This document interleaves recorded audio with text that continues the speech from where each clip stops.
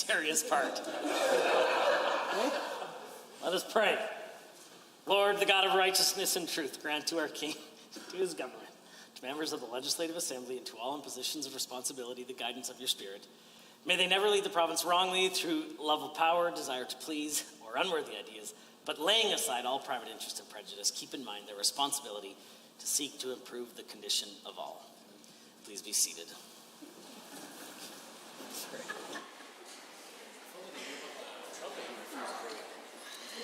Introduction of visitors.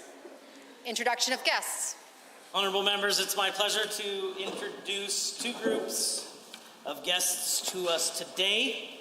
My very good friend and former president of Olds College, the current president of the Red Deer Polytechnic, Stuart Callum, and he is joined by the vice president of external relations at Red Deer Polytechnic, Richard Longton. Please rise and receive the warm welcome of the Assembly.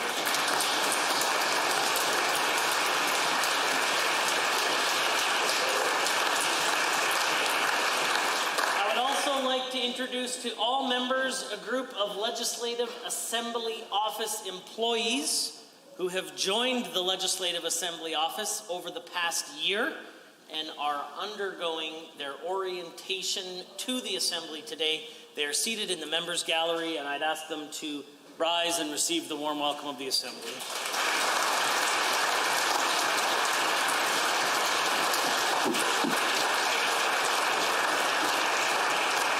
The Honourable Member for Camrose has a school to introduce. Mr. Speaker, it is my honour and privilege to introduce to you the amazing teacher Brent Anderson and his hardworking students from the New Norway School. Welcome, everyone. The Honourable Minister of Health.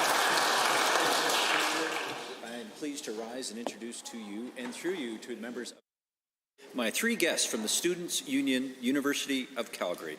Mike Brown, External Communication, Nicole Schmidt, President, and Mateusz Salmasi, External Vice President. Glad that you were able to join us here today, and please rise and receive the warm welcome of the Assembly. The Honourable Member for Edmonton Goldbar. Thank you, Mr. Speaker. I'm pleased to introduce friends and family of Sebastian Heemskirk, who are here to witness the tabling of a petition and listen to a member statement that I'm going to be making about him. I'd like to introduce to the Assembly Avalon Heemskirk, Tim Heemskirk, Shailene Sereski, Shirley Crawley, Shiloh Skiffington, Hope Johnson, Lorna Thomas, Petra Schultz, Jessica Williams, Holly Thompson, Carmen Nicholson, and Mariska Macklin. If they could all rise and receive the traditional warm welcome. The Honourable the Minister of Education.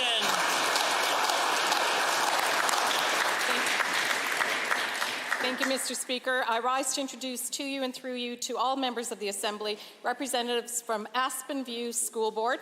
We're delighted to welcome here today Neil O'Shea, Amy Hurdle, Donna Chernichin, Anne Karsmarchuk, Elon Chazowski, April Bauer, and Dennis McPhail. On behalf of all members of the Assembly, thank you for being here today and welcome. The Honourable Member of the Minister of Seniors, Housing and Community and Social Services. Thank you, Mr. Speaker. I'm honoured to welcome a number of guests that are here to participate in the Non-Profit Vote Coalitions and the Alberta Non-Profit Network's Day at the Legislature.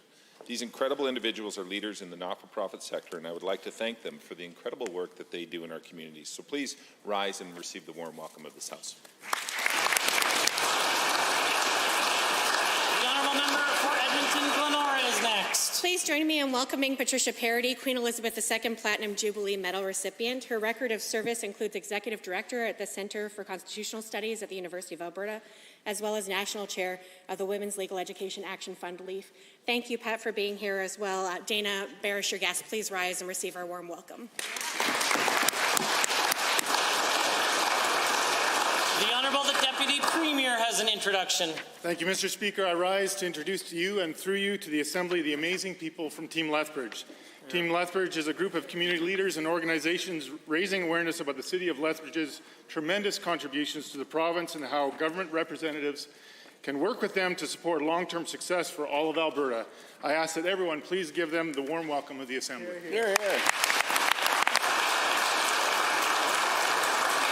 The Honourable Member for Red Deer South. Thank you, Mr. Speaker. Today I would like to welcome provincial representatives from the Schizophrenia Society of Alberta. Many of us know friends and families impacted by schizophrenia. The Society operates across Alberta, supporting individuals living with schizophrenia and their families. Please rise and receive a warm welcome.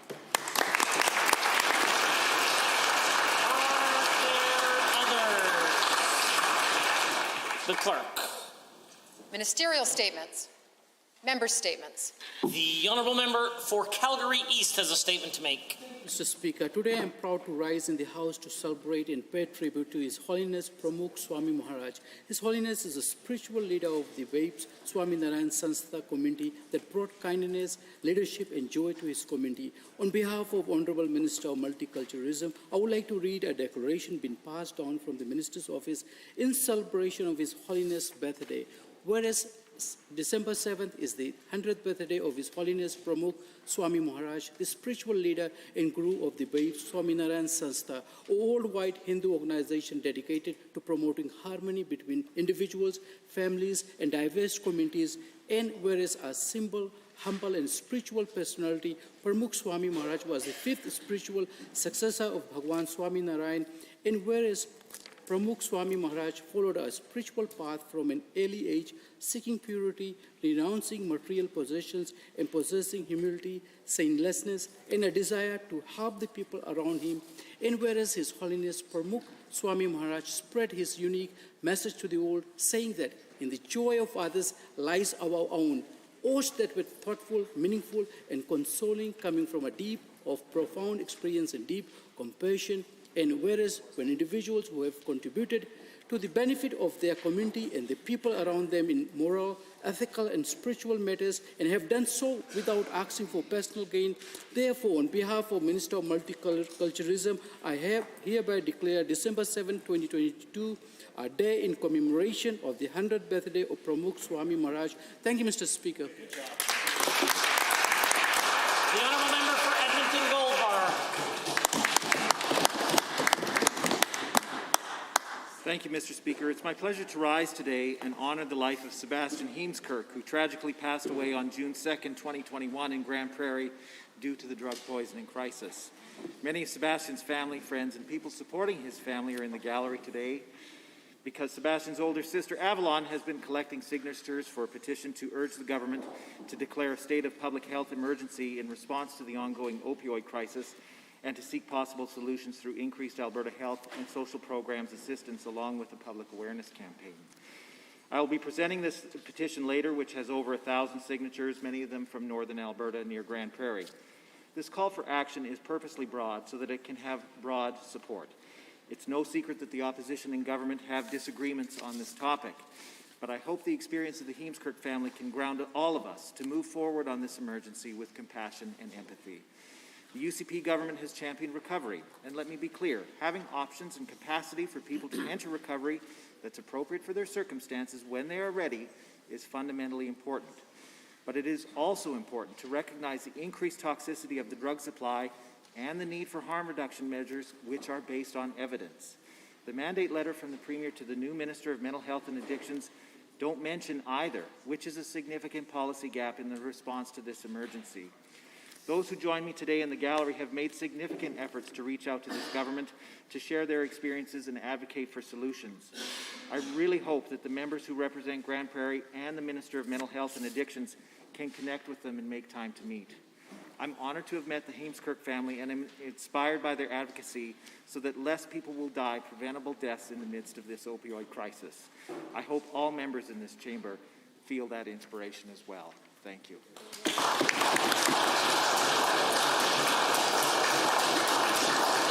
Honourable member for Red Deer South. Thank you, Mr. Speaker. Alberta is a young, most prosperous province. Each year, CPP contributions by Alberta businesses and workers will exceed benefits to retirees by over $4 billion. Since 2019, Trudeau has been jacking up the CPP over 36%, forcing Alberta businesses and workers to disproportionately pay for his tax increase. But, Mr. Speaker, what about inflation? CPP costs exploded more than 10% from last year. Next year, CPP maximum will increase 7% more to $7,500 for each Alberta employee. Mr. Speaker, do we want to get serious about confronting affordability for out-of-control inflation on a federal program? Under an Alberta pension plan, each year contribution costs for each Alberta worker of an Alberta business can be thousands lower. That is the truth. Some do not want an APP for Albertans. Are we supposed to be surprised? If Alberta saves billions, CPP costs would increase for the rest of the country. Mr. Speaker, an APP will increase take-home pay for each Alberta worker and reduce costs for Alberta businesses to provide jobs. The great thing about this opportunity is that there is no net cost to Alberta. It is paid by avoiding transferring billions every year to everyone else. Trudeau and the NDP want to fearmonger about an APP, hiding and distorting the truth. Mr. Speaker, let's focus on the truth, informing us with the facts. An APP is a game-changing competitive advantage. The honourable member for Camrose is next. Thank you, Mr. Speaker. I recently attended, at the invitation of the Forestburg community, a rural crime engagement session with an exceptional turnout. During this session, residents of the town and surrounding area shared their experiences where they have been robbed repeatedly. These robbery instances have left community members frightened, and they know the robbers are members of their own community and continue to live amongst them. In one instance, a baby was in the car when it was stolen. Thankfully, the vehicle was returned and the child unharmed. I also heard several community members share their concerns for school-aged students who are afraid to walk to school given the threatening behavior of one of the residents. Response from local law enforcement is slow, leaving residents feeling vulnerable. Drug use by these perpetrators is causing even more concern. Mr. Speaker, these folks are frightened, they are angry, and they are frustrated. They've asked for a sting operation so these perpetrators can be proactively arrested. What is most frustrating for not only the residents but the local police is the fact that once these criminals are arrested, they are turned loose again, only to re-offend against the same people that they have just robbed and threatened. That's why I, as their MLA, will stand up, take note, and take action. I know this government is putting additional effort and resources into reducing rural crime, but more needs to be done. We need to do better for the residents of Forestburg and the entire province. Thank you, Mr. Speaker. The honourable member for Lethbridge West.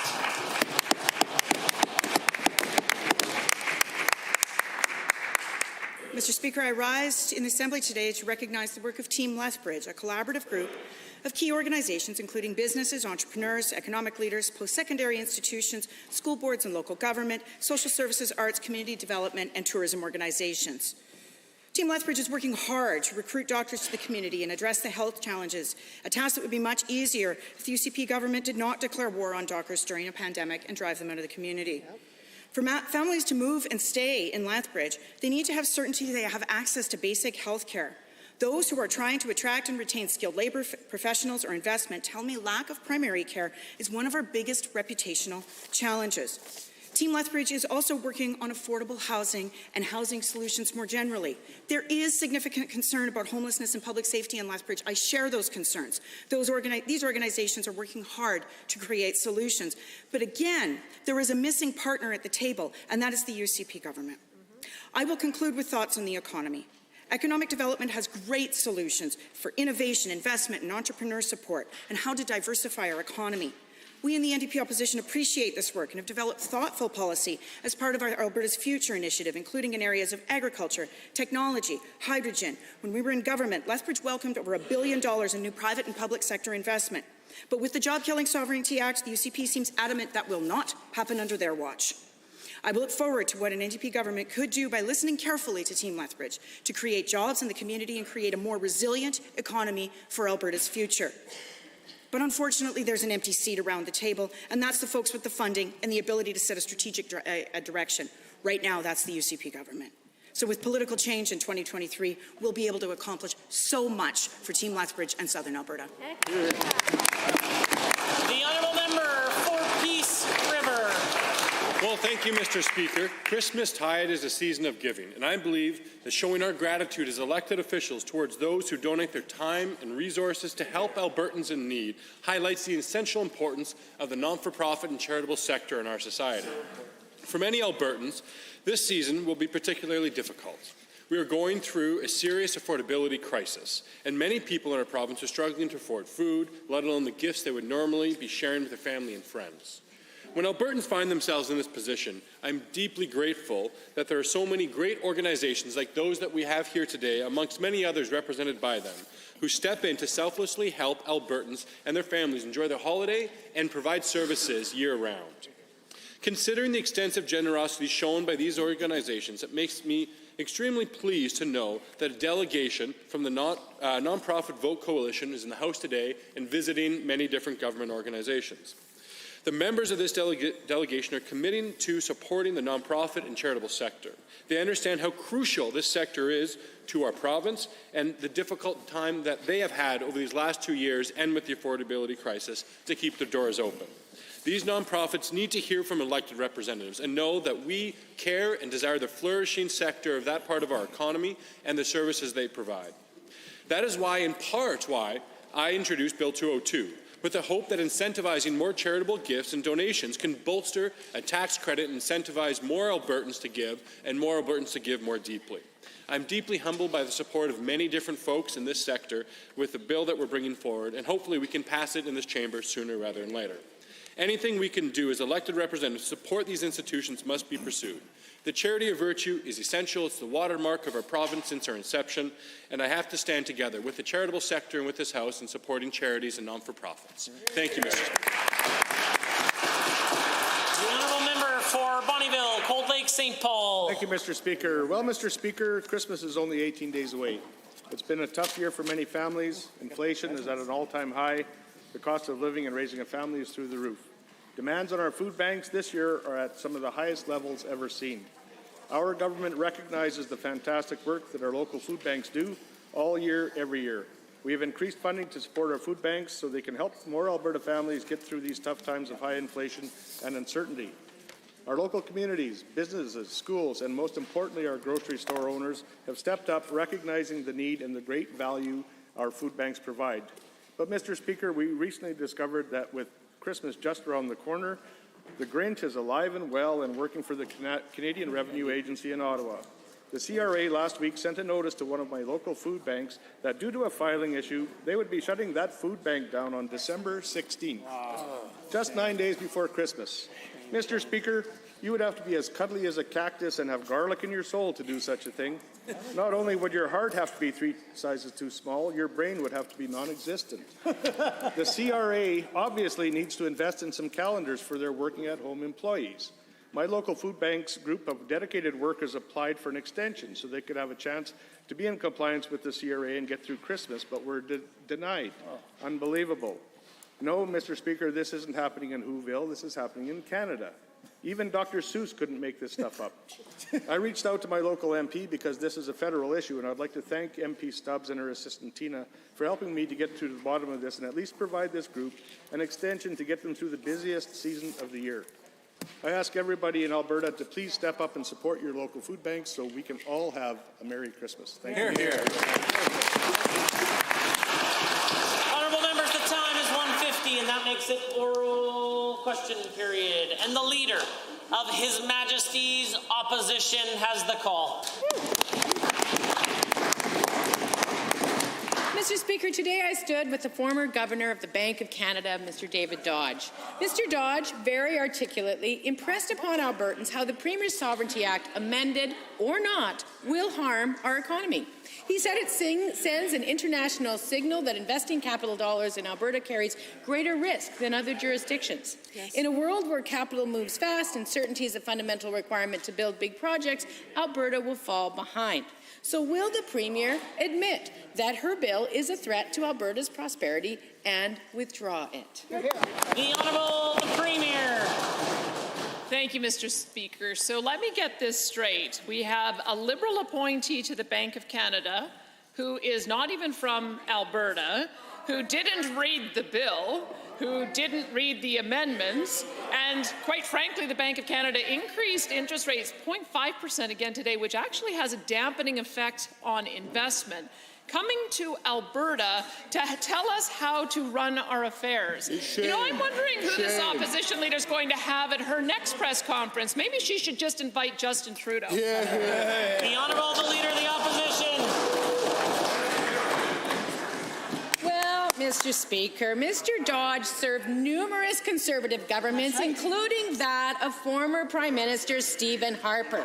Now, he explained how this act fails to meet the challenges of a modern economy, including changes to technology and business practices. Quote, whatever its final form, the act is a signal to the world that we don't know what we're doing, and if we can't get the fundamentals right, investors will look elsewhere, end quote. Yes. Why won't the Premier admit that she doesn't know what she's doing and that her bill is simply beyond saving? The Honourable the Premier. No, Mr. Speaker, I've been waiting for the last couple of days for the Leader of the Official Opposition to retract her comment that CAP opposed this bill, because they contacted my office and told me that was not the case, that they neither supported nor rejected the bill, and they've asked the NDP to retract their statement on that. I'd be happy to share with you the email from them, but in fact, I can tell you what I'm seeing with the oil sands producers.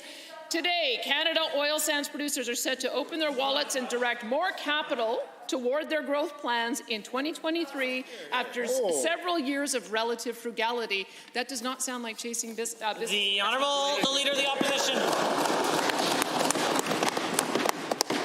Well, Mr. Speaker, we know that neither CAP nor the Calgary Herald, where those comments were reported, have retracted the statements, and the Premier should stop suggesting otherwise on Twitter. It does not help her credibility. No. Meanwhile, we have so many folks who are outlining that her bill undermines the rule of law, creates a constitutional crisis, chases away investment, makes inflation last longer, kills jobs, and divides Canadians against their province. Will the Premier admit she is more concerned with catering to her base than protecting or, heaven forbid, growing investment in Alberta? The Honourable the Premier. Let me continue in telling you what exactly the oil sands companies are doing. Over the past week, 4 of the country's largest oil sands producers have unveiled bigger capital programs for 2023, with Cenovus Energy announcing Tuesday it will spend between $4 billion and $4.5 billion this year. That's 4 oil sands companies within the last week. In fact, when asked directly about the Sovereignty Act, Alex Porbay, he is the president and CEO of Cenovus, said, I suspect those initial comments about the bill were directed at ensuring legislation maintains investor confidence. I have not heard anything from investors worrying about it at this point. The Honourable the Leader of the Opposition. Fact is, Mr. Speaker, the Premier can't name one investor who's actually in support of her bill. But today, an emergency resolution will hit the floor of the Assembly of First Nations, calling for the bill to be rejected. Amendments and all. Order, the Leader of the Opposition. It is expected it will pass with fierce support. Chiefs from both Alberta and Saskatchewan are rightfully protecting their treaty rights, which they assert are under threat because of this Premier. The Premier can deny it all she wants, but this government has done zero consultation with Indigenous communities on these matters. None. Zilch. Will she apologize and withdraw her bill? The Honourable the Premier. Mr. Speaker, I asked Chief Billy Morin to be my advisor on my transition team, and all the way through this process, he has been giving me feedback as part of the reason why asserting the rights of our Indigenous communities is central to the legislation. It's right there in the opening statements of it. We recognize the treaty rights of our First Nations, and in fact, we have done so much to support true economic reconciliation. Just look at the Aboriginal Indigenous Opportunities Corporation, a $1.1 billion deal signed by by 23 First Nations to take a partnership interest in 7 pipelines. That's what real reconciliation looks like. The Honourable Order. The Honourable Leader of the Opposition. Wow.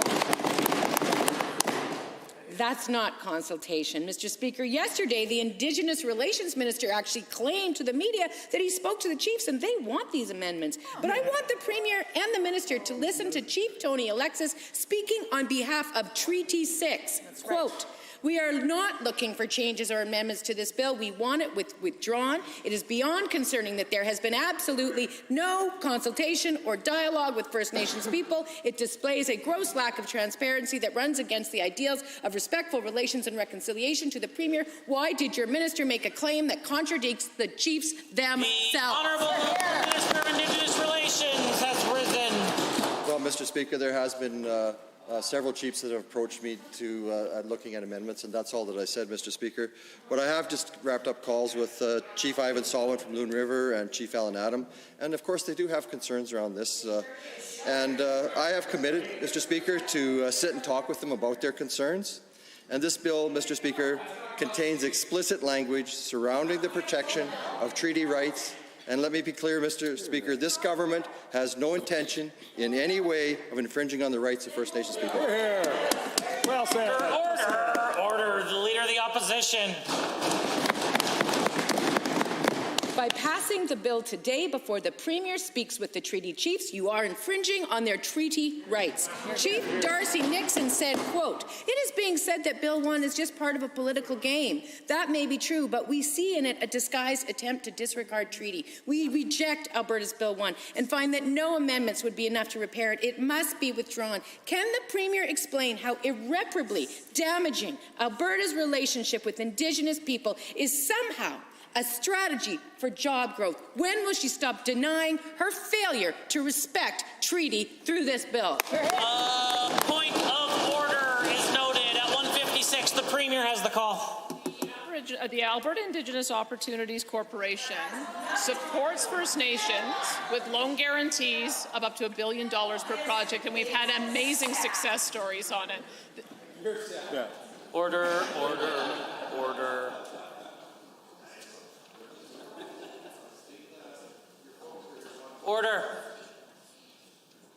The Premier.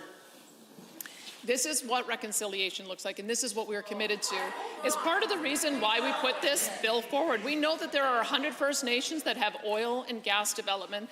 We know that they want to work with us on getting their product to market. The only way we can make sure that we get our products to market is to make sure that we're asserting our rights under the Constitution. That's what we're going to do. The Honourable Member for Edmonton Rutherford. Chief Tony Alexis and Chief Darcy Dixon stood up today to call on this government to scrap their unconstitutional Sovereignty Act. Both chiefs confirmed that the UCP government failed to uphold its legal duty to consult with First Nations. Chief Tony Alexis said, quote, "We have had no conversations with any minister. Only after we did a press conference there was an idea of consultation, but still to this day there is none." To the Premier, this is her flagship piece of legislation. Who is at fault for not fulfilling this government's legal duty to consult, her or her minister? The Honourable Minister of Indigenous Relations.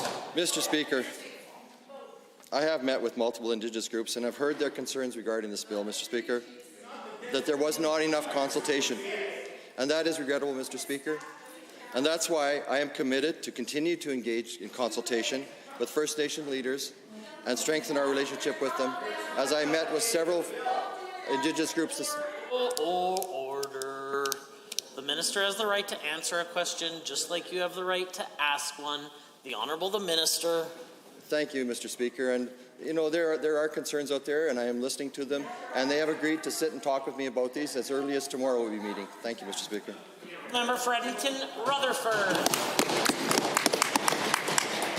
From the comments of the Alberta First Nations chief, it is clear why they chose not to consult. Chief Alexis says, quote, "Let's be honest, this all comes down to land and resources. We are yet again the inconvenient Indians standing in the way of unprotected resource extraction and other exploitation of treaty lands." And Chief Dixon says, quote, "This is a warning to Canadians. If you care about these lands, if you care about your country, you should care about this bill. It is not a First Nations issue. This impacts us all." To the Premier, why is she forcing her job-killing, chaotic bill through the House House when there is clear opposition from Indigenous communities? The Honourable Minister of Indigenous Relations.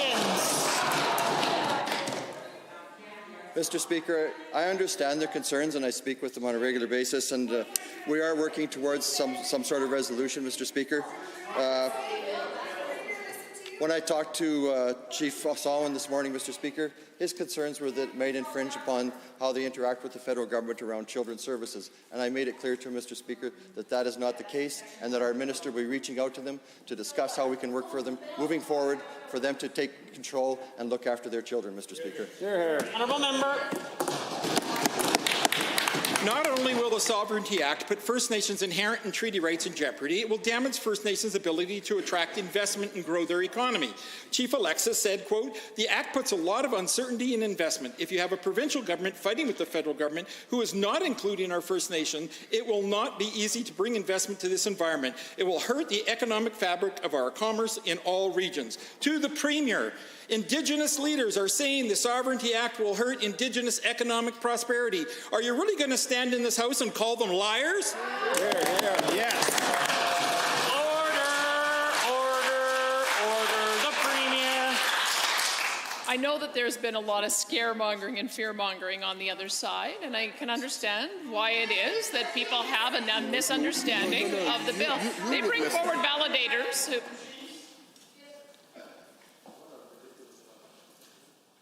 The Premier.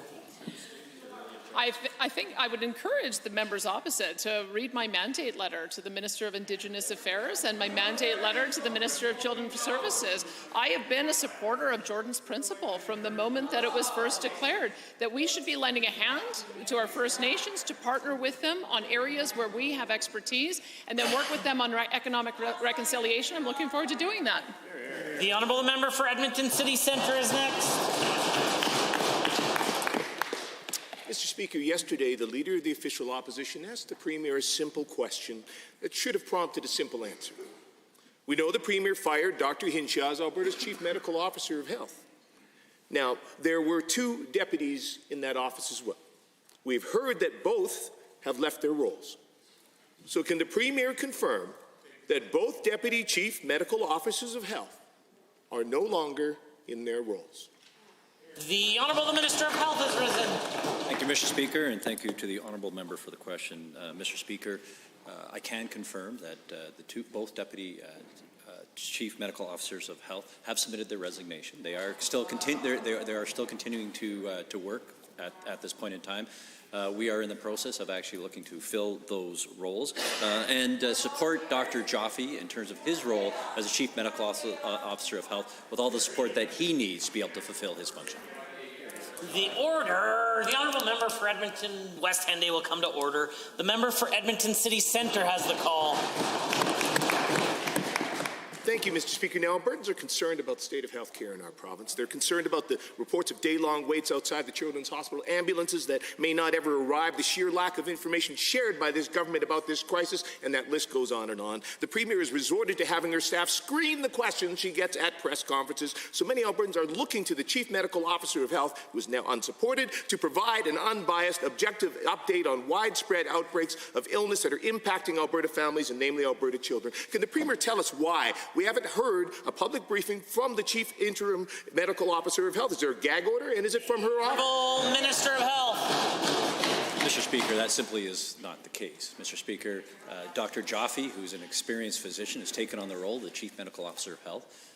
He has actually provided advice and update to Albertans. Initially, when he first came in, a press release was sent out in regards to dealing with the flu. And Mr. Speaker, as I mentioned in this House yesterday, he provided a letter to all parents urging parents to keep their children home if they're sick from schools, to be able to go make the choice to get vaccinated, and it's his department that is leading the flu vaccine awareness program.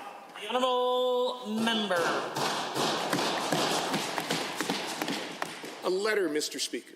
We are calling for a public briefing directly to Albertans because we're in a crisis impacting children, a crisis I know is terrifying families who are worried they might be left to wait countless hours in an emergency room with their sick child. Yesterday, the Premier was asked to advocate for vaccines, not mandate them, simply advocate for people to get their flu shot and get their COVID-19 vaccine. That's Pretty standard practice for premiers and public officials. So will the Premier just simply stand right now, no dodging, no ducking the question, stand in this House and encourage Albertans to get their flu shot and the COVID-19 vaccine? The Honourable Minister of Health. Mr. Speaker, our government is advocating for the flu vaccine. I don't know if the members opposite received a text message like I did last week, urging people to make the choice to get the flu vaccine. Mr. Speaker, we are continuing to make flu vaccines and COVID vaccines available, urging individuals to make the choice to get their vaccines done, as we know that it can help protect themselves for the various viruses that are circulating right now. And we are continuing to build capacity in our entire healthcare system to make sure Albertans get the healthcare where they need it and when they need it. The Honourable Member for Fort Saskatchewan-Vegreville. Thank you, Mr. Speaker. I've been meeting with many constituents, and consistently I hear that their biggest concern is affordability. They often bring up the fact that they feel uneasy when they go to the grocery store, particularly because of the amount they have to spend for just a few items. We know this challenge is not unique to our province, but my constituents want to know, what is Alberta's government doing to help alleviate some of the pressure being felt from today's inflation and high cost of living?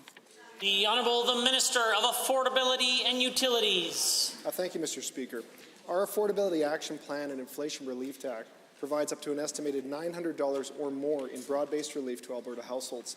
This includes $500 alone in electricity rebates, hundreds in additional potential savings on gas and diesel through fuel tax relief, and continued natural gas price protection. From January to June, eligible seniors and families will receive targeted monthly relief payments of $100 for a total of $600 per senior or child. Targeted relief payments will also be made to vulnerable Albertans collecting AISH, PDD, and income support. We will support Albertans through this affordability crisis. The Honourable Member for Fort Saskatchewan-Vegreville. Thank you, Mr. Speaker, and to the Minister.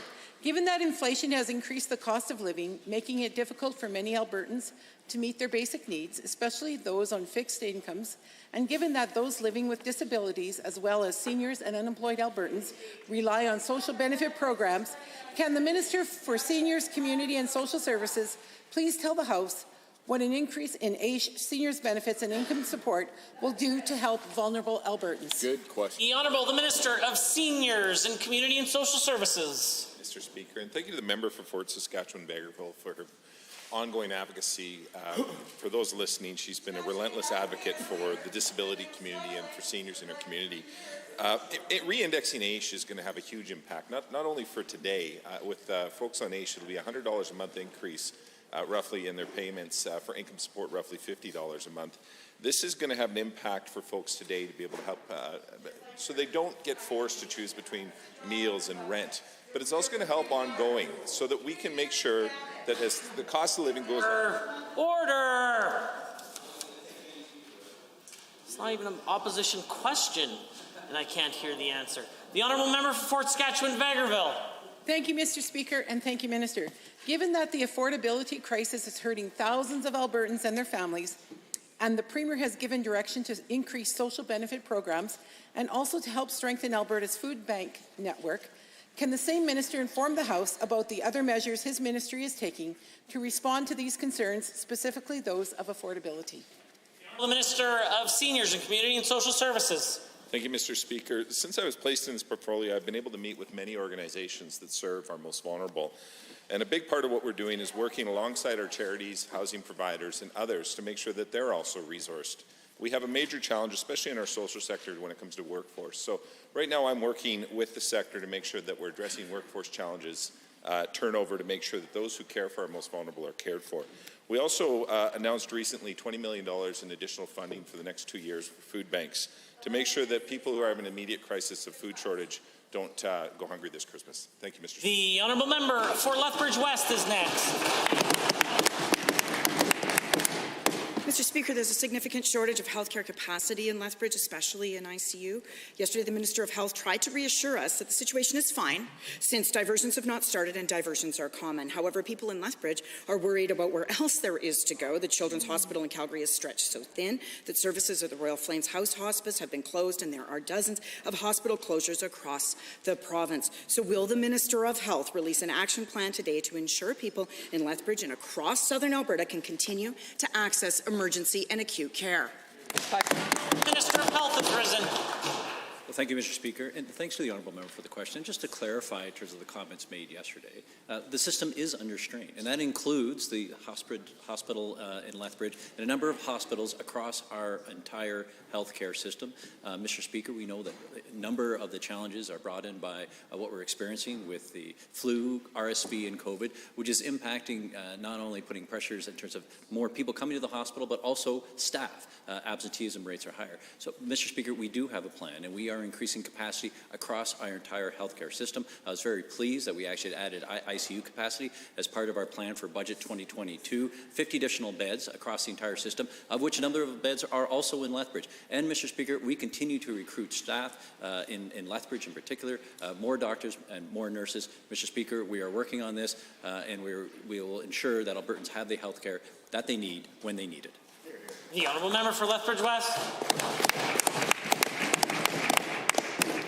Given that beds are not staff, and given that there were no resources behind that plan, and given that when I asked the Deputy Premier to commit to supporting Lethbridge's healthcare system yesterday, he did not answer, and given that Lethbridge's ICU is at capacity, 40,000 people in the community do not have a family doctor, and there's only one OBGYN to support pregnant women, will the Deputy Premier from Lethbridge East please stand and commit to ensuring that this government's top priority should be fixing healthcare in Lethbridge and across this province, not the Job-Killing Sovereignty Act or waging war on AHS. Here, here.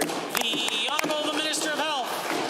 Mr. Speaker, one of our government's top priorities is addressing health care. And, Mr. Speaker, we are actually doing that. And the comments made by the member opposite that there are no resources being put towards this is simply incorrect, Mr. Speaker.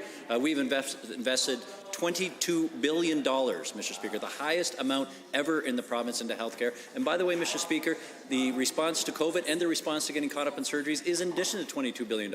We are increasing that by $600 million next year, $600 million the year after that. And Mr. Speaker, that dollars have actually gone to Lethbridge as well to be able to improve the capacity there. And I'll speak more about what we're doing for doctors. And the honourable member.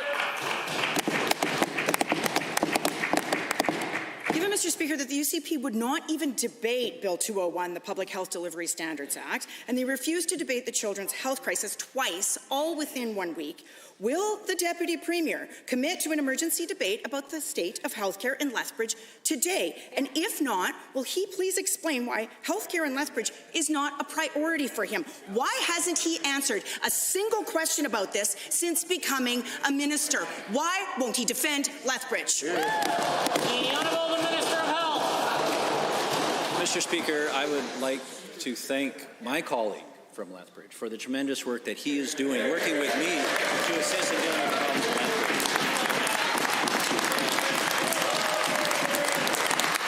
Order. The Honourable Minister.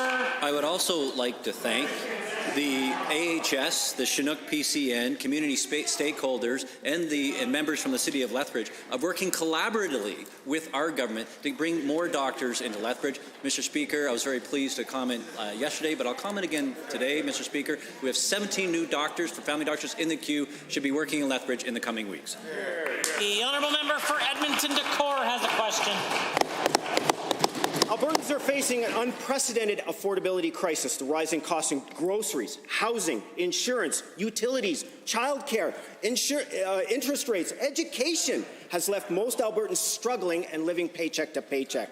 While the affordability crisis is impacting over 4 million Albertans, this government's affordability plan leaves out half of them without a cent. To the Minister of Finance, why did this government abandon so many Albertans during this affordability crisis? The Honourable Minister of Finance, the President of Treasury Board. Well, thank you, Mr. Speaker. Our affordability response has been both broad-based and targeted. Mr. Speaker, we're providing relief to every Albertan with the fuel tax suspension program. We're providing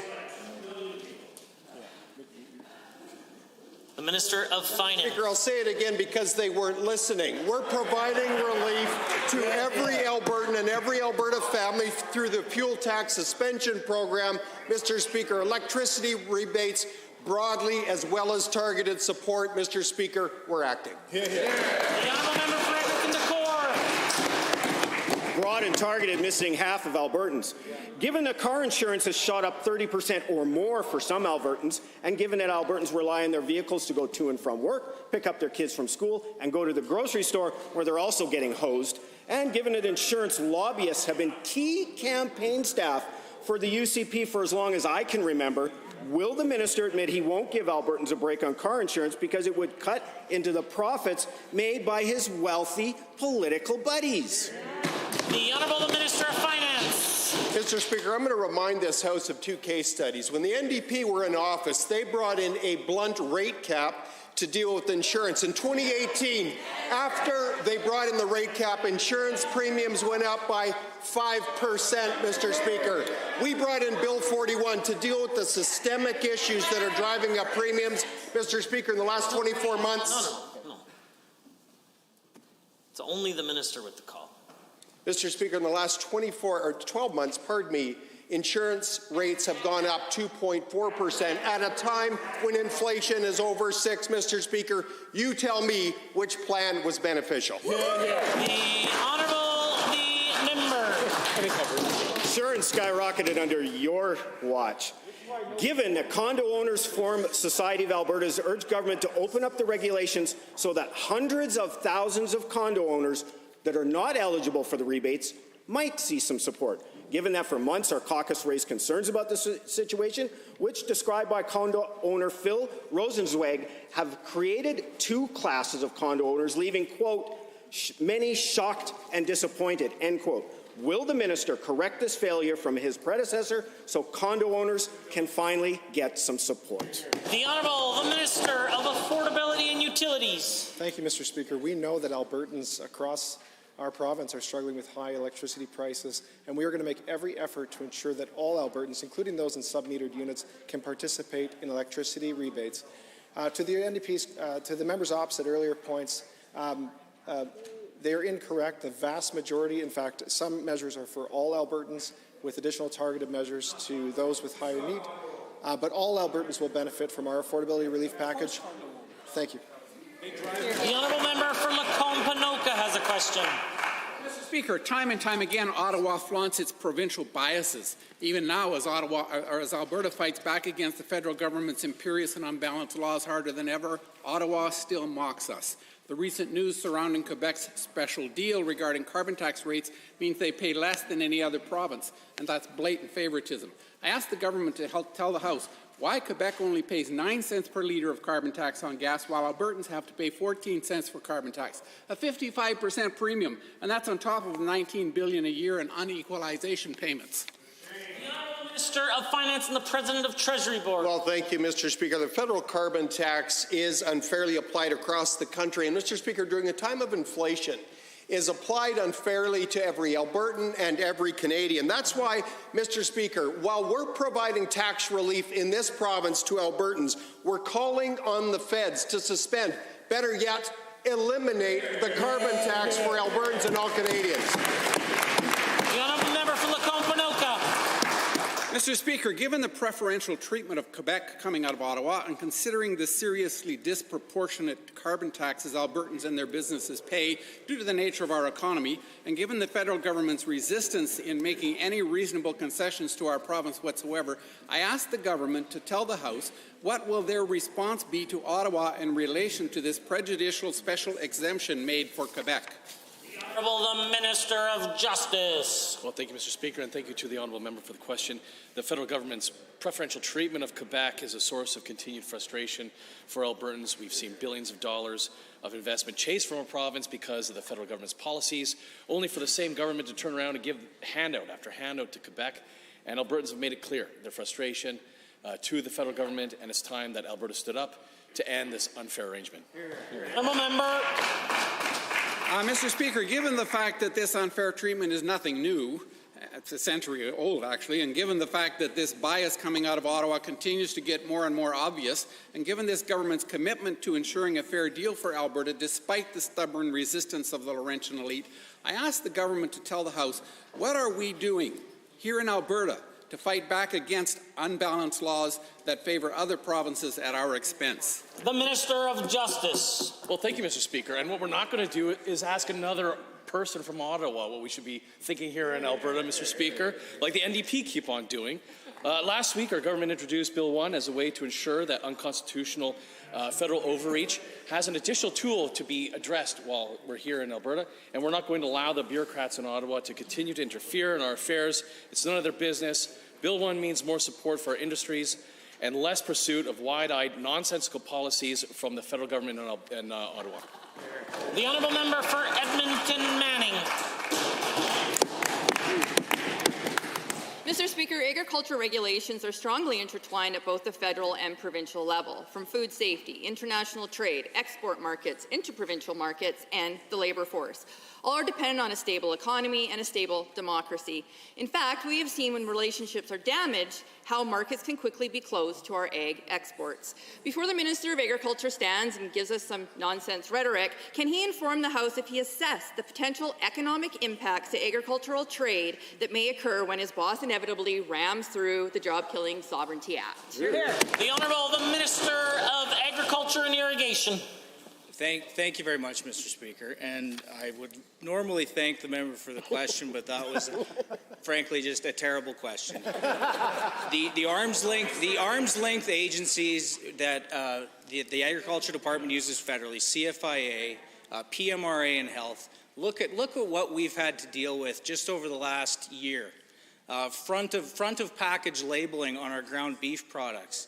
The banning of common products needed to control insects, to control fungicide in our row cropping.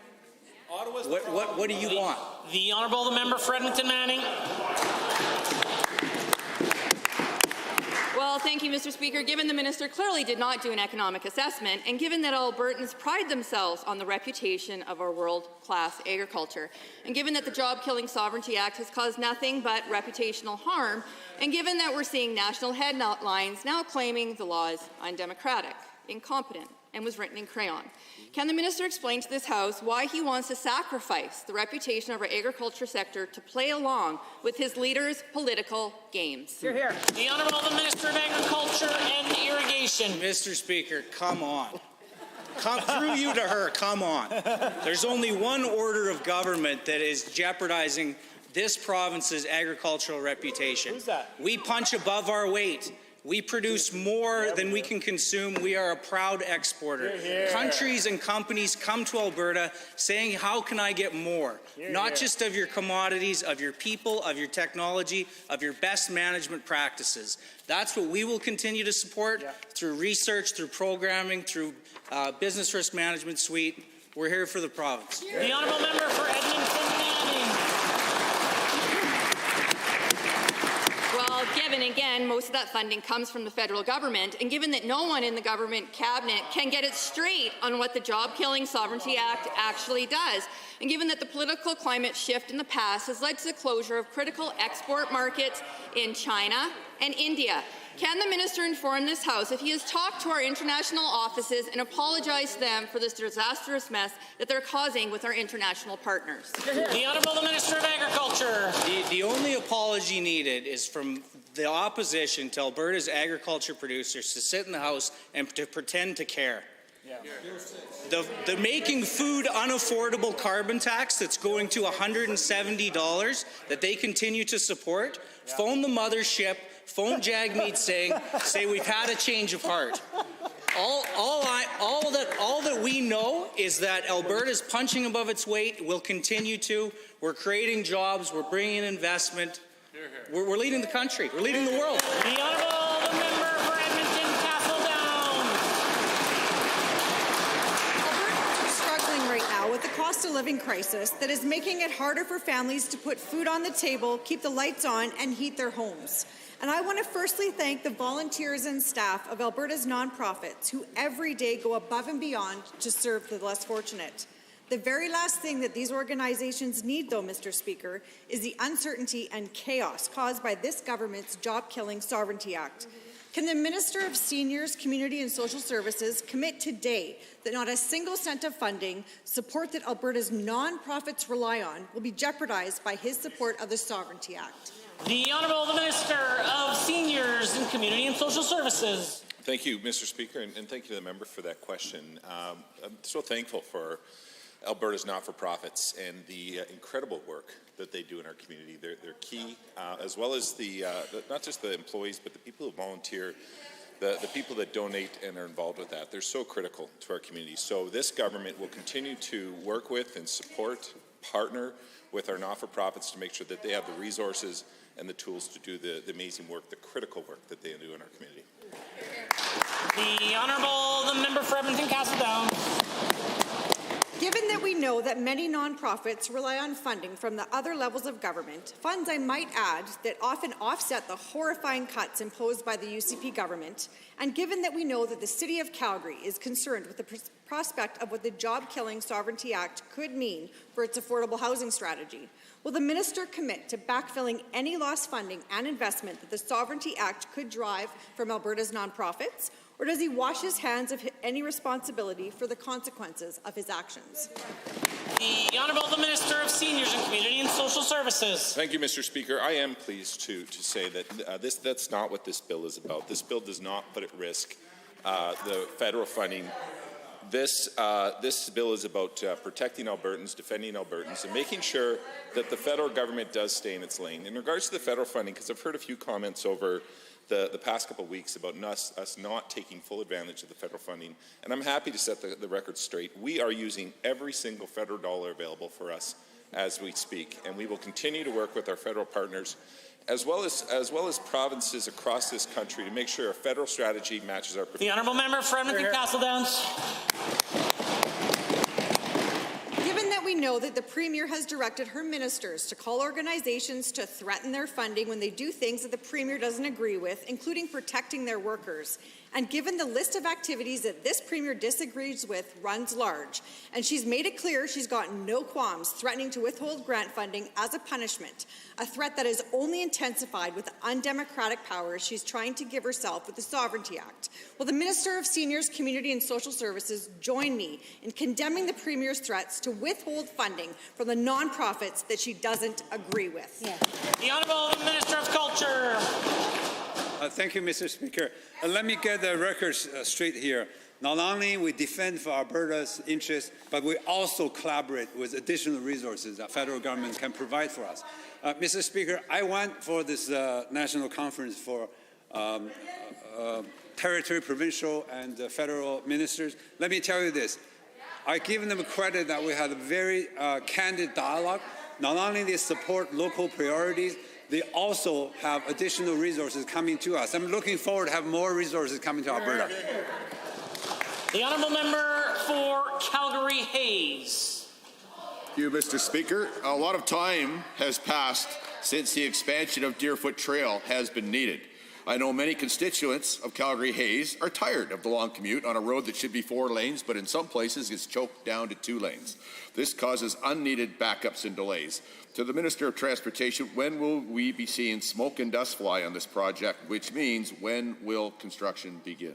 The Honourable the Minister of Transportation and Economic Corridors. Thank you very much, Mr. Speaker, and happy to say this spring construction will happen. We'll see dust flying on the Deerfoot. I know there's lots of discussion in this chamber about staying in your lanes constitutionally, but in the Deerfoot and Calgary, we're going to be adding new lanes, both sides going north and south, and there'll be 7 new bridges, there'll be 7 new kilometers of lanes in Calgary, and Mr. Speaker, that's just this government helping Calgarians just improve their life just a little bit better by being able to get home 15 minutes faster, or 15% faster going home in the morning, or at night, sorry, and then 22% faster. The Honourable Member for Calgary Hayes.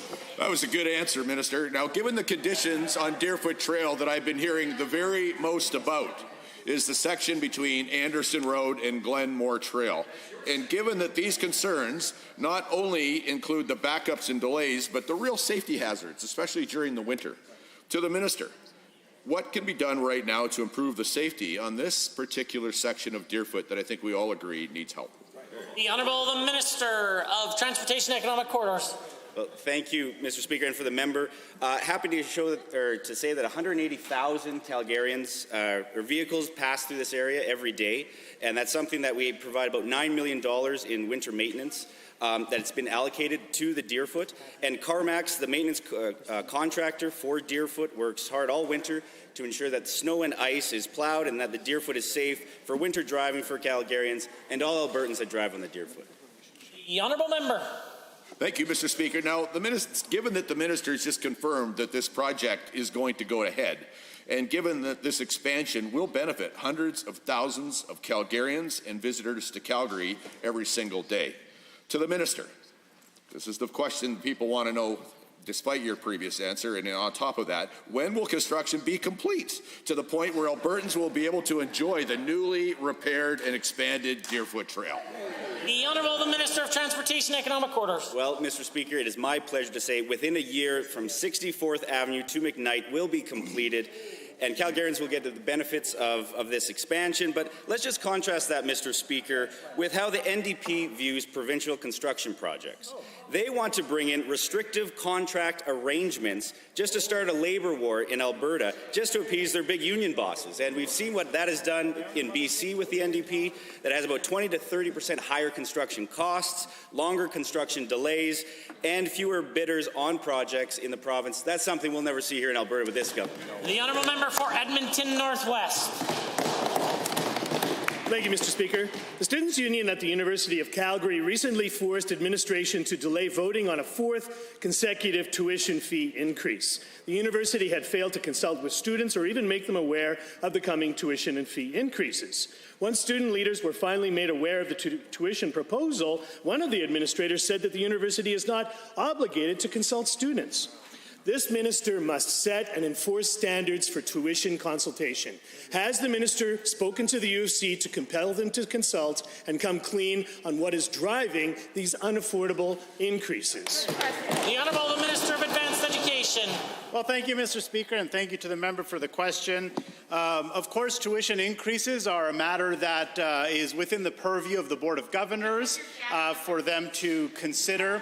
And of course, it is the expectation of government, but apart from just an expectation, it's actually enshrined in regulation that the university has an obligation to consult with students. I met just as recently as this morning with the Students' Union from the University of Calgary to get a better understanding of what more robust consultation can look like, but we leave that with the university, Mr. Speaker. The honourable member for Edmonton Northwest.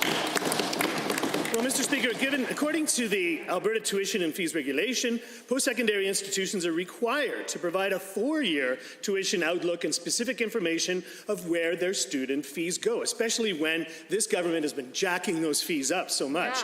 Given it wasn't until the student union went to the media that the university hastily provided some information. It was your unprecedented cuts that forced these record increases. How can students be expected to keep up with the impact of ever-increasing costs to their ability to get an education here in the province of Alberta? The Honourable Minister of Advanced Education. Well, thank you, Mr. Speaker. There continues to remain a cap on the maximum allowable tuition increases. That cap, of course, exists in legislation. In addition, as I mentioned a moment ago, all universities and colleges have an obligation, which is enshrined in regulation, to consult with student associations and student bodies. I'm happy to continue to consult and work with student leaders to see if there's more that we can do from a government standpoint to make those requirements around student consultation a little bit more robust and clear. It's important that students are involved in that decision, Mr. Speaker.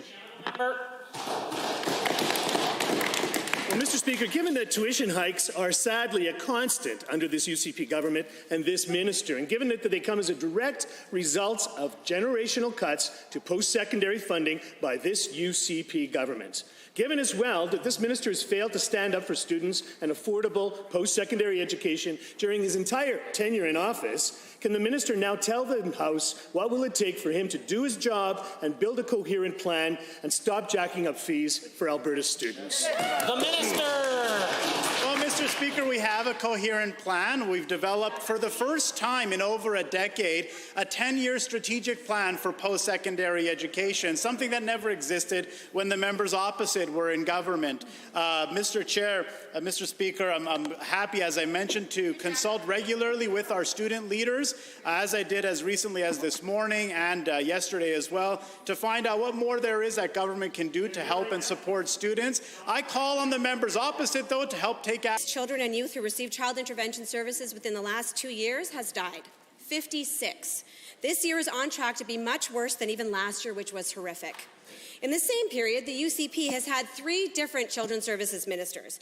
But despite years of alarms being raised by frontline workers, the Child and Youth Advocate, and the opposition, outcomes for children and youth in Alberta are getting worse. Will the Minister of Children's Services commit to implement all 11 outstanding recommendations from the Child and Youth Advocate and finally take some action on this crisis? Good question. The Honourable Minister of Children's Services. Thank you very much, Mr. Speaker. The death of any young person is a terrible tragedy, and our hearts go out to any of the families grieving these losses. I am proud of the work that the Office of the Child and Youth Advocate is doing, and I am certainly committed to implementing all of the recommendations in those reports. We are pleased to report that the vast majority of those recommendations have been implemented, and many more are simply awaiting confirmation from our... Good answer. Brenton Whiteman. 11 recommendations remain outstanding. Given that the Office of the Child and Youth Advocate saw a 62% increase last year in the number of deaths that triggered a mandatory review and now needs a budget increase to manage all these additional reviews, and given that the Ministry's own report on deaths of young people in care from this spring notes that opioid deaths are disproportionately higher for young people in care, and given that the Advocate has repeatedly called for a specific and coordinated youth opioid strategy, not one-off announcements, will the Minister commit to developing and putting into action a fulsome youth opioid strategy immediately? It is long overdue. Yes. The Honourable Minister of Mental Health and Addictions. Thank you, Mr. Speaker, for the question. We have heard from many professionals that, of course, improving mental health wellness is, of course, a top priority for our government. With regards to the opioid crisis and the addictions crisis that we are facing, our jurisdiction is no different than the other jurisdictions across Canada. We are working with professionals in order to build out a recovery-oriented system of care and focusing on ensuring that all kids, all individuals who are looking for the supports they need can get them. The Honourable Member. So that's a no. No youth opioid strategy coming from this government. Given the Premier's mandate letter to the Minister of Children's Services makes no mention of added resources for kinship care, which keeps children and youth connected to their culture and their family, and given the UCP repeatedly refuses the Advocate's recommendations for government ministries to report publicly on their work to support youth and children in care, and given this government is failing to act not only on this child intervention crisis, but the youth opioid crisis, and now the crisis in children's health care, how can this minister or any member of this government expect Albertans to believe that they are actually committed to protecting the children of this province? Good question. The Honourable Minister of Children's Services. Very much, Mr. Speaker. I don't think that the Honourable Member heard any of the responses from this side of the House when we gave those answers earlier. We are absolutely committed to not only the safety but the well-being of children in this province. And as long as I'm Minister of Children's Services, I will make that my absolute #1 priority. No mandate, bullet point needed. Thank you. The Honourable Member for Calgary-Beddington. Thank you, Mr. Speakers. Across my ridings for well over a month now, parents have been trying to deal with the growing shortages of children's medications like Tylenol and Advil. Late last month, over 1 million dosage of medicines arrived for all of Canada, with only a further 500 expected within the coming weeks. In light of that, to the Minister of Health, can you confirm that you have secured that 5 times what the Ottawas could find, and that 5 million dosage are on the ways to help Albertan parents access to these critical medications? Thank you, Mr. Speaker, and thank you to the honourable member for the question. Mr. Speaker, I'm happy to confirm that we are securing 5 million doses of acetaminophen and ibuprofen from Atabay Pharmaceuticals. Currently, we're in the midst of Health Canada's expedited approval process to allow Atabay to send us the 10 shipments of the children's medication. This process is expected to take 2 to 4 weeks, and I'm thankful to the Health Canada and the federal government for expediting it. Once Health Canada gives their final approvals, the shipments will be on the move and soon be filling Alberta pharmacy shelves. The same distributor, which distribute the vaccines, will also be distributing the medications. Honourable Member for Calgary-Beddington.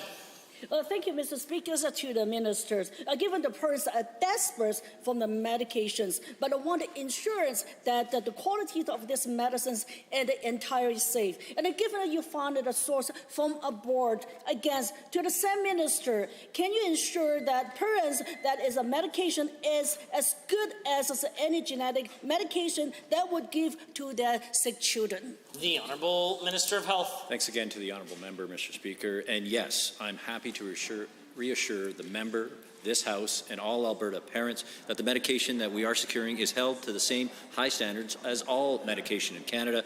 Mr. Speaker, what we're doing with these 5 million bottles of children's medication is answering a need for Albertans, and we made sure that we have both the quantity and the quality for those shipments of medication. Atabay already exports raw materials for their pharmaceutical products to Canada, and they also export retail products to other countries around the world. Right now, supplies of acetaminophen and ibuprofen are running low, but very soon the shelves will be stocked. The Honourable Member.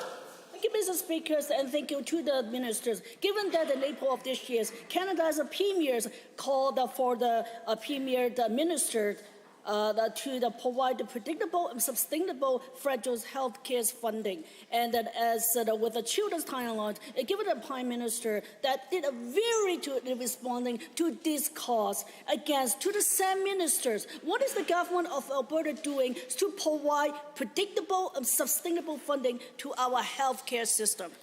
The Honourable Minister. Thanks once again to the Honourable Member for the question, Mr. Speaker. Our government is committed to providing sustainable system funding for healthcare, and Mr. Speaker, as talked many times in this House, we have done that by increasing funding to the highest levels we've ever seen, with commitment to increase more. We're working with my colleagues in other provinces and territories who are doing the same thing, to responding to the challenges that are being faced, quite frankly, across the country, and asking the federal government to step up to do their share to be able to provide funding to assist our ability in all provinces to deliver the health care that Canadians deserve. Honourable members, that concludes the time allotted for oral question period. And in 30 seconds or less, we will continue to the remainder of the daily routine. But before you go, I'm sure you'll join me in wishing a very happy birthday to the Honourable Member for Calgary-Glenmore.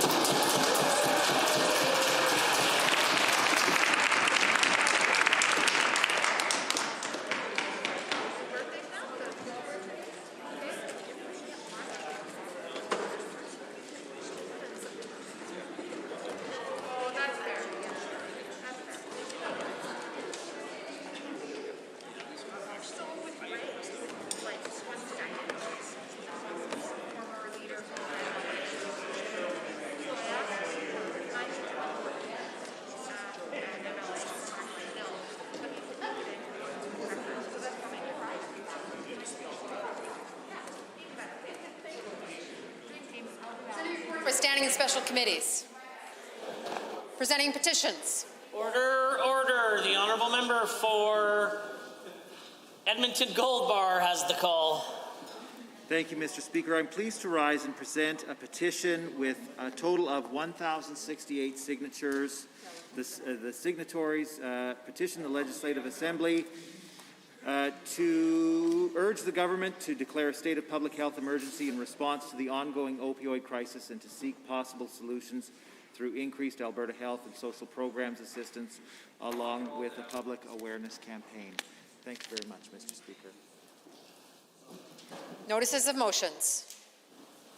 The Honourable Member for Lethbridge West.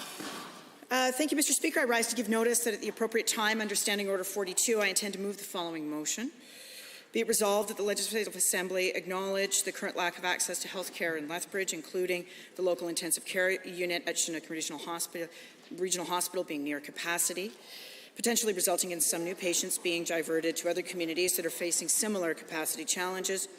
2, the chronic shortage of family doctors accepting new patients, resulting in an estimated 40,000 people who do not have access to primary care and are reliant on emergency care. And 3, reduced access to obstetric and birthing care due to only having one full-time obstetrician and gynecologist working in the community. B, express its concern about the negative impact on residents in Lethbridge resulting from the severe lack of access to health care. C, urging the government to make public as soon as possible a plan to increase access to health care in Lethbridge. Mr. Speaker, I have the requisite copies here.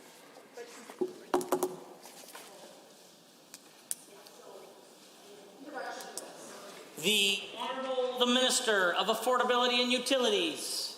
Thank you, Mr. Speaker. I request leave to introduce Bill 2, the Inflation Relief Statutes Amendment Act 2022. This being a money bill, Her Honour, the Honourable, the Lieutenant Governor, having been informed of the contents of the bill, recommends the same to the Assembly. Our province's economy has recovered strongly, yet Albertans are struggling under record inflation and high cost of living to make ends meet. Families are eating less and less nutritious food and wondering if they can keep their children in activities. Seniors and vulnerable Albertans, generally on lower and often fixed incomes, are being forced to make increasingly difficult budget decisions. Inflation is causing Albertans hardship across the board. They feel it in their groceries, gas, utilities, and more. We are experiencing an affordability crisis. Providing relief from runaway inflation is a top priority, not just for this government, but for all Albertans. That's why we are providing the largest relief package in Canada, enabled through this legislation and supporting regulations. If passed, this bill will enable us to deliver both broad-based cost of living supports and targeted relief for families, seniors, and our most vulnerable, when and where they need it. This legislation will also provide utility relief, protection, and stability this winter. It will index the Alberta Child and Family Benefit and personal income taxes and suspend the full provincial fuel tax from January to June next year. In short, this bill provides real relief. It is my honour as the Minister of Affordability and Utilities to deliver critical broad-based inflation relief to all Albertans and additional targeted supports for families, seniors, and our most vulnerable. Mr. Speaker, I hereby move first reading of the Inflation Relief Statutes Amendment Act 2022. I will refer the Honourable the Minister of Affordabilities and Utilities to the Minister of Justice's introduction of a bill yesterday for future introductions. The Honourable the Minister of Affordability and Utilities has moved first reading of Bill 2, Inflation Relief Statutes Amendment Act 2022. All those in favour of the motion, please say aye. Aye. Any opposed, please say no. In my opinion, the ayes have it. That motion is carried and so ordered. Bill 2, Inflation Relief Statutes Amendment Act 2022 is now read a first time. Tabling returns and reports. Are there tablings? The Honourable Member for Edmonton Glenora, followed by the Member for Drayton Valley Devon. Thank you, Mr. Speaker. I have the requisite number of copies of survey results that I referred to in my question yesterday in question period, the Alberta Classroom Pulse Research, which shows that 85% of teachers have seen a dramatic increase in the complexity and diversity of student needs in their classrooms this year, among other things. I think it's interesting and that encourage all members to read it. The Member for Drayton Valley Devon. Thank you, Mr. Speaker. In accordance with Section 19(5) of the Auditor General Act, as Chair of the Standing Committee on Legislative Offices, I am pleased to table the report of the Auditor General of Alberta, November 2022. And just for everybody's note, electronic copies of this report will be provided to all members. The Honourable Member for Edmonton Rutherford.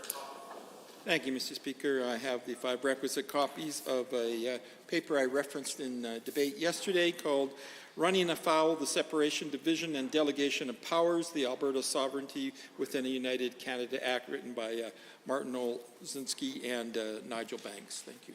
The Honourable Minister of Service Alberta and Red Tape Reduction. Thank you, Mr. Speaker. I have the 2021 report, An Act to End Predatory Lending. This report provides information on the status of the payday loan industry in Alberta, and I have the requisite 5 copies. Are there others? Seeing none, the clerk. Tablings to the clerk. I wish to advise the Assembly that the following documents were deposited with the Office of the Clerk. On behalf of Honourable Mr. Copping, Minister of Health, pursuant to the Regional Health Authorities Act, Alberta Health Services 2021-22 Annual Report. Pursuant to the Health Professions Act, Alberta College of Psychologists 2021-22 Annual Report. College of Acupuncturists of Alberta Annual Report 2021-22. College of Hearing Aid Practitioners of Alberta 2021 Annual Report, College of Registered Dental Hygienists of Alberta 2021 Annual Report, Physiotherapy Alberta College and Association 2021 Annual Report. Honourable members, we are at points of order, and at 1:56, the Honourable the Government House Leader rose on a point of order. Thank you, Mr. Speaker. It's an honor to rise on a point of order. Today is called against the Leader of the Opposition while she was asking a question to the Honourable Premier. At the time mentioned by you, Mr. Speaker, it says, by passing the bill today, before the Premier speaks, the treaty chiefs are infringing on their treaty rights. Mr. Speaker, it is contempt of House of Commons procedure and practice to presuppose the outcome of a bill. I'm not sure why the member opposite would do such a thing. This is not her first kick at the can, not for her first rodeo. I would ask that going forward, the member opposite, the Leader of the Opposition, refrain from presupposing the outcome of bills in this chamber and allow us as members of the Legislative Assembly to do our job, robustly debate these bills, and vote on them according to the will of our constituents and what's best for Alberta. The Opposition House Leader. Thank you very much, Mr. Speaker.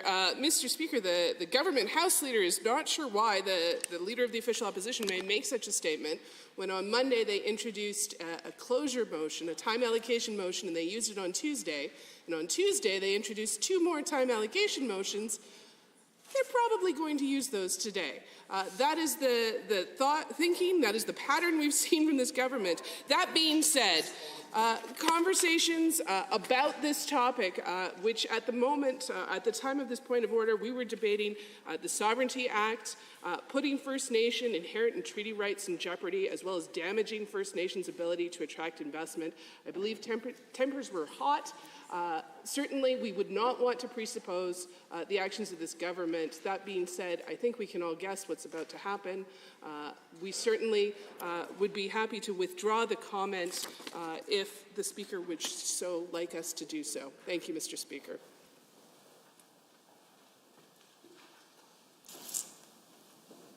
Is there anyone else who would like to provide any additional comments with respect to the point of order before the Assembly? I am prepared to rule. I'm curious to know from the Government House Leader's perspective what is the citation in which he speaks to. Of course, there are parliamentary requirements with respect to privilege in terms of showing documents that are the Assembly's or advertising outside of the Assembly that would presuppose a decision inside the Assembly. I'm not sure that a member can't opine upon what the Assembly may or may not do. Of course, it would be inappropriate of the Speaker to presuppose a decision of the Assembly or the government to, and I know that this has happened on numerous occasions. I'm sure members of the opposition will be aware, and some members who've been around long enough will also be aware of times in which the government has done that externally and exposed dollars based upon a decision that may come of the Assembly. But I'm not convinced that there's a point of order, and perhaps I'm happy to be educated. The Speaker is not infallible as well. With respect to this, I don't believe it's a point of order. If there's a requirement for a clarifying statement tomorrow, I will be happy to provide one. This is not a point of order, and I consider the matter dealt with and concluded. At the appropriate time, the Honourable Member for Lethbridge West rose on a Standing Order 42. She has up to 5 minutes to convince the Assembly of its merits. Thank you, Mr. Speaker, and thank you for the opportunity to rise pursuant to Standing Order 42 to request that the ordinary business of the Legislative Assembly be adjourned to a debate a motion that is urgent and pressing, and which I will read out under notices of motion.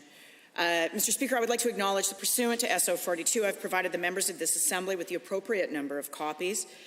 And, Mr. Speaker, the reason why this is a pressing and urgent matter is that as the representative for Lethbridge West, I'm urging all members of this Assembly to show the people of Lethbridge and of Southern Alberta more broadly that addressing the health challenges there is a key priority for all of us here. Mr. Speaker, I will note that Team Lethbridge comes to Edmonton every year. They all dutifully file onto buses every year.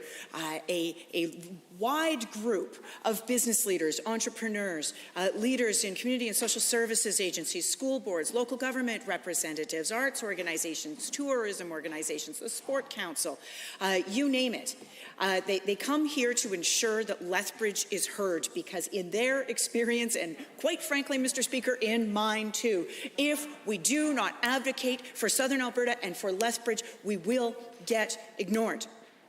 And so that is why, Mr. Speaker, that when we hear of such a pressing and urgent limitation at the Chinook Regional Hospital, we must grapple with it here in this chamber. Lethbridge is facing multiple and overlapping challenges in healthcare, which have now culminated in capacity constraints at the Chinook Regional Hospital. This affects more than just the 100,000 people of Lethbridge, but rather all of the communities in Southern Alberta that rely on Chinook Regional.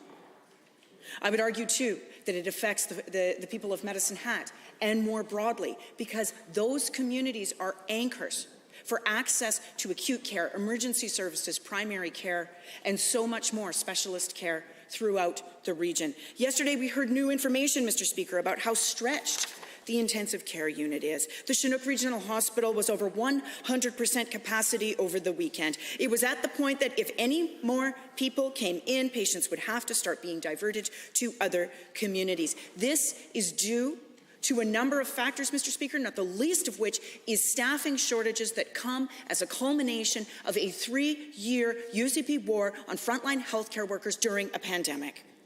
It is deeply concerning, since communities across the province are also having capacity issues. So if we have capacity issues, there is nowhere else to go. Mr. Speaker, our healthcare system is at the point where the Royal Flames House, a children's hospice, is needing to pause services to move more staff to Alberta Children's Hospital in Calgary. Children in Lethbridge and surrounding areas also rely on those services and that hospital. The situation is dire, and the people of Lethbridge and all across the province deserve to hear directly from us today on what is being done, a specific resourcing and staff recruitment and retention plan. Beds are not people, Mr. Speaker. And intensive care and all of those sorts of services requires staffing. There are no robots for this work, Mr. Speaker. Lethbridge also has an extreme lack of access to pregnancy and birthing care. In October, I stood with the Leader of the Official Opposition and a local healthcare provider, Vicky Todd, highlighting how concerning this is. Families need to have certainty that they can have a baby in their own community. Doctors specializing in maternity are also fundamentally important for high-risk births. Lethbridge only has one full-time obstetrician gynecologist right now. And aside from pregnancy and childbirth, women do not have access to a range of women's health and reproductive health care services. It is not just women of birthing age. Older and elderly women and menopausal women need access to OBGYNs quite often, and they do not have that access in Southern Alberta. The UCP needs to highlight the importance of this and display that they are taking it seriously. Hundreds of thousands of people rely on it. And finally, there has got to be some sort of action on access to primary care. We are still without appropriate access to walk-in clinics. We still don't have family doctors that can send lab results anywhere. Rather, patients that can have lab results sent to a family doctor. Without adequate access to primary care, people are more reliant on the emergency room, but have to talk about, we have already talked about that. So we need this debate, Mr. Speaker. We need a plan. Thank you. Pursuant to Standing Order 42, a member of Executive Council does have up to 5 minutes to respond to the matter of urgent and pressing necessity of the motion. Would just like to provide a very brief comment before calling upon what appears to be the Minister of Health, that over the recent days we have heard during discussions of Standing Order 42 that this is a request for an emergency debate. I want to be clear that Standing Order 42 is not a request for an emergency debate. It is a motion available to members under the standing orders, Standing Order 42, of urgent and pressing manner, which is different than a Standing Order 30, which of course is an emergency debate. I think it's important that we provide some clarity around those things and encourage members to speak directly to the appropriate motion. The honourable member for Calgary Varsity or the Minister of Finance has up to 5 minutes to respond to the urgent and pressing matter. Minister of Finance. Thank you, Mr. Speaker, and thank you for the elevation to the position of Minister of Finance. That's greatly appreciated. Yes, not a problem. And I want to thank the honourable member for raising the issues of the challenges that our healthcare system is facing, particularly in Lethbridge. And I want to thank, I see some members in the gallery that, from Team Lethbridge are here, and I want to thank them for the work that they're doing in representing the city of Lethbridge. And as well, I just also take the opportunity to thank my colleague for the work that he is doing as well and representing Lethbridge. I understand that the member from Lethbridge West, suggested that government isn't listening to Lethbridge and that they have to come here, and there's a need for an urgent need for this particular debate. And I can tell you we are indeed listening, not only through my colleague and the representations that he's making to me, but quite frankly, Mr. Speaker, I was able to go to Lethbridge earlier this year, held a workshop. We had many of the members from the Lethbridge Mayor, Lethbridge City Councillors, we had doctors, we had AHS employees to talk about the challenges facing our healthcare system, what's working, what's not working, and how we can improve the things we can do to improve to make it better. And Mr. Speaker, I can say we are listening. One of the biggest items highlighted by the doctors in Lethbridge was looking at how do we make it easier for changing the system of pay so that doctors and family physicians could see more patients. We heard that feedback, Mr. Speaker, and we acted on it. And actually, that action showed up in the AMA agreement we reached. And that was ratified in September by over 70%.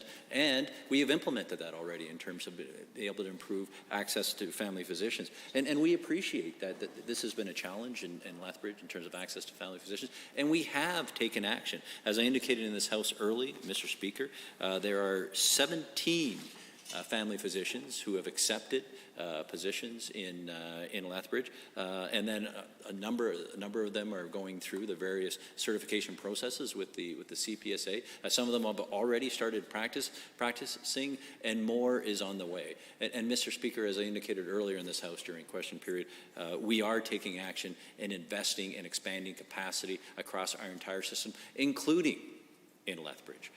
We have added 50 additional ICU beds across the entire province, and a number of those beds we put in Lethbridge, and we put the money behind that to staff those up. In addition, we are adding resources to be able to hire more. So we are hiring more across the entire AH system, including in Lethbridge, and there are ongoing searches for staff where they're short right now. And I can tell you, Mr. Speaker, I'm very pleased that, AHS, the Chamber and City of Council with Lethbridge are all working together to attract and retain not only doctors but other healthcare professionals. And we are actually having progress in that regard. And we're going to continue to do more because we know, Mr. Speaker, that there is a shortage of healthcare professionals. And we're not only seeing in Alberta, but this is what we're seeing across the entire country. And that is why, Mr. Speaker, our government has invested in expanding seats in post-secondary educations across the entire province to get more nurses, to get more allied health professionals, because we know we need them. We have hired them. Quite frankly, Mr. Speaker, we have more nurses, more doctors than ever before working in the province, and we are going to continue to focus on recruitment, training, attraction, and retention to be able to get the people where they need it. Now, the honourable member across the way spoke of the challenge that we have in our healthcare system, and this is challenges we're being faced again right across the country. Part of that challenge is in regards to absenteeism, because RSV, flu, and COVID is circulating, and that impacts our healthcare staff as well. We haven't had to be able to transfer out any patients from Lethbridge. But that's the beauty of our system, that when we need to do that, we can do that, and we have done that on occasion in the past. Now, we're looking to build capacity, so we don't need to do that in the future, and I am hopeful when we look at the overall rates of flu and COVID circulating in the province, and it looks like that we've peaked on flu initially, that'll be coming down, but we are continuing to add capacity, and for that reason, Mr. Speaker, we have a plan, we're acting on our plan, we don't need a special debate on this matter. Honourable members, this is a request for unanimous consent. I will ask only one question. Is there anyone opposed? Please say aye. Unanimous consent is not granted. Orders of the day. Orders du jour. Government bills and orders for second reading. Bill 5, Justice Statutes Amendment Act 2022, number 2. Honourable Mr. Shandro. The Honourable Minister of Justice. Well, thank you, Mr. Speaker. And at first reading, I wasn't prepared for first reading of this. I can advise that I'm now more prepared for moving second reading. Pleased to rise, move second reading of Bill 5, the Justice Statutes Amendment Act 2022, number 2. And Mr. Speaker, Albertans look to government to improve their day-to-day lives. They look to government to reduce red tape. They also look to us to increase access to the justice system and to feel safe and secure when they visit the legislative grounds. This omnibus bill will do all of the above and more. It will reduce red tape, it will increase access to the justice system, and it will allow legislative security to carry firearms. Mr. Speaker, this is a bill which proposes to change a number of laws. Specifically, there would be changes to the Legislative Assembly Act, to the Provincial Court Act, the Interjurisdictional Support Orders Act, the Referendum Act, the Sale of Goods Act, and the Trustee Act. I'll begin by addressing the amendments to the Legislative Assembly Act. And Mr. Speaker, as you are aware, following the tragic 2014 shooting on Parliament Hill and the high-profile event that occurred here at the legislature grounds in 2019, the Sergeant-at-Arms and your office initiated a security review. And since that review, we've also seen as well other incidents throughout the world, like the attacks on Congress on January 6th of 2021. And now the review has concluded that the Legislative Assembly Security Service should be allowed to carry firearms in the legislature building and surrounding precinct as a preventative measure. With more and more Albertans enjoying the legislature and its grounds, Mr. Speaker, we're taking these steps to make sure that they can continue to enjoy it in a safe and peaceful setting. Mr. Speaker, the Legislative Assembly Security Service, they protect our democracy. And they do that by ensuring the security of the legislature, the safety and security of those who are in this chamber and come to visit the precinct. Changes to the Legislative Assembly Act would allow Legislative Assembly security to be treated as peace officers under the Criminal Code. This means they would have the authority to carry firearms. The security personnel would receive the necessary training to equip them with firearms and secure the legislature building and grounds of the legislative precinct if ever needed, and providing these officers with the tools that they need, including firearms, to protect all of those in this building, staff, visitors, and themselves, and their fellow officers, Madam Speaker, is a top priority for our government. This change would bring Alberta as well in line with many other jurisdictions. It's also been pointed out to me, Mr. Speaker, that we have an obligation as employers to ensure the health, the safety, and the welfare of employees and to provide them with the right tools and the personal protective equipment to ensure their safety and to ensure the safety of other employees here within the precinct. I think it's also worth noting that all of our LAS officers currently are former members of the Edmonton Police Service, and many, if not most, have specialized training, and many have served on the TAC team of EPS. And as I said before, Madam Speaker, these are folks who come to work every day to protect democracy. Next, I'll address the proposed changes to the Provincial Court Act. Madam Speaker, these changes would lay the groundwork to expand the civil claims that can be filed through the Provincial Court, which we have now renamed the Alberta Court of Justice. Currently, this limit for what many call the Small Claims Court, but what is called officially the Small Claims, or so the Civil Claims Division of the Alberta Court of Justice, that current limit is $50,000. There's concurrent jurisdiction with the Court of King's Bench, as opposed to other jurisdictions like Quebec, who have distinctions in the jurisdiction between those two courts.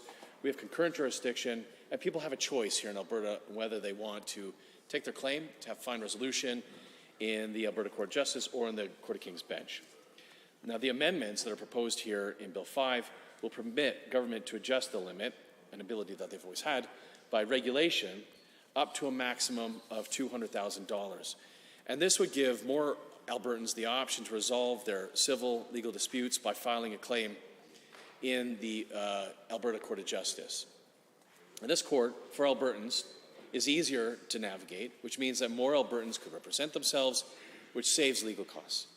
And Madam Speaker, at the same time, it would free up the time and the resources in the Court of King's Bench to focus on more complex matters. Ultimately, this makes the justice system more accessible to all. We're also proposing changes to the Interjurisdictional Support Orders Act to make it easier for Albertans to collect child and spousal support payments. Specifically, this is earmarked for families living in different parts of the country from their former partners and former spouses.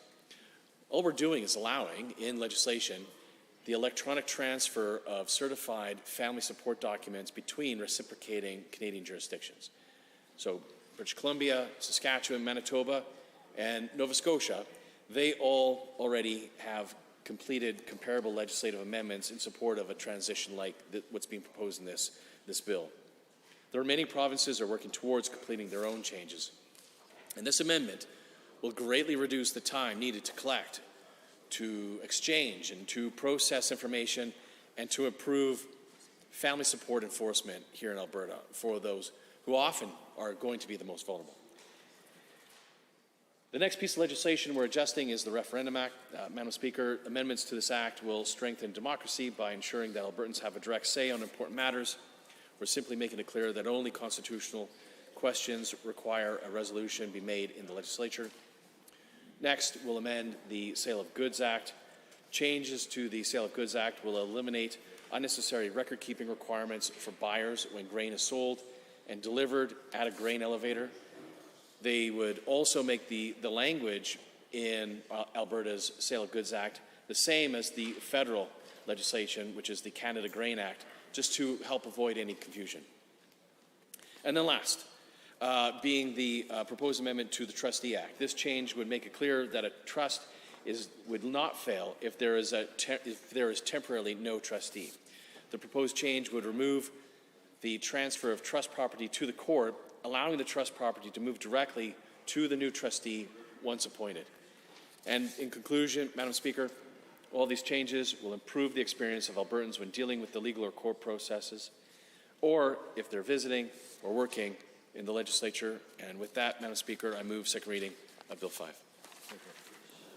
Other members wishing to join the debates? Bill 5 in second reading. The Honourable Member for Edmonton-Whitemud. Thank you, Madam Speaker. It's a pleasure to rise and speak in second reading of Bill 5, the Justice Statutes Amendment Act 2022, number 2. I think it's, I appreciate that some of the changes that have been made in this act are intended to expand access to justice for Albertans, which of course is something that I think we're all committed to, and I appreciate the many of the changes. I mean, we have some questions as well, but I think overall there's some changes here that we can certainly be supportive of. And so for the sake of those Albertans who may be watching this scintillating debate on Bill 5, I would be, I'd like to go over a little bit of what the bill contains and the various pieces of legislation that they amend.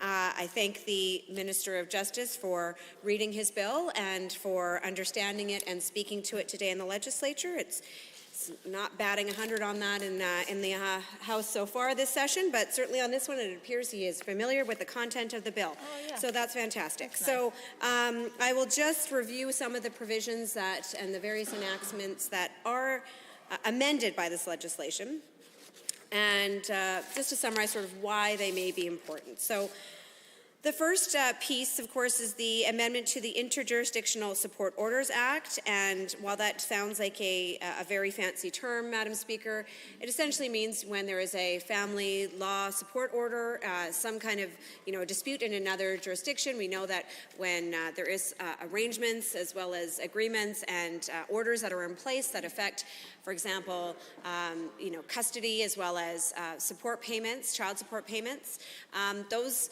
families don't stay in the jurisdiction in which their children were born or even where they lived. We know that, of course, people move around. And one of the challenges that has existed for some time is that if an family support order is in place in one province, in Alberta, there's been sort of an onerous process by which that parent can seek to enforce that order when in Alberta.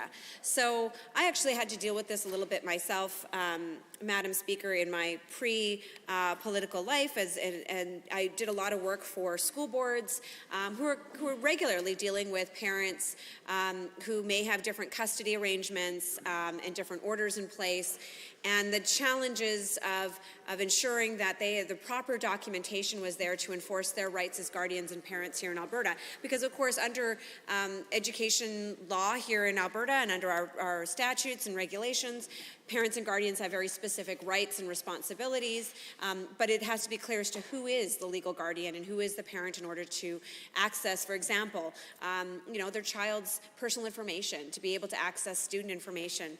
And certainly, one can particularly imagine challenges around, who can pick up the child after school, if that child is seeing a counselor or something like that. There's certainly a lot of privacy provisions. And I dealt with and supported as many school boards who would be faced with a parent producing an order that was from another jurisdiction. And unfortunately, due to the stringent requirements that we currently have in Alberta around those documents being sworn and certificated within Alberta in order to be valid, it caused, honestly, some significant confusion and challenges both with guardians and with school boards and teachers, and frankly, of course, the implications that had on the student. So it's a small, I'm certain that there are people in this assembly and Albertans who are dealing with it on a more regular basis, but I can just say I appreciate how challenging that was to not have those orders recognized properly in Alberta without going through, quite honestly, a number of significant, hoops in order to prove that. So certainly, certainly. Oh, no, sorry, not on. No. At this stage of the bill. Yeah. Thanks, Lauren. Thank you to the member from Edmonton-McLean for seeking to intervene. But, and as I understand it, this was new to me. I was not aware of this, but that, Alberta is a little bit of an outlier in terms of requiring those strict requirements. So if the changes as proposed in Bill 5 will actually make it easier and bring Alberta more in line with other jurisdictions, I think that's definitely a positive step. So the specifics in Bill 5 are, it removes the need for documents that are produced by a guardian to be sworn documents, meaning they don't need to be sworn by a notary or a commissioner, removing the need for certified documents and providing a little bit more flexibility. One key change in Bill 5 around this, which I think is important, is allowing for documents to be sent in either by email or telephone transmission of documents. And I just want to pause on that point just to note that there is opportunities from the pandemic where we have learned in terms of how to facilitate access to justice in a time when, of course, people couldn't physically attend to courthouses. We saw that there was a lot of flexibility in terms of how documents could be provided, and of course how testimony could be provided. And I certainly hope that some of that can be carried over, not only in contentious family law disputes such as this bill refers to, but I'm just bit of a tangent, Madam Speaker, but I'm recalling conversations that I had in my visits and discussions with folks at the Zebra Center, which is a fantastic organization, child advocacy center here in Edmonton. Of course, there's many across the province, but that support children who have been abused and who are often having to give very sensitive testimony, and they do remarkable work at the Zebra Center to really support those children and wrap them in love and security so that they can feel comfortable talking about things that are really challenging. And one of the things that I know the Zebra Center has advocated for is that during the pandemic, children were allowed to testify remotely from the kind of comfort of being in a place where they were familiar at the center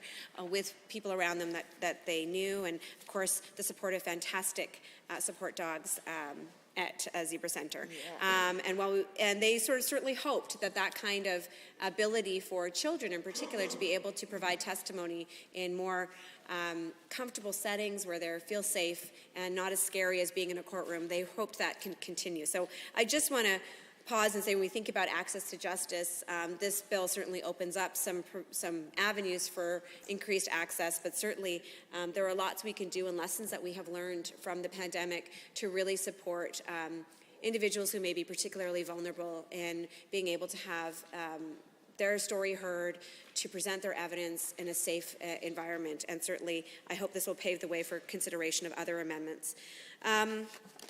With respect to the other legislative changes in Bill 5, as the Minister of Justice noted, there was some changes, of course, to the Legislative Assembly Act, which does provide that for example, I think there's a number of changes within the bill, but one of them is that it does allow the Speaker to, authorize Legislative Assembly security staff to be able to have weapons, and I think that's certainly something that I'd like to know a little bit more about. I know the Minister of Justice gave some examples of situations, both in 2014 that happened at Parliament, but also many of the members in this Assembly will be very familiar with the situation of what took place in 2019, where many of us were present when it's very unfortunate that a man committed suicide right outside our building. And I guess I'd like a little bit more information as to how weapons in that case, or arming the LASS, could have affected or changed or in any way altered the course of events that took place that day, or certainly how they are anticipated that it could going forward. So I just have some questions about that piece, and hopefully we will get some clarification on that. I do note that Bill 5 also makes changes to the Provincial Court Act, which increases the threshold amount for which a civil claim, can go to the provincial court for resolution. So the provincial court civil claim process is a lot more, I don't want to say informal, because of course it is still a court process, but it is far more stringent than, say, going to the Court of King's Bench. I just want to note that's the first time I've actually said it out loud, and I said Court of King's Bench, so I'm very happy that I caught that. But rather than going to the Court of King's Bench, which can be, of course, a very intimidating process, we know that there's heavy on procedure as well as requirement to have legal representation. And so for many years, of course, we have had this threshold where we're saying civil claims can go to the provincial court if the claim is for an amount less than $50,000. So that's basically like a small claim sort of idea, right? Just addressing those claims in a more informal setting to provide more access to justice for claimants. And so I understand that under Bill 5, the threshold would change from $50,000 to up to $200,000. So again, increasing access to justice is really important, and it's an important thread. Certainly, I know it underlines many other challenges in the court system around access to justice. But I guess I support the idea of more people being able to resolve issues and legal claims in a more informal process that doesn't require being able to afford a lawyer to be able to have your matter heard and resolved. I'm curious as to why $200,000 is the threshold. What thinking went into that? Was it looking at the kinds of claims that have come forward? Obviously, potentially looking at the Court of King's Bench claims and seeing what difference that would make if the threshold was raised to $200,000. Does that mean that a number of those claims would be moved? And what is those numbers? I'm hoping some assessment was done as to what that would mean. And while that may relieve pressure, for example, on the Court of King's Bench, perhaps it will, perhaps it won't. But if it relieves pressure, are there the corresponding resources available to the provincial court in order to accommodate what would likely be an expanded caseload? As we know, our court systems are very strained and under enormous pressure, and we're seeing long delays in terms of hearing cases being heard. So while it's important to provide access to justice, I would appreciate hearing sort of an assessment or any analysis that was done by the Minister of Justice or the government to determine whether our court system has the capacity to handle those increased claims. because, if it's still going to be a very, very long delay with, as they say, justice delayed is justice denied. Yeah. And so, we have to be cognizant of the additional pressures. And on that note, when we talk about access to justice, Madam Speaker, I'm struck, of course, by the ongoing dispute. Dispute's probably not even the proper word for it, but the challenges right now around individuals being able to access justice through having a legal aid lawyer assigned to them. And we know that right now the funding model that has been presented by government is unsatisfactory. And we know that many Albertans are being denied their procedural and frankly constitutional rights to be to have a criminal matter heard and to be able to defend themselves by having a lack of access to a legal aid. And so I would certainly like to hear some significant steps being taken by this government to address that, to ensure that all Albertans, particularly those when we're talking about the criminal justice system, failure to have proper representation could mean that somebody loses their liberty and is actually in jail. And so we need to make sure that those individuals have access to proper representation. It's a core, honestly, Madam Speaker, both our criminal justice as well as our democratic systems is protecting those procedural rights. So I encourage the government to consider those issues as well. One other change that has been made within the Bill 5 is we know that it makes changes to, and I think these ones are, relatively non-controversial, the Sale of Goods Act. I understand that Section 25 of the Act is it's been changed to align with what I understand is federal legislation, to remove the need to keep a record of the vehicle and registration that delivered the grain to an elevator, and changes track buyer to grain dealer. And it seems to be a small, I will defer to anybody else who may have more expertise in this area to comment on whether the significance of that, but it does seem to be aligning with federal legislation and something that generally speaking would be non-controversial. Another piece of legislation amended by Bill 5 is the Trustee Act. And, we had the Trustee Act come before us, I believe, a couple times in this session of the legislature. I'm looking at my colleague, the member from Edmonton St. Albert, because I know she's very familiar with the Trustee Act, as many individuals with disabilities and their families often rely upon that act for governing the estates and property of persons with disabilities. So I appreciate that in previous sessions, and forgive me, Madam Speaker, I can't remember exactly which one it was, but we did have Bill 12 come forward, which made changes to the Trustee Act. And I believe, if I recall correctly, that those changes were really meant to reflect some work that had been done for over a period of time, maybe even, I want to say by the Alberta Law Reform Institute, but I'm not entirely sure that that's accurate. But I know that there had been a lot of, substantive legal assessment as to the changes that needed to be made to the Trustee Act to bring it up, to modernize it, to make it more reflective of the needs of individuals. And I believe this change in Bill 5 to the Trustee Act is really meant to address to clarify something that was put into Bill 12, because there was really a concern that the changes would apply additional pressures onto the court system. And so, as I understand it, Bill 5 would amend the Trustee Act to ensure that where there is no trustee in place, the trust will not fail. And this is only when there's no trustee in place temporarily. That typically what would happen is if there was no trustee in place, the trust would essentially fail and would go back to the courts, and then the courts would have to appoint a new trustee. And really that process of going back to the courts was adding additional pressure onto the court system. So the idea here, as I understand it, is that if a trustee is just temporarily not available or not named, rather than it going back to the courts, it could be held until such time as a new trustee is appointed without having to go back to the courts. So again, while I support removing pressure from the court system, again, I go back to how does this align and how does this work with changes around the threshold for civil claims to go to the provincial court, and have we addressed those challenges in the court system? And I do want to mention as well too that going back a little bit to the provincial court changes, is that those changes around access to the civil claim system are often used in residential and landlord and residential disputes.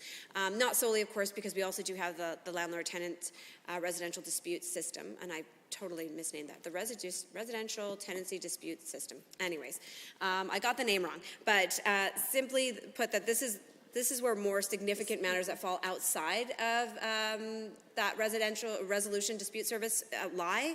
So again, what are the pressures? What are the implications for the provincial court system, and are they going to be significant? Residential Tenancy Dispute Thank you. Resolution Residential Service. Tenancy Dispute Resolution Service. I could remember the People acronym were wondering. RTDRS. You did well. Thank you very much. I got sort of all the words, but in the wrong order. Thank you to the member from Edmonton Highlands Norwood for that. So the last change that Bill 5 makes is to the Referendum Act. So, as many in this assembly will recall, we of course saw the Referendum Act come before us, and I believe that the intention of the amendment would be to clarify that bringing a resolution to this assembly prior to a referendum would only happen in the case of a constitutional referendum. And I guess my question on that is, it's hard not to think about these changes, Madam Speaker, without the context of what we have been sort of struggling with over the last few weeks, which is sort of a confused understanding, whether it be deliberately trying to circumvent democracy or whether it's simply members of the government cabinet not understanding the bills that they drafted and voted on, or that they just simply didn't care. But, you know, it's hard to not think about the fact that there's a lack of understanding around when things do and do not come back to the legislature from the government caucus. Certainly if we're talking about a motion from the Legislative Assembly to authorize a constitutional referendum, my question would be, why wouldn't we have a motion from the Assembly to authorize any referendum? As we know, referendums they require a significant amount of investment to do properly, to actually, properly frame the question, to do public education campaigns, to make sure that the public is aware. And of course, then there's the administrative costs related to actually having an election and having a referendum through the normal election process, maybe sometimes outside of an election process too. That's entirely possible. And so why wouldn't this assembly get a chance to weigh in on a motion to approve any referendum that's going forward? So those are certainly some of the questions that we have. I'm looking forward to a spirited and thoughtful debate by the members of the Assembly on Bill 5, and a number of questions that we've asked related to, the effect of changing some of the provisions around access to the provincial court system, around the referendums, why shouldn't we have a motion for all referendums that are brought forward, and really just sort of understanding the decisions that were made and providing clarity, as I think we should all hold the government to account on those kinds of questions. So with that, Madam Speaker, I will cede my time, and I look forward to the debate in the Assembly. Other members wishing to join the debate, the Honourable Member for Edmonton-McClean. Thank you, Madam Speaker. Pleased to join the debate this afternoon on Bill 5, the Justice Statutes Amendment Act 2022, number 2. And I thank the member for Edmonton-Whitemud for much of her learned input regarding the various pieces of this bill. And I think that most of the questions that members might have had were partly raised in a debate by her, but I hope to bring a couple of little pieces of new elements that occurred to me to seek some clarification on myself. And the bill itself, of course, according to the Justice Minister, was seeking to improve the day-to-day lives of Albertans. And of course, the day-to-day lives of Albertans right now are impacted by many, many things, not many of which are actually covered by this Bill 5, Madam Speaker, because indeed we're looking at the day-to-day lives being completely unaffordable. And there are some of these elements of this bill, the Justice Statutes Amendment Act, might actually make things more expensive to Albertans. And if, of course, by practice of perhaps sins of omission, the real things that could have been done to make life a little easier financially for Albertans were omitted or avoided.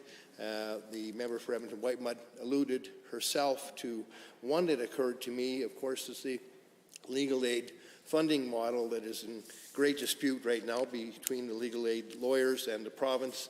It reached a unprecedented boiling point where, in fact, the legal aid lawyers and their organizations were in the streets protesting in absolute desperation for their clients who they serve to be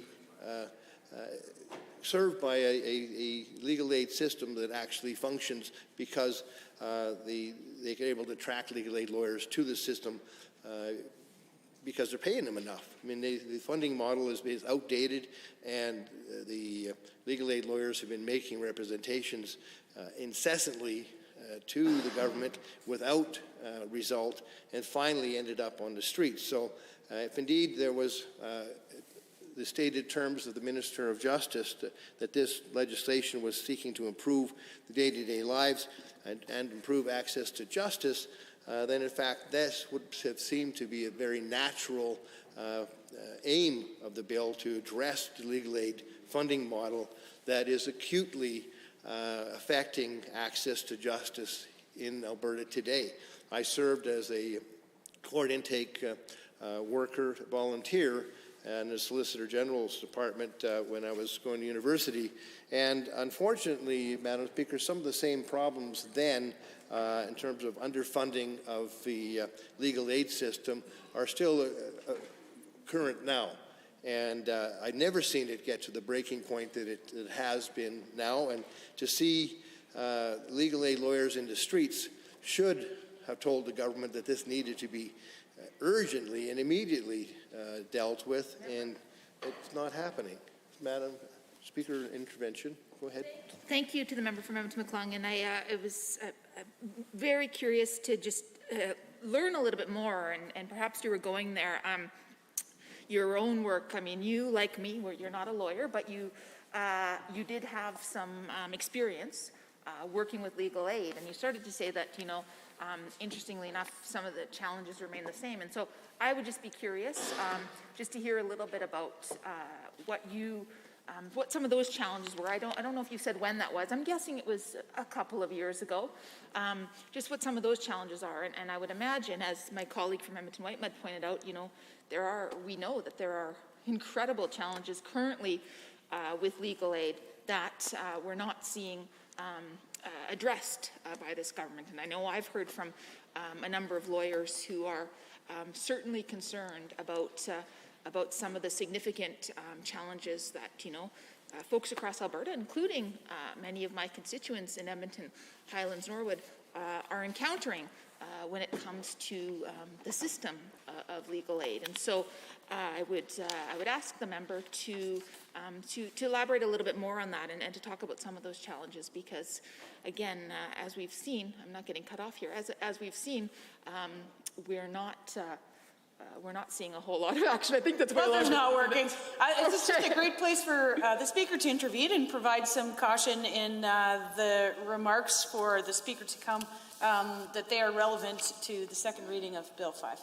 The Honourable Member for Edmonton McClung. Thank you very much, Madam Speaker. I do see the relevance myself because indeed what the member for Edmonton Highlands Norwood was indeed speaking about was the omission of the legal aid funding model amendments that we were hoping to see in any Justice Statutes Amendment Act, and it's a glaring omission from this piece of legislation, Madam Speaker, that I speak to this afternoon. Now, Madam Speaker, the member mentioned that she wanted to hear a little bit about what my experience was in the court systems, and it was a few years ago. It was in the middle 80s. But nonetheless, my role as a volunteer court intake worker was to sit in courts of first appearance, courtroom 63 and 65, and be present so that if indeed the judge presiding decided to pass a sentence of probation, that I was there to ensure that the individual sentenced to probation did not leave the courtroom prior to signing probation orders and prior to me assigning that individual to a probation officer. And that time that I spent, and it was 2-3 days a week over the course of over 2 years, Madam Speaker, while attending university. It was more than courtrooms, and in that time frame, after hearing dozens and dozens of cases, what I witnessed time and time again was that many of the accused would attempt right in front of the judge, sometimes without duty counsel, because they hadn't taken the time or weren't aware that duty counsel or legal aid lawyers, as they were referred to, were available to discuss their situation with them. And even if they were, they had only moments to do so prior to the accused taking the stand and their case coming before the judge. What would happen in many cases, Madam Speaker, just to be expedient, the accused would simply try to plead guilty. And that is no service to justice for an individual to suffer consequences that were perhaps entirely avoidable by putting in a not guilty plea and going to trial and perhaps having their case heard in a much broader light and having consequences which have been much different than the judge would have available to him or her in sentencing if indeed the guilty plea was accepted. In many cases, the judge would caution the individual about the guilty plea and arrange for the individual accused to speak to duty counsel and advise that he was going to be having that individual reserve their plea rather than going straight to a guilty plea, which would have life-changing consequences for that individual should they have that guilty plea accepted and have that indictment, that charge on their record for life. So the opportunity has been missed, Madam Speaker, in Bill 5, I think, to address a very acute justice issue, and that is the legal aid funding model in this province. So I was disappointed to see that, Madam Speaker, and perhaps the Minister of Justice in the near future will see fit to address this model. It has been not loud in the news lately. I hope to learn that the Minister of Justice is really intently negotiating and in fair negotiations with the legal aid lawyers' representatives to reach a resolution, a long-term resolution, which will satisfy the needs for legal aid lawyers to be properly compensated and for them to be able to attract more individuals to the profession of serving legal aid in legal aid capacity, because it certainly is a fundamental first entry right of individuals who are in the justice system who have no capacity to hire their own lawyer to have a legal aid lawyer appointed for them and to them and available to them right at first appearance and ongoing throughout their case, so that they actually do have access to justice, which was the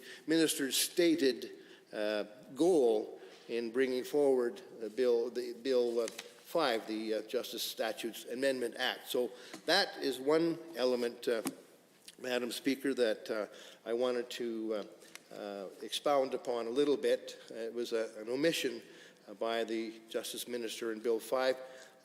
Something else that caught my attention with respect to this bill was the Sale of Goods Act amendment that were required by the minister's changes that were made to align with federal legislation under Section 25, which removes the need to keep a record of the vehicle and registration to delivered grain to an elevator and changes track buyer to grain dealer in terms of definitions. I imagine, Madam Speaker, that at the point at which the legislation was made to actually require that a record of the vehicle and the registration to deliver the grain to elevator was implemented, that there was a reason behind that. And at the moment, I'm only speculating upon it, but I had been in the past a critic for agriculture, and I know that one of the things that I've heard from producers is that indeed the fairness of the weighing of their grain was something that was in dispute. There was complaints about them being potentially cheated out of the weights. And I have another intervention. I didn't actually want to interrupt him, so I was going to sit back down, but I was quite, you took the words out of my mouth, because I was thinking, you know, as the critic for agriculture, I was going to ask you what your speculation was as to, because as I was looking through this bill, I must admit I know very little about the Sales of Goods Act, but why would it be that it would remove the need to keep a record of the vehicle? So I'm curious, and I'm hopeful. You know, I know there's a lot of farmers there are a few farmers in this chamber, but there are many UCP MLAs who represent a whole heck of a lot of farmers. And so I'm just hopeful. I'm having memories from yesterday of government members not speaking to their own bills. So I just am hopeful that some of them will stand up and weigh in on some of these. Perhaps they could answer some of our questions. They could ask their own questions if they've all read the bill. But I would ask the member from Edmonton-McClung to just speculate a little bit more, because I'm curious. I'm like, in a Bill 5 like this, Justice Statutes, why that piece would be included in there. I would love to learn a little bit more. Thank you, member. And I certainly do hope to learn more myself, because the nature of my comments regarding this section are interrogative more than declarative. I hope to learn exactly what the reasoning is to remove the requirement to keep a record of the vehicle and registration to delivered grain to the elevator. It doesn't seem to me to be a huge load of red tape to unpack. The Minister of Justice seems to think this is a red tape item that will smooth things out for farmers, but I can think of a couple of reasons myself why, indeed, even today, that one might want to continue recording the vehicle and registration of delivered grain to the elevator. Perhaps if there was ever a dispute about the weight of that grain, Madam Speaker, and a payment to the farmer who delivered it, there perhaps could be an important piece of the argument could rely upon the weight of the vehicle that actually delivered that grain. Because, of course, as you weigh grain on the scales, you're looking at the GVW, or gross vehicle weight of the vehicle, and the empty weight versus the weight of the vehicle when it's loaded with grain, and that, of course, you subtract and you end up with the weight of the actual load of grain.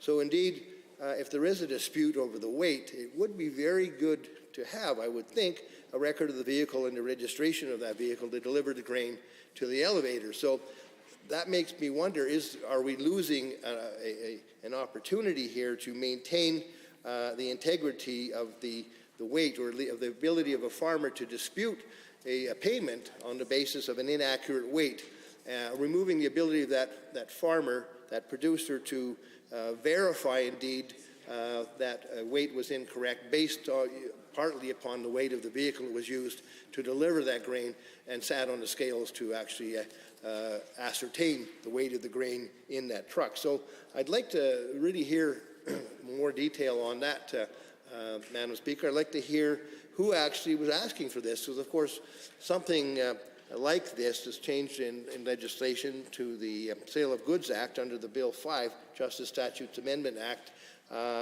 In all likelihood, didn't come while the minister was brushing his teeth. It probably came as a result of some lobby group, farmers, agricultural organization, could be the grain buyers. I'm not sure who actually came up with this idea to ask the minister to make this change, but it would be very informative to see from what end of the grain world this came from.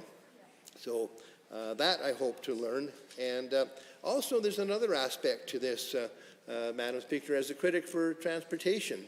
I'm very interested in the improvement and the maintenance of our roads, particularly our rural roads. And as you may know, you're from a rural area. I have rural backgrounds as well, and I know that the country roads that serve our agricultural producers are fairly soft, especially in the spring. But in the fall, when a lot of the loads are being delivered to the elevator, they still have maximum load limits on those rural roads, on the county roads, and even on our highways, Madam Speaker. So I'm wondering if the Section 25, the removal of the need to keep a record of the vehicle and the registration that delivered the grain to the elevator, if indeed it limits the ability to enforce, or an opportunity at least at that point, to enforce the legal load limits that a truck might carry. It's certainly an opportunity to see if somebody is trying to sort of double up on their load and make one or two less trips to get their grain to the elevator by overloading the truck beyond what the weight limits of the roads leading to the elevator might be. It's one way of certainly ascertaining that somebody was carrying too heavy a load for the roads. So that's a question that I have as well. If we lost an enforcement tool to protect our rural roads by not requiring that the vehicle that delivered the grain to the elevator record the registry and the type of vehicle that delivered the grain. So questions that I have occurred to me as I was reading through the legislation. Go ahead, member. Final intervention.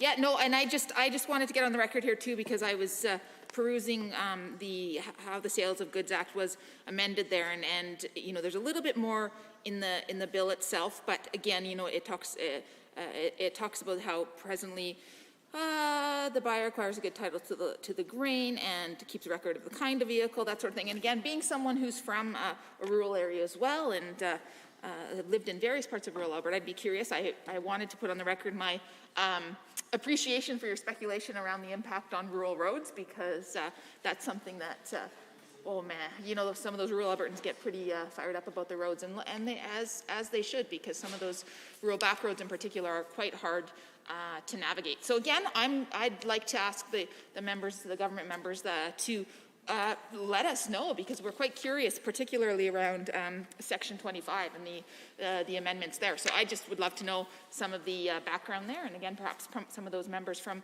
rural areas will be able to give us a little bit more information, so me and the member from Edmonton-McClung aren't left to speculate. Thank you, member. I think that's the purpose of the debate this afternoon, is to seek clarifying answers to questions that we have about the legislation brought forward.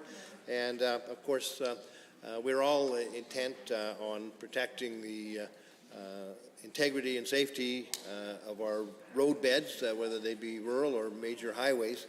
And the weight restrictions are there for a reason, and it makes me wonder if indeed we're, as I said, giving up an opportunity, an enforcement opportunity, to confirm that overweight vehicles are not traveling on our rural roads, particularly the ones that are leading from farm to elevator, in many cases where they are gravel roads or what we used to call macadam roads, which are of a softer road bed and they're more prone to damage from overweight vehicles. And of course, that's why we have load limits, spring road limits in the spring, and to protect the roads. And in the fall, of course, heavy loads are traveling on grain trucks, going to have elevators to allow farmers to get their grain to market. And we all, as a community of producers in Alberta, want to make sure the roads are protected and that nobody's breaking the rules and putting the roads at risk. This would be one way of, I think, keeping a record of overweight vehicles, or determining if overweight vehicles were actually coming to the elevator. And I'm wondering if that element of the question is being considered by the Justice Minister when he indeed formulated this change to the Act to remove the need to keep a record of the vehicle and the registration that delivered the grain to the elevator. So hopefully there will be some answers forthcoming to those questions. I hesitate to find how this bill, in fact, will, quote unquote, improve day-to-day lives of Albertans. The Minister of Justice had that as his head goal, or leading outcome that he wanted to achieve by this bill. Many of the items here our housekeeping items. I know that the changes that were needed or that were brought forward, and I'll continue my thoughts later. We're having some buzzer problems today, so forgive me if my interjections are a little bit odd. The Honourable Member for Edmonton City Centre on second reading of Bill 5. Thank you, Madam Speaker. I appreciate the opportunity to rise and speak to Bill 5, the Law Statutes Amendment Act 2022, number 2. Now, as my colleagues have been noting, there are a number of different changes that are put forward in this act. Relatively brief bill covering a few different things. One that stood out to me of interest as I was taking a look through things. Some of the changes to the Legislative Assembly Act, changes to bring Alberta in line with some other jurisdictions in terms of allowing for the arming of security personnel that are under the purview of the Speaker. Now, certainly we're aware of some of the history of this place. We've all been over at the gold elevator at the front of the building where we in fact have a bullet hole from the individual many years ago who was able to sneak a weapon into the legislature and get off a shot. And certainly we're aware of the challenges that have arisen over the last few years. We've seen the changes to security here around the legislature grounds, a reinforcement of the gate arms at the gatehouse to the east of the legislature, and some of the other changes that have been brought in. And certainly we deeply appreciate the consideration of the safety of members, those that are visiting here at the legislature, and we certainly appreciate the important work that all of our sheriffs do. So certainly I'm looking forward to reading a bit more and better understanding some of these changes, how it's operating in other jurisdictions, and we'll be taking the opportunity to delve into that a bit more. But one thing that also stood out to me as part of this provision is that what's included here in these changes also is that the Speaker will be responsible for investigations of wrongdoings by officers, but that will be clarified in changes to the Police Act for increased civilian oversight of law enforcement personnel. Now, the reason that stood out to me, Madam Speaker, is because we are still waiting to see those changes to the Police Act. Now, this is a process that began during our time in government, broad stakeholder engagement on the future of policing that began in June of 2018 and began to move forward since then. And this is a process that has been going on ever since on a very important issue, Madam Speaker. So this is regarding how we set up our civilian oversight of policing services and the discipline process for officers of the law. And of course, we have had a great deal of discussion as a society about this issue. And again, noting that this is something that is included here as part of this bill. So noting that this is going to be a future piece of this bill is going to be adjusting for those changes to the Policing Act. And so this is a process that is still in place and is still ongoing under this government. And I know that it has moved forward, Madam Speaker. You know, again, it began in 2018 and sort of moved on up through the election, where in that time they gathered perspectives from Albertans to determine some of the critical areas of the Police Act, the police service regulation, and Alberta provincial policing standards that needed to be amended or reformed, and looking specifically to hear from folks about how we go about modernizing policing, how we ensure Albertans feel safe and confident that justice is being done, and ensure that police are accountable to the communities that they protect, much as it discusses in the bill here that for the current time, the Speaker will be responsible for investigations of wrongdoings by officers, but that will be clarified when there are changes to the Police Act, of which I'm speaking now. Now, Albertans shared their thoughts on policing under this government, so under the new Ministers of Justice, through an online survey from December 3rd of 2020 to January 4th of 2021. And according to information online from the GOA, in that period, the Alberta government held 13 engagement sessions that were attended by approximately 200 different organizations representing law enforcement, health and social services sectors, municipalities, and Indigenous communities. And I would imagine perhaps that some of the Alberta sheriffs were indeed involved in those conversations as well. And in addition, there was about 15,000 Albertans that completed a public survey that covered several topics related to law enforcement, such as the role of police in the community, processes for handling complaints from the public, and officer discipline. As again, I noted, is being discussed in the Act here, in this case, where officers would see discipline should there be concern of wrongdoing, first an investigation that would be undertaken by the Speaker, of course, to later be clarified by changes to the Police Act for increased civilian oversight, which of course I'm speaking of here. Now, as of February 23rd of 2021, the then Minister of Justice, now Minister of, and I forget the exact title because we've had a number of changes, but Minister essentially of Labor under a different name.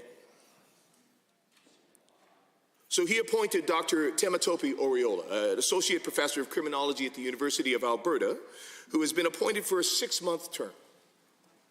So he was appointed for a 6-month term, February 23rd of 2021, to provide independent advice to the government as it weighed those policy options raised in the ongoing stakeholder discussions that had begun the previous fall. Now, Madam Speaker, that 6-month term, of course, ended last year.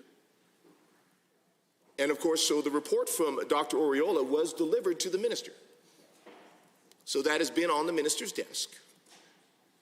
And I assume I would certainly hope there has been some progress made, but so far we have not seen any further movement or any further action from the government regarding these important reforms, which again relate directly.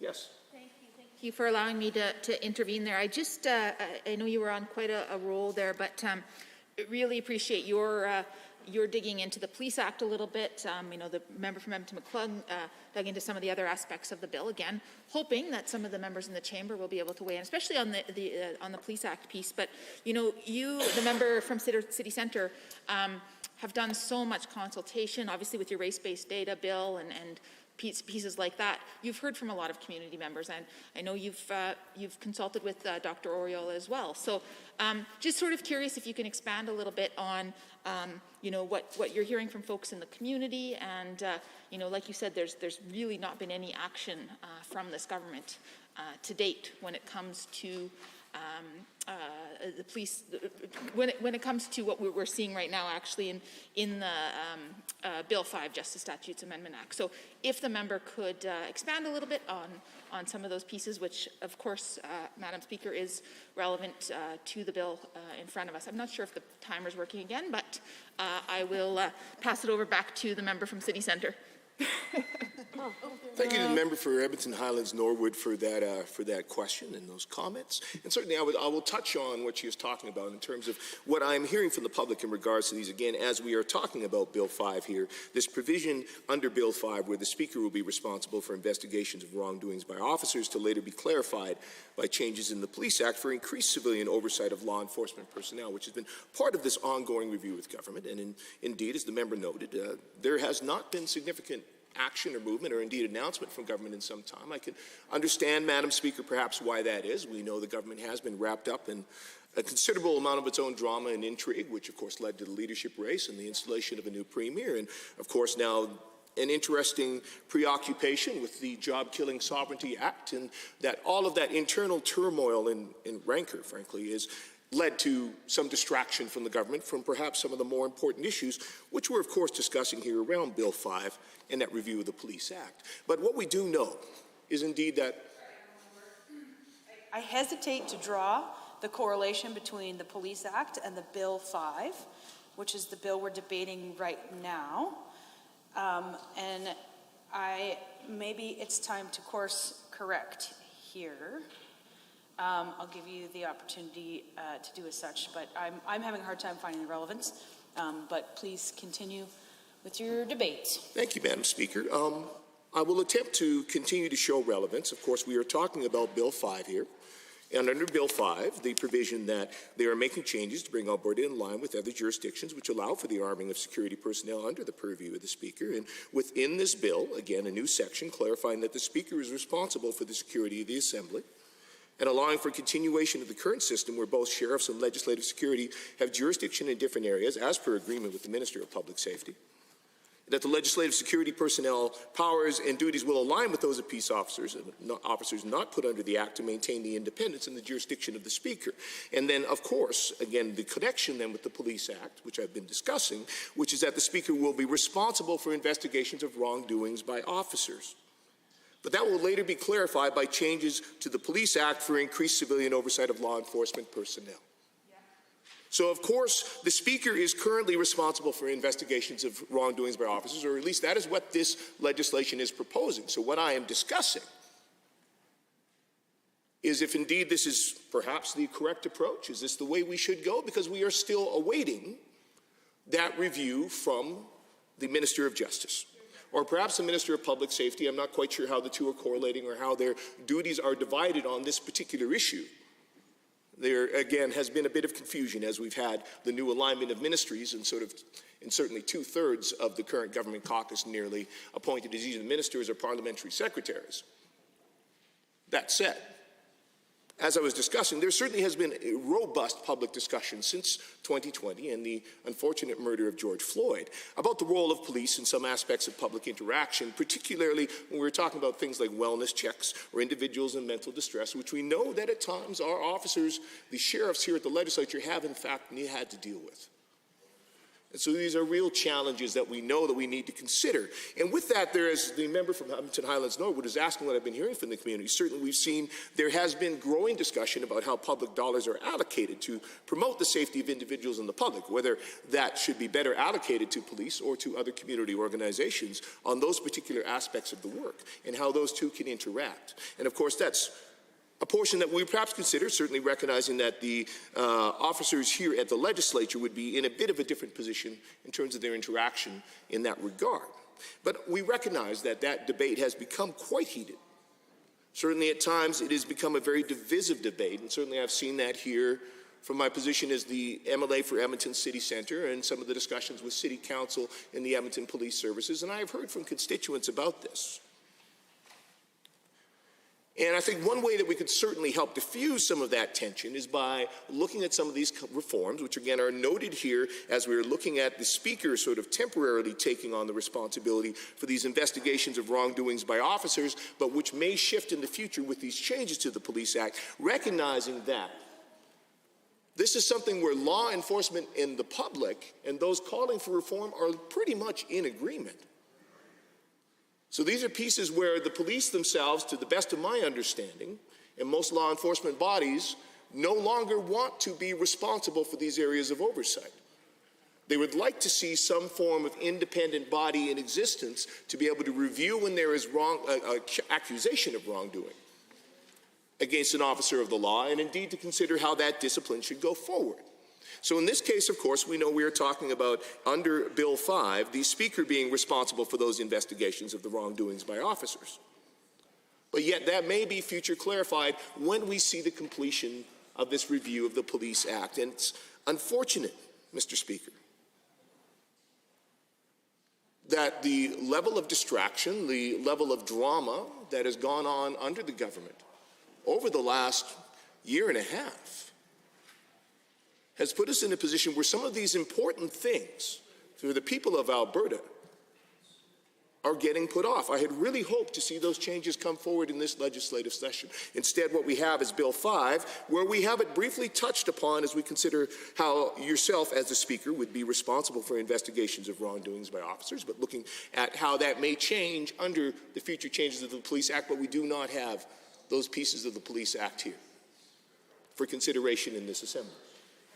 Yes, member for Edmonton Highlands Norwood. Thank you to the member from Edmonton City Centre, and I just wanted to thank him for just clearly making that connection between what we see in Bill 5, the Justice Statutes Amendment Act, and the connection to the Police Act. And I think he's posing to this chamber some very important questions. And why is it that we're still we still have not yet heard from the review? And again, I'd really love if the minister responsible for, I may get his title wrong, public safety, perhaps other things, could give us an update, because I'd certainly just, as the member from Edmonton City Centre has noted, he's heard from a lot of his constituents I have as well, right? And similarly with conversations with municipal leaders too. It's a little bit interesting that there has been radio silence. But as that member noted, you know, we can imagine with the great deal of chaos inherent in this government that there's been no action. Well, thank you to the member for Edmonds Highlands Norwood for those comments. You know, and it occurs to me as well, you know, this is a power that is being awarded to Mr. Speaker, and certainly I respect the work that speakers of the legislature have done, and certainly recognize that they assume many of these responsibilities in terms of essentially being a de facto head of HR, or sort of responsible for all the staff of the legislative assembly as well, and sort of take on some of that role and quite a bit of authority and responsibility with that. But certainly it is a significant new responsibility to ask that the Speaker would be responsible for investigations of wrongdoings by officers at the legislature. Now, I certainly believe that the Speaker would be able to avail themselves, I'm sure, of many resources and expertise and other things should that be the case and should they have to undertake such an investigation. And I imagine that has occurred in the past when there has been other requests for investigations or concerns that have been raised about staff of the Legislative Assembly. But I would say this takes on another level of responsibility for the Speaker in so doing. And so I think moving forward with that review of the Police Act, I think in that context would be very helpful as well in providing that clarity and perhaps being able to provide an alternative in line with what we will hopefully see for other police forces, other law enforcement bodies in the province of Alberta, where we will see increased civilian oversight, though again recognizing that the legislative area is somewhat different from, you know, regular policing, that sort of thing, in terms of public interaction, some of those other aspects. But then again, recognizing that, of course, our sheriffs here at the legislature is here in the heart of our city, in the middle of Edmonton City Centre, where we have seen an increased number of individuals who live houseless, where we have seen great impacts from the ongoing drug poisoning crisis. So certainly, I'm sure those are issues that have impacted not just across the city of Edmonton, the downtown of our city, but also here on the legislature grounds. And so certainly want to be able to ensure that as part of all of these conversations, that we are being able to provide the best support we can for the important work that our sheriffs do, and do very well, I will say. I've certainly appreciated them in all of their interactions. Yes, the member for Edmonton Meadows. Well, thank you, Honourable Member, for giving me the opportunity to add some comments and for providing the information. As you recall or remember that, we were invited to the event in Calgary during the past month, actually month of October.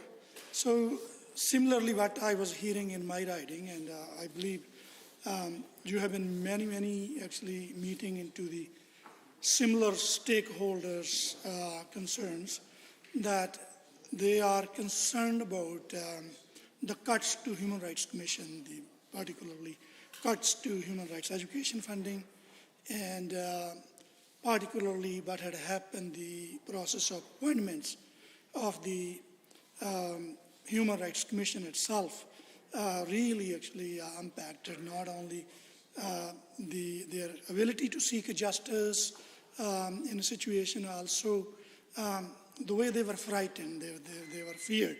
So, thank you. Yes. Well, I appreciate the comments from the member for Edmonton Meadows. Certainly recognize the Alberta Human Rights Commission would be another one of those independent bodies which is providing oversight.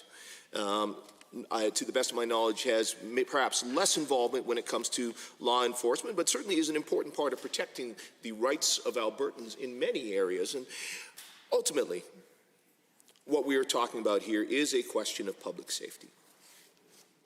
So the provision in this, again, I understand, is that this is something that has been done in other jurisdictions, brings Alberta in line with other jurisdictions to allow for the arming of security personnel under the purview of the Speaker. And certainly I will be undertaking the opportunity then to review some of these other jurisdictions. Having just received the bill recently, I haven't had the chance to delve into that yet, but I'll certainly be interested to see how that has come into practice in other jurisdictions, what steps might have been taken.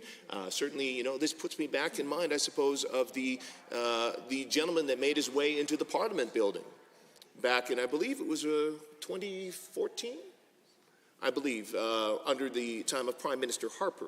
And I remember the concerns that were raised there. Indeed, I remember visiting the Parliament that fall for the first time in September of 2014. I believe that was the year, because that was when I took the trip. And I recall sort of considering and just sort of for the first time really experiencing that level of security and how things were protected, and indeed being warned as I, in taking pictures, wandered a little too closely to the doors of the chamber.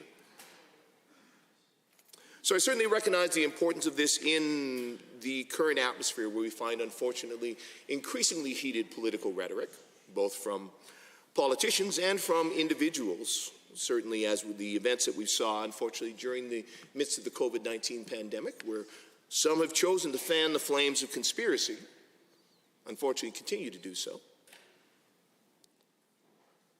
And that can put us in a position, unfortunately, then, where that does impact the safety of legislators, and potentially all of us here at the Legislative Assembly. So this is an item worthy of consideration, and I appreciate it being brought forward as part of Bill 5. I look forward to the opportunity to delve a bit deeper into this act and some of the other provisions that are put forward, and get a better sense, perhaps, as we do, of where the government's next steps will be in regards to that review of the Police Act and its importance to Albertans. Others? The Honourable Member for Edmonton Meadows. Thank you, Mr. Speaker. It's my pleasure to rise in the House and speak to the Bill 5, Justice Statutes Amendment Act 2022, number 2. So this bill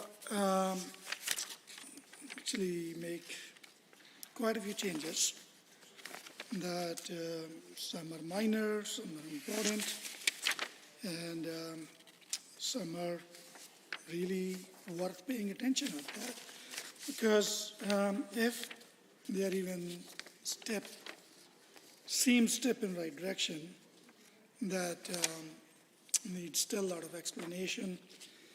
How its implementation or lack of implementation is going to impact the people of the province. So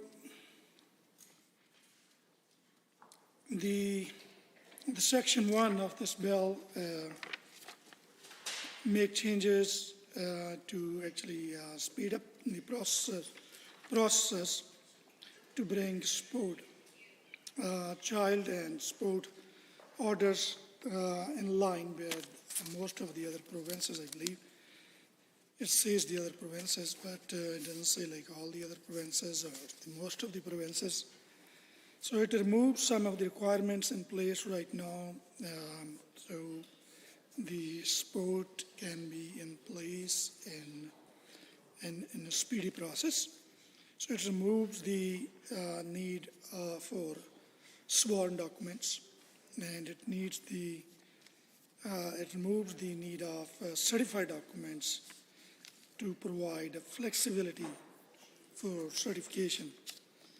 And also its sections allow that, definitely it's important in these days the people can, transmit their documents electronically via email, or also confirm and testify via telephone.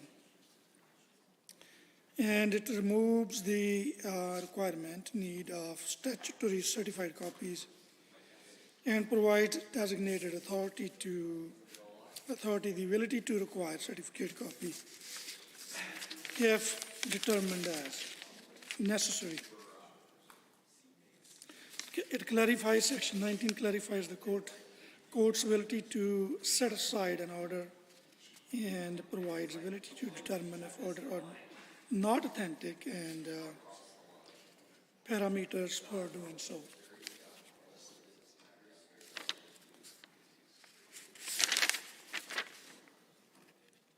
and it makes changes as I heard my colleague, actually honorable member from Edmonton McClung, our former critic as well for the agriculture, raised some question around this change in Section 25 that removes the need to keep a record of the vehicle and a registration that delivers the grain to the elevator, and changes track wire to grain dealer. So we understand this change as we read it, but it would have been really helpful. Oh, sorry to yeah, go ahead, ma'am. off mid-phrase there, but you know, without, of course, the member, for those opposite not paying attention, was referring to the Sales of Goods Act and Sale of Goods Act, Section 25, and some changes around grain being delivered to elevators. And I had noted earlier that, you know, the member from Edmonton McClung was left speculating as to why those changes would be needed in this Justice Statutes Amendment Act. I can honestly admit I can't quite figure it out, and without referring to the presence or absence of members, you know, there are some new folks in this chamber who most certainly represent rural Albertans, many of them in fact, and so I would just again urge this government members to weigh in on their own pieces of legislation and perhaps answer some of the questions that not just you know, folks like me and members of the NDP have, but the public as well, your stakeholders, your key stakeholders, in fact. Thank you, member. You know, well said. That was my concern and question around this change to Section 25. You know, it's good to learn, and I think the members of the government caucus has a great opportunity, as well as I'll be happy to learn and listen more from the Minister of Justice, like this change, how this change actually helps, and who get help, like who needs help from this, and how it's going to change the process, and who were the stakeholders, basically, like what were the consultation around this, and who basically requested this change in the piece of legislation we are discussing here.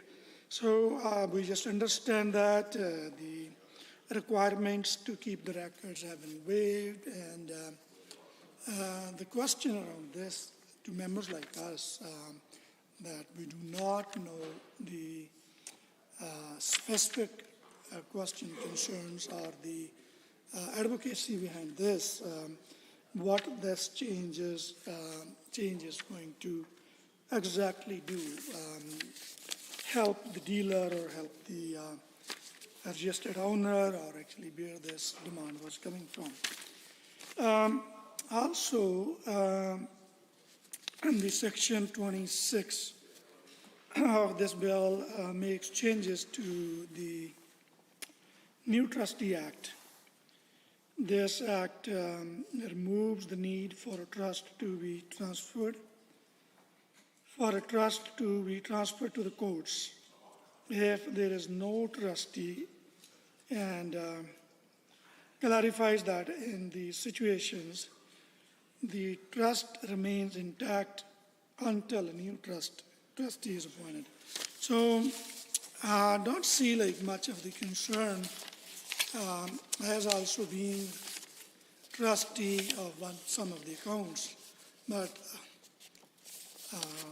thank you, honorable member from Millward. Go ahead. Yeah, I'll take your intervention.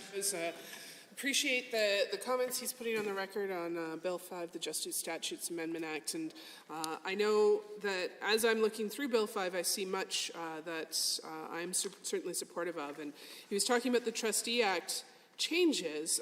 And one of the things that I think is really positive is that the proposed change is intended to make sure that a trust won't fail if there is temporarily no trustee. So in listening to the member, I think I'm supportive of this. I think that's a really important move and something that has needed some clarity And so in looking at overall Bill 5 and seeing some very positive things, this Trustee Act change to ensure there will not be a failure when there is temporarily no trustee strikes me as a very positive change. And I was curious if the member from Edmonton Meadows might agree with that and have any thoughts from his constituents. Thank you. Thank you, Honourable Member from Millwoods, for asking your question. Yeah, as I said, I do have a situation where I'm the trustee of the account. And by saying this, that is very kind of comprehensive and complex process that takes actually a time, that takes months to get established and get through the process. And definitely this change, I would call that actually that was turned from the Bill 12 from the spring session. But this change certainly is helpful that if in the situation the trustee expire or the trustee is no longer there to to deliver his responsibilities. So the new trustee or the same whole process doesn't start again. So then it's a bit of help to bring the new trustee in with a smooth or a kind of fast process, I would say. So definitely support this actually amendment, the change in this piece of legislation. Also, this, as I said, this legislation impact actually a number of sections in the law. One of that was also around, it makes it like clear about non-constitutional referendums and constitutional referendums. So it says, Section 3 of this piece of legislation, it says, in clarification that the constitutional referendum requires the passage of the motion by the Legislative Assembly prior to being ordered, and some of them, they also clarify that non-constitutional referendums do not require a motion to be passed by the Assembly first. So, this is quite also helpful to know where this change is coming from and who demanded this, who was actually working for it, and why this minister or the government house members, I don't know if anyone have a better knowledge on this, most welcome to step up. Thank you. I'll give it to you once again, member from Edmonton. Thank you to the Edmonton Meadows, who's going through and doing quite a thorough discussion about Bill 5. And certainly the change to the Referendum Act is a piece that also caught my eye. Because a referendum is such an expensive and wide-impacting thing to have happen in the province. And the change that we see in Bill 5, which I'm not opposed to, but essentially means that there will not be a role for this assembly, this chamber, when it comes to determining types of referendums, unless, of course, and if I've understood this correctly, unless it's around a constitutional referendum. So making clear only constitutional questions require a resolution to be made in the legislature. And I'm surprised by this one, but looking forward to the discussion at Committee of the Whole in particular, because prior to this, for referendums, there needed to be a discussion here in the chamber, and MLAs needed to be part of that. Thank you, member, once again. Yeah, that was exactly what kind of question I was, putting forward, and would love to hear. I know we will have opportunity to discuss this bill probably in the next coming days as well. But love to have clarity around this because this is very important change in this piece of legislation that is concerning because referendum itself, the name of referendum, you can understand the impression and impact it will put forward on society. When it says non-constitutional, it probably seems like non-constitutional is not something very important, but it affects the society actually many different ways. Why would somebody will put forward the referendum if it's not going to affect anything? And who can bring this kind of referendum forward? Who is going to decide the authenticity or ethical behavior behind this lobby or the referendum that is going to be called without being discussed in the House, by the representative in this House, by the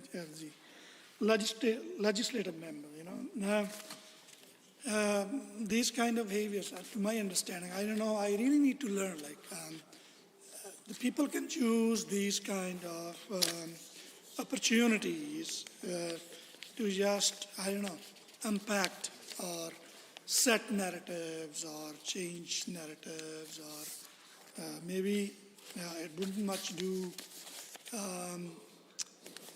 directly changing or challenging the Constitution, but also it definitely impact the society and the popular narrative in the society. So why would somebody do, where exactly this was coming from?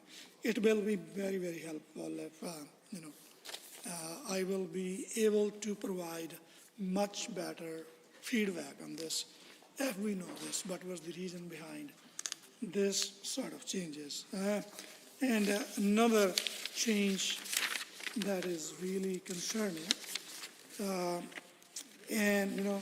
can't really say exactly good or bad itself that it says, but it's being purported in Section 3 and 5, changes a minister to responsibility of Minister of Justice, and Section 9 allows Cabinet actually to increase maximum decision under civil courts from 50K to 200K. This would be the highest level in the country. So that is concerning, what really triggered this government to do this. Because this is not common practice. This is not common practice, but I would love to hear more around these concerns from the minister in coming days or any government house member. And with this, I will conclude my remarks and also move to adjourn the debate on this one. Thank you, Speaker. Honourable member for Edmonton Meadows has moved to adjourn debate. All those in favour, please say aye. Any opposed, please say no. In my opinion, the ayes have it. That motion is carried and so ordered. Government bills and orders for second reading. Bill 4, Alberta Healthcare Insurance Amendment Act 2022. Debate adjourned. Mr. Nilsson speaking. Are there others? The honourable member for Edmonton Whitemud. Well, thank you, Mr. Speaker. It's a pleasure to rise and speak at second reading of Bill 4, the Alberta Healthcare Insurance Amendment Act.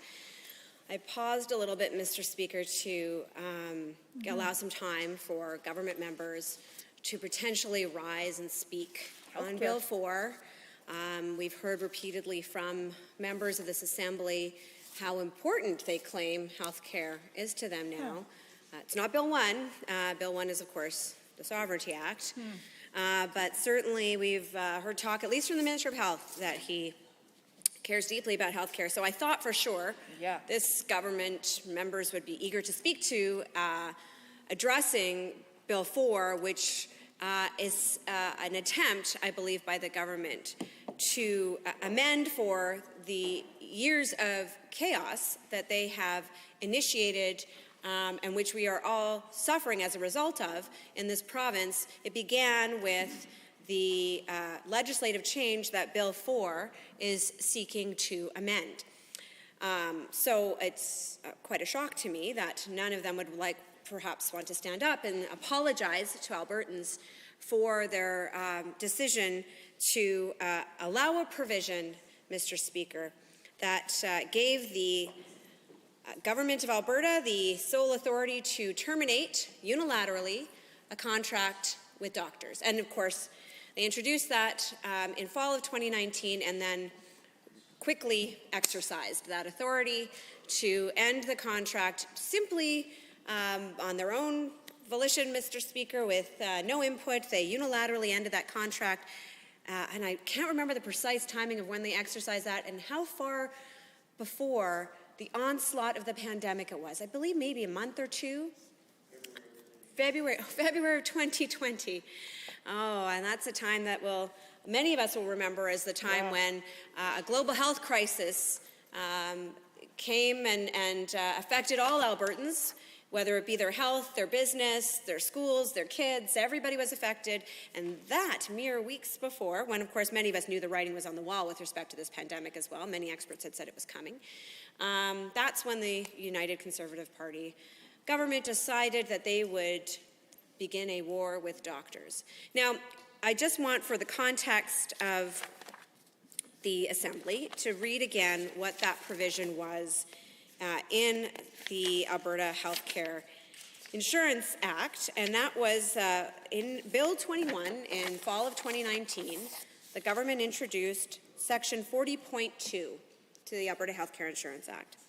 And that provision, subsection 2, allowed the Lieutenant Governor and Council by order to terminate an agreement, the AMA agreement, which will be the Alberta Medical Association agreement, or any other agreement between the Crown and Right of Alberta and the Alberta Medical Association or any other person respecting compensation matters. It's really what it did. It allowed them to just tear up that bill.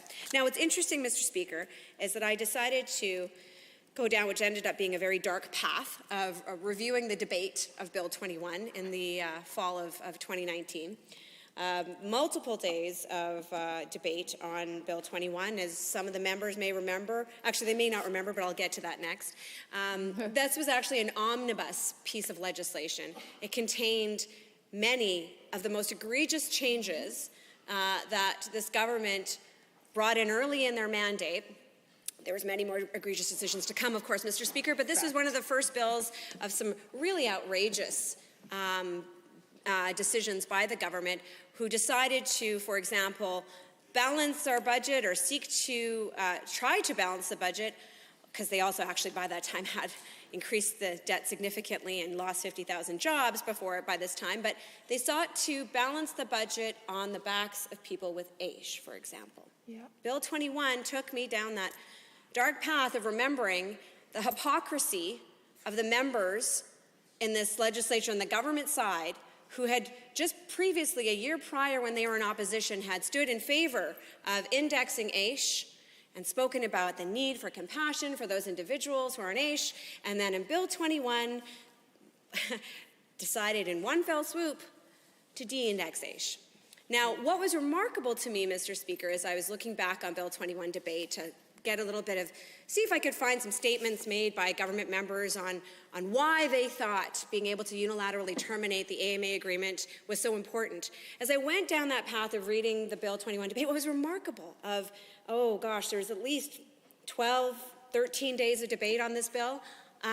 Not one single government member, other than the Minister of Finance when he introduced these egregious bills, who of course smoothed over. Not one. But not one single member. Yes, I'll give way. Thank you for giving way to me, to the member from Edmonton-Whitemud. This is is it deja vu? It's just incredibly intriguing that this government, that these UCP members who I know, and I talked about this at great length yesterday, I know are hearing about health care from their constituents. Because I've talked to their constituents. I've talked to their constituents in Edmonton Southwest, in Medicine Hat. Oh my goodness, we're Sherwood Park, in many ridings in Calgary, in St. Albert Morinville, because I've knocked on doors. And the fact that this, Leduc, the list goes on. I've been all over this province. The list goes on. The point is, you are hearing about healthcare. Spruce Grove, Stony Plain. I'm getting CC'd on a number of emails to Spruce Grove, Stony Plain. Listen, the point is, healthcare is a concern to all of your constituents. And the fact that these UCP MLAs refuse to speak up and either support or not even try to defend their bills is quite alarming to me. So I just had to get that on the record. Well, thank you to the member for Edmonton Highlands Norwood. I agree. And it seems to be this is a pattern of behavior. They couldn't stand up and say why they thought it was okay to de-index and why it was okay for them to be able to unilaterally end the agreement with doctors, which started the war on doctors and our healthcare systems and our healthcare professionals at a time of a pandemic. They didn't want to speak about it now, and they don't want to speak about it now. They don't want to say, I'm sorry, we were wrong. We were wrong to do that. But the thing is, I believe, Mr. Speaker, is that Albertans know they were wrong. And they do know they're wrong because this is why they're trying to sneak this in. I've noticed too, by the way, that there's very little eye contact being made right now as well. Many members avoiding looking up and acknowledging that they thought it was fine. Now, Mr. Speaker, I'm very proud in Edmonton-Whitemud to represent a constituency that actually has a lot of physicians, has a lot of doctors, a lot of nurses, a lot of respiratory therapists, a lot of OTs and SLPs, like a lot of healthcare workers in my riding. And as I door knock in my constituency, there has been a consistent theme that I've seen. First of all, we know, and we've heard these stories, and I've heard it firsthand from my constituents, of doctors who said, you know what, I could not go on practicing under this government. It was an affront to everything that I've done as a medical professional. They chose to retire early. Wow. Just a couple weeks ago, I was door knocking, and I came across a doctor who said, you know what, I would love to vote for you in the spring, however, I'm moving. I'm moving to BC. I don't want to practice medicine in this province anymore. And by the way, BC is undergoing a massive recruitment campaign, which will be taking Alberta healthcare professionals, because guess what? Healthcare professionals do not want to work in Alberta, given the circumstances of this government and the complete disrespect. And so that, I can't recall how many pieces of commentary I heard that said the decision of this government to go to war on Alberta doctors and healthcare professionals during a pandemic was quite possibly one of the most foolish decisions ever. That is probably why, when we saw that, that's why we saw approval levels for this government and former premier be the lowest in the country. I mean, that, of course, and there's the best summer ever and the, extremely high numbers of people who died in Alberta per capita from COVID due to this government's lack of action or delayed action, that had real implications for people's lives, Mr. Speaker. But that decision to not veer away, to not take a step back and think about what the province was actually experiencing, but to pursue doggedly an ideological agenda absent evidence and fact, well, actually, we're seeing a repeat of that behavior, Mr. Speaker. We see it with the introduction of Bill 1 in the Sovereignty Act. These folks just don't seem to learn, Mr. Speaker. They don't seem to even take responsibility for their actions. None of them seem to be standing up to be able to say, we made a mistake. So it's all fine and good that they want to bring forward this Bill 4 and remove the ability to do what they should have never empowered themselves to be able to do in the first place, Mr. Speaker. And I reviewed the debate on Bill 21 and saw speaker after speaker from the opposition stand up and speak out against both the de-indexing of AISH as well as the decision to unilaterally be able to terminate the contract with doctors. In fact, I want to give credit to my colleague, the member from Edmonton City Centre, for his very clear conviction during the debates on Bill 21 about the impact this would have on the trust and the relationship. And Mr. Speaker, when we look at the healthcare challenges that our province faces right now, they all revolve around trust and value and respect. It's why we have an incredible shortage of healthcare workers. Yes, I'll give way. I'm pleased to intervene to ask a quick question regarding trust and the trust that is dissolving faster every day in the light of the government's inability to actually paint a clear picture of what's happening to the number of doctors in the province. Of course, we in the opposition point out that doctors are leaving the province.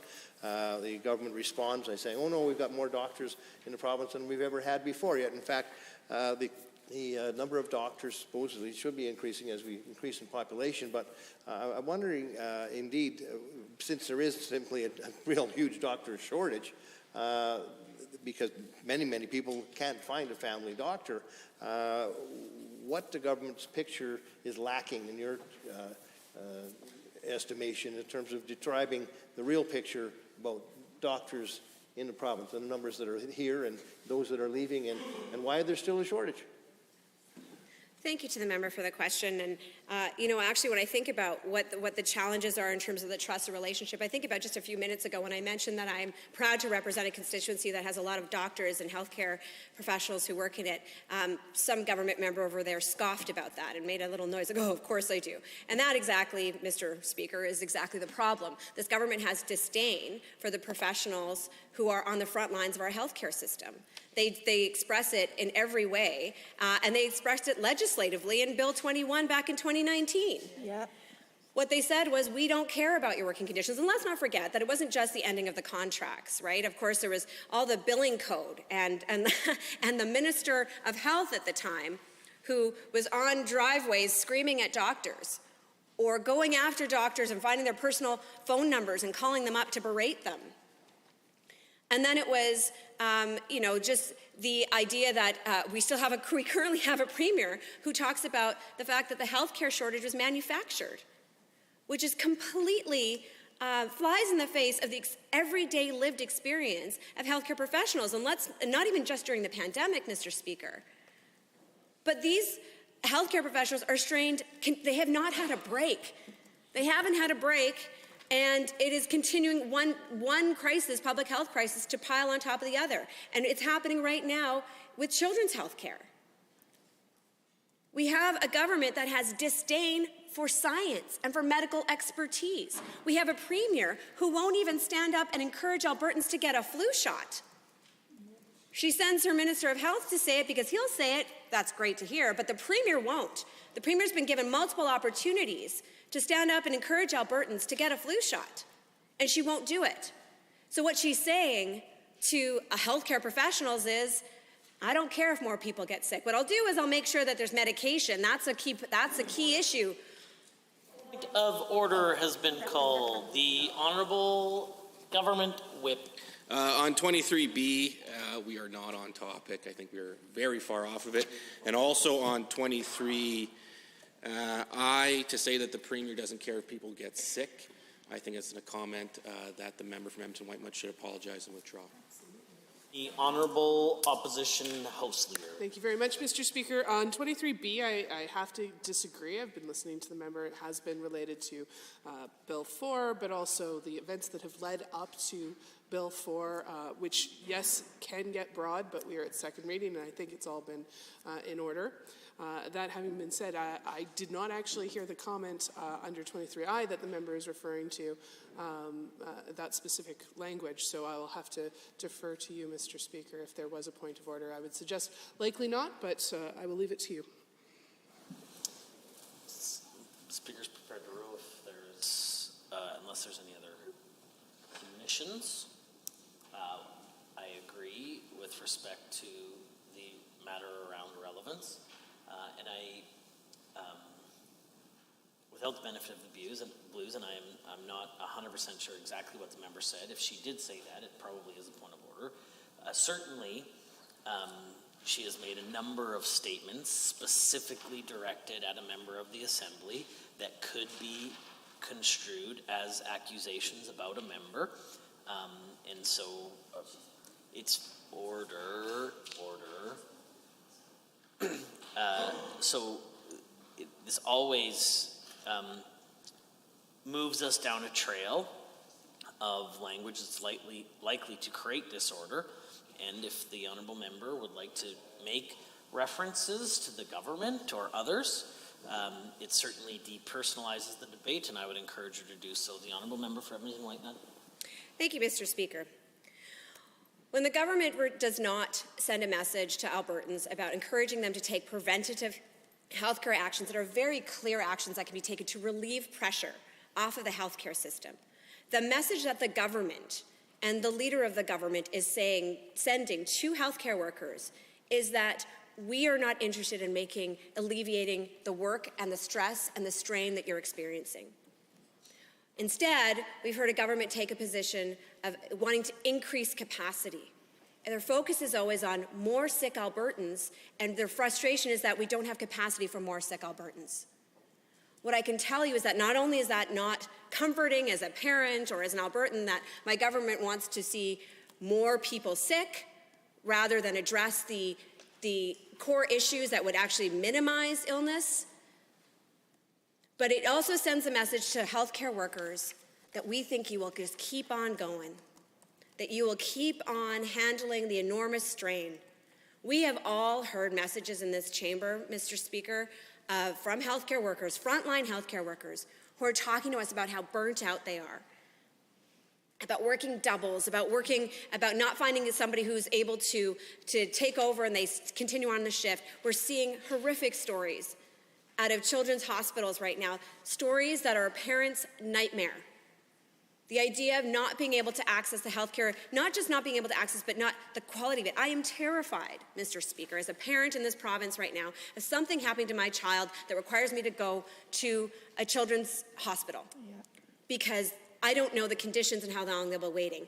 And I know that the staff have been working far too hard for 2.5 years to compensate for the lack of judgment from this government, from disdain from this government, from disrespect from the working conditions, and continuing to layer on more and more challenges onto our healthcare system.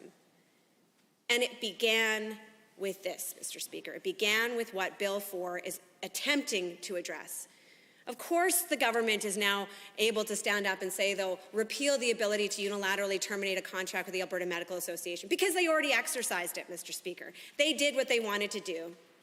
And they didn't have the courage to speak to that when they did it, and they don't have the courage to speak to it now, Mr. Speaker, when they're trying to atone for it. And I can say that that means it's not much of an apology, is it? When they won't even say the words. If it's no longer necessary for this provision to be there, they should explain why they thought it was necessary in the first place. Because this has been 2.5 years of an attack on our healthcare system, which began with this provision, which began with a Minister of Health who was disdainful towards the very professionals which our Albertans and our healthcare systems relied on during a public health crisis that we hadn't seen in a generation. I'll give way. Yeah, and I just have to, I'm sorry to interrupt, but probably good for you to take a short break, because you are, and I'm not even being facetious, you're very passionate about this, and you and the member from City Centre in particular have been incredibly vocal on children's health in particular, and I know many Albertans appreciate that so much. And I just think back only, 48 hours ago, Monday, our first opportunity to speak about the discharging of folks from Rotary Flames House of kids, I shouldn't say folks, kids, receiving respite services. So of course, at our earliest opportunity, we put forward a SO, a standing order for an emergency debate on children's health, and it was denied by this government. Moments later, our leader put forward a private member's bill to address the crisis in health care. It was denied by this government. The same government members who right now refuse to stand up and speak to and defend their actions on health care. Says a lot. Yes, it does. Thank you to the member from Edmonton Highlands Norwood. And I agree. I think this is a pattern, right? We don't see an actual acknowledgement of the wrong that was done here. And then it's pretty much impossible without that for Albertans to actually think that this government has learned any lessons or is changing course at all. Yeah. And while I have certainly remain frustrated that this is the health care bill that's brought in, that we're not seeing an action plan, which is what hospitals and what healthcare professionals are asking for to actually address, for example, the most pressing healthcare crisis that we have right now around children's health. Although it's by no means the only healthcare crisis, because we know, continuing care and individuals who are seeking surgical treatments and procedures are also still delayed. But we're not seeing any acknowledgement that any of the actions taken so far by this government on these issues is failing. What we have seen is more chaos. This Bill 4 is meant to address the chaos that began in 2019, but we are seeing the escalation of that chaos. Firing the Chief Medical Officer of Health, firing the entire AHS board. Now we hear that the Deputy Chief Officers of Health have also resigned. This is not the picture of a government that either is A, able to handle the crisis that they're facing right now, or B, is even aware of the fact that they are contributing exponentially to the chaos in our healthcare system. No lessons have been learned, Mr. Speaker, and I think all Albertans can't move forward unless we actually hear that. Till we actually hear that they understand that change, that they were wrong. They were wrong then, and they continue to be wrong now. And until we have a premier who's also willing to lead on actually taking the actions that our healthcare system need by encouraging Albertans to go out and get their flu shot. So let me do that, Mr. Speaker. I encourage all Albertans to go out and get their flu shot for our kids and for our public health, to make sure that we are not putting more pressure on our healthcare professionals, who we rely on desperately, Mr. Speaker, and who I are very, very grateful for. Thank you, Mr. Speaker. Hear, hear. Are there others? Seeing none, I am prepared to call the question or have the minister to close debate. Mr. Speaker, just so I can know, how much time could I have to close the debate? Minutes. Okay. Thank you very much, Mr. Speaker. Thank you very much, colleagues, for the debate. I'm happy to move to close debate on Bill 2. And first of all, I want to say to members across the aisle, thank you for supporting this bill. It is greatly appreciated. I just, I've had the opportunity to hear much of the debate that has gone on in this chamber over the last few days since we introduced this bill, and I just wanted to make comments on two key facts. The first, although I appreciate the fact that the members of the opposition are willing to support the bill, I've also heard some comments that, first, some of their concerns is they're suggesting that the challenges being faced in our healthcare system at this point in time, which are real, Mr. Speaker, but the challenges being faced are a result of past actions and past policies that was taken by this party earlier on in our mandate.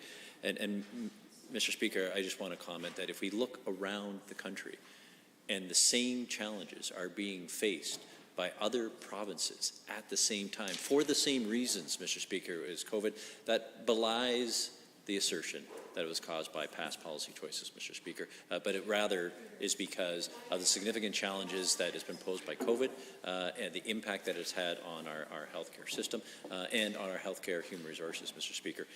So I suggest that assertion being made by the other side, quite frankly, is not correct.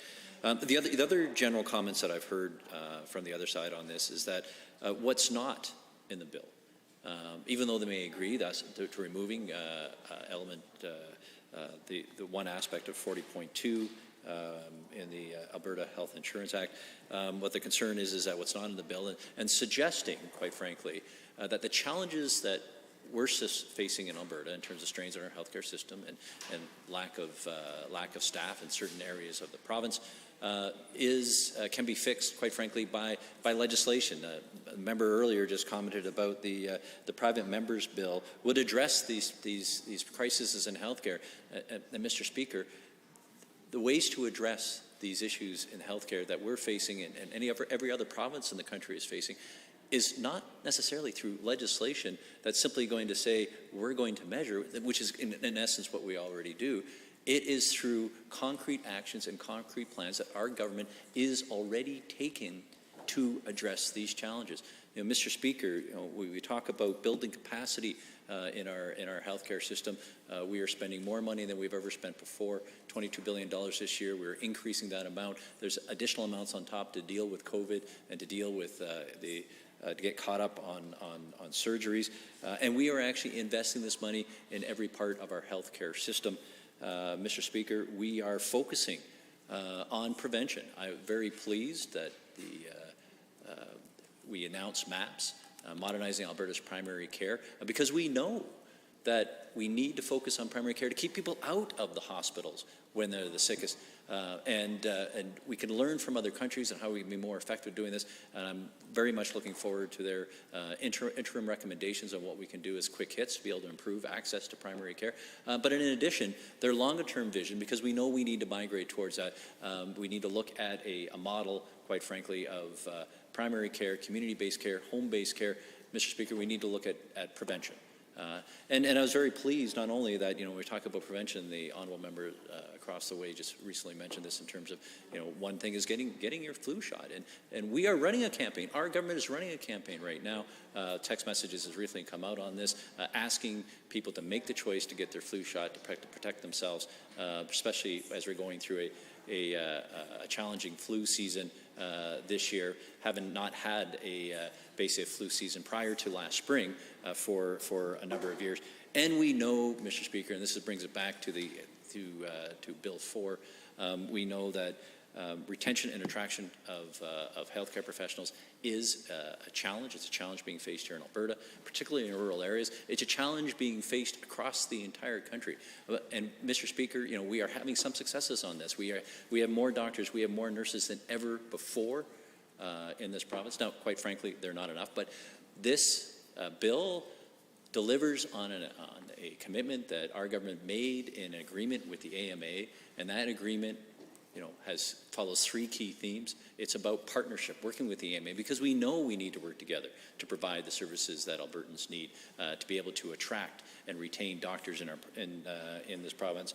Because even though we have more doctors than ever before, we still know we need more, and we need them in the right places, in the right specialties. Secondly, it's about stability, and this agreement adds approximately $750 million additional dollars over the next number of years to be able to attract and retain doctors. And quite thankfully, third, it's about innovation, because we know the different methods of pay need to be put in place, and we need to work jointly with doctors. The fee-for-service model may work good for some specialties, but for others, it doesn't promote allied health professionals working together. It doesn't promote dealing with patients, particularly who need complex care, and seniors.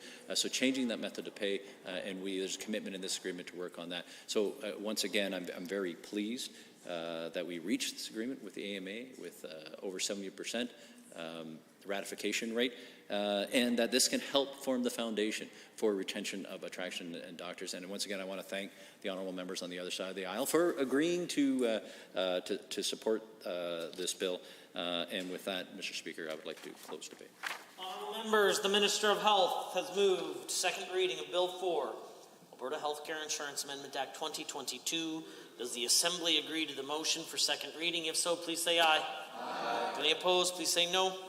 In my opinion, the ayes have it. That motion is carried and so ordered. Bill 4, Alberta Healthcare Insurance Amendment Act 2022 is now read a second time. For second reading, Bill 3, Property Rights Statutes Amendment Act 2022. Adjourned debate, Mr. Hanson. Honourable members, before the Assembly is second reading of Bill 3, Property Rights Statutes Amendment Act 2022. Is there anyone else wishing to join in the debate? The Honourable Member for St. Albert has risen. Thank you, Mr. Speaker. It is my pleasure to rise and speak at second reading to Bill 3, Property Rights Amendment Act. I'm surprised, actually, that none of the government members jumped to their feet. I have heard for many years now in this chamber how important these issues are, and so it's a little bit disappointing that no members have decided to jump up and weigh in. In any event, I'm going to do my best to go through this piece of legislation and offer some thoughts, and actually I have a few questions. So hopefully at later stages we'll be able to get some clarification or some answers. So Bill 3 is really sort of not a correction, but I guess the next step of Bill 206, and people will probably remember Bill 206 was, I think, originally introduced by the member for Cypress Medicine Hat, and then I think there was unanimous consent to change the member, and it became Brooks Medicine Hat. So all of that happened in 2020.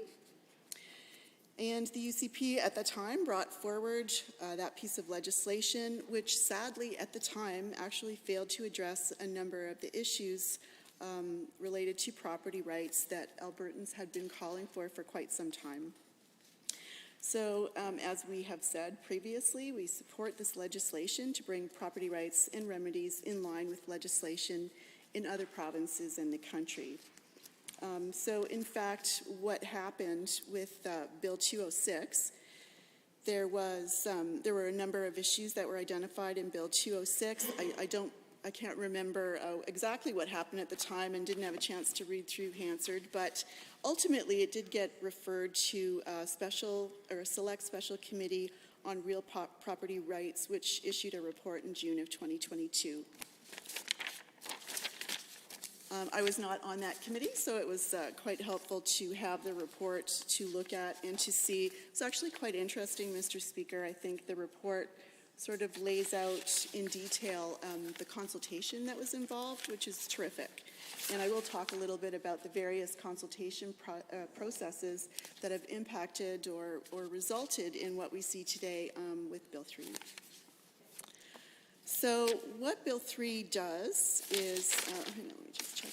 What Bill 3 does is it provides some clear rules within and across jurisdictions that can help create some economic certainty and good relations, actually, between neighbors and businesses. And my colleague from Edmonton Whitemud yesterday, I think, did a really good job about sort of putting on her lawyer hat and giving us a little bit of background about why this was essential and where some of the confusion would come up with under property rights, and that was quite helpful.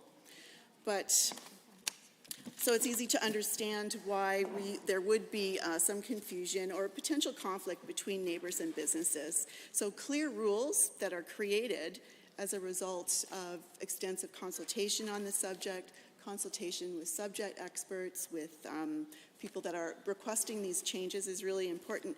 Now, strangely enough, what will likely happen tonight as it relates to Bill 1 is, the government who are unwilling, clearly, to hear more about why Bill 1 is just a disaster and needs to go, is that, they're shutting down debate and they haven't done their homework in terms of consultation.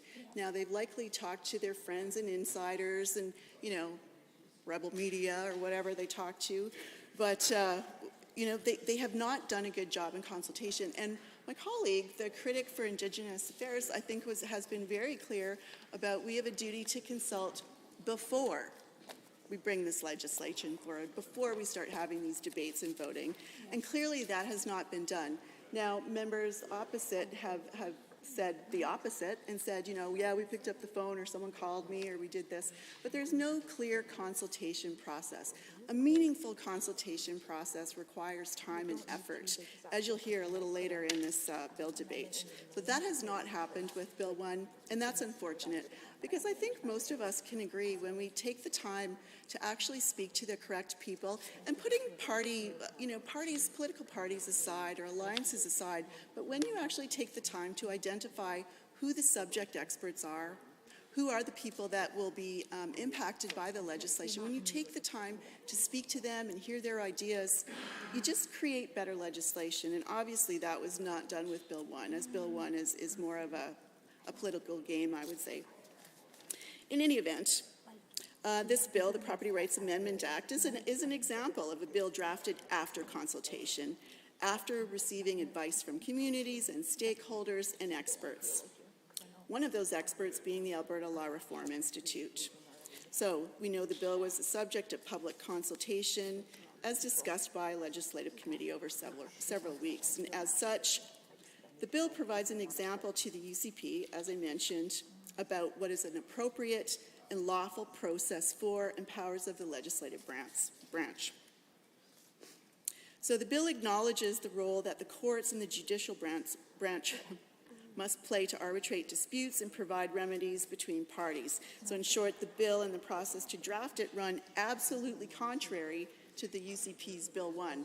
So it's not lost on me that this particular bill that took a whole lot longer to develop than Bill 1 is actually in line with our jobs. That's our jobs as legislators, is to create legislation and to debate legislation, but to create legislation but using a process. So for us to sit in this place and think that we have the answers for all things and to develop legislation without actually speaking to the people who are impacted, you have to know that it's not going to be the best piece of legislation possible.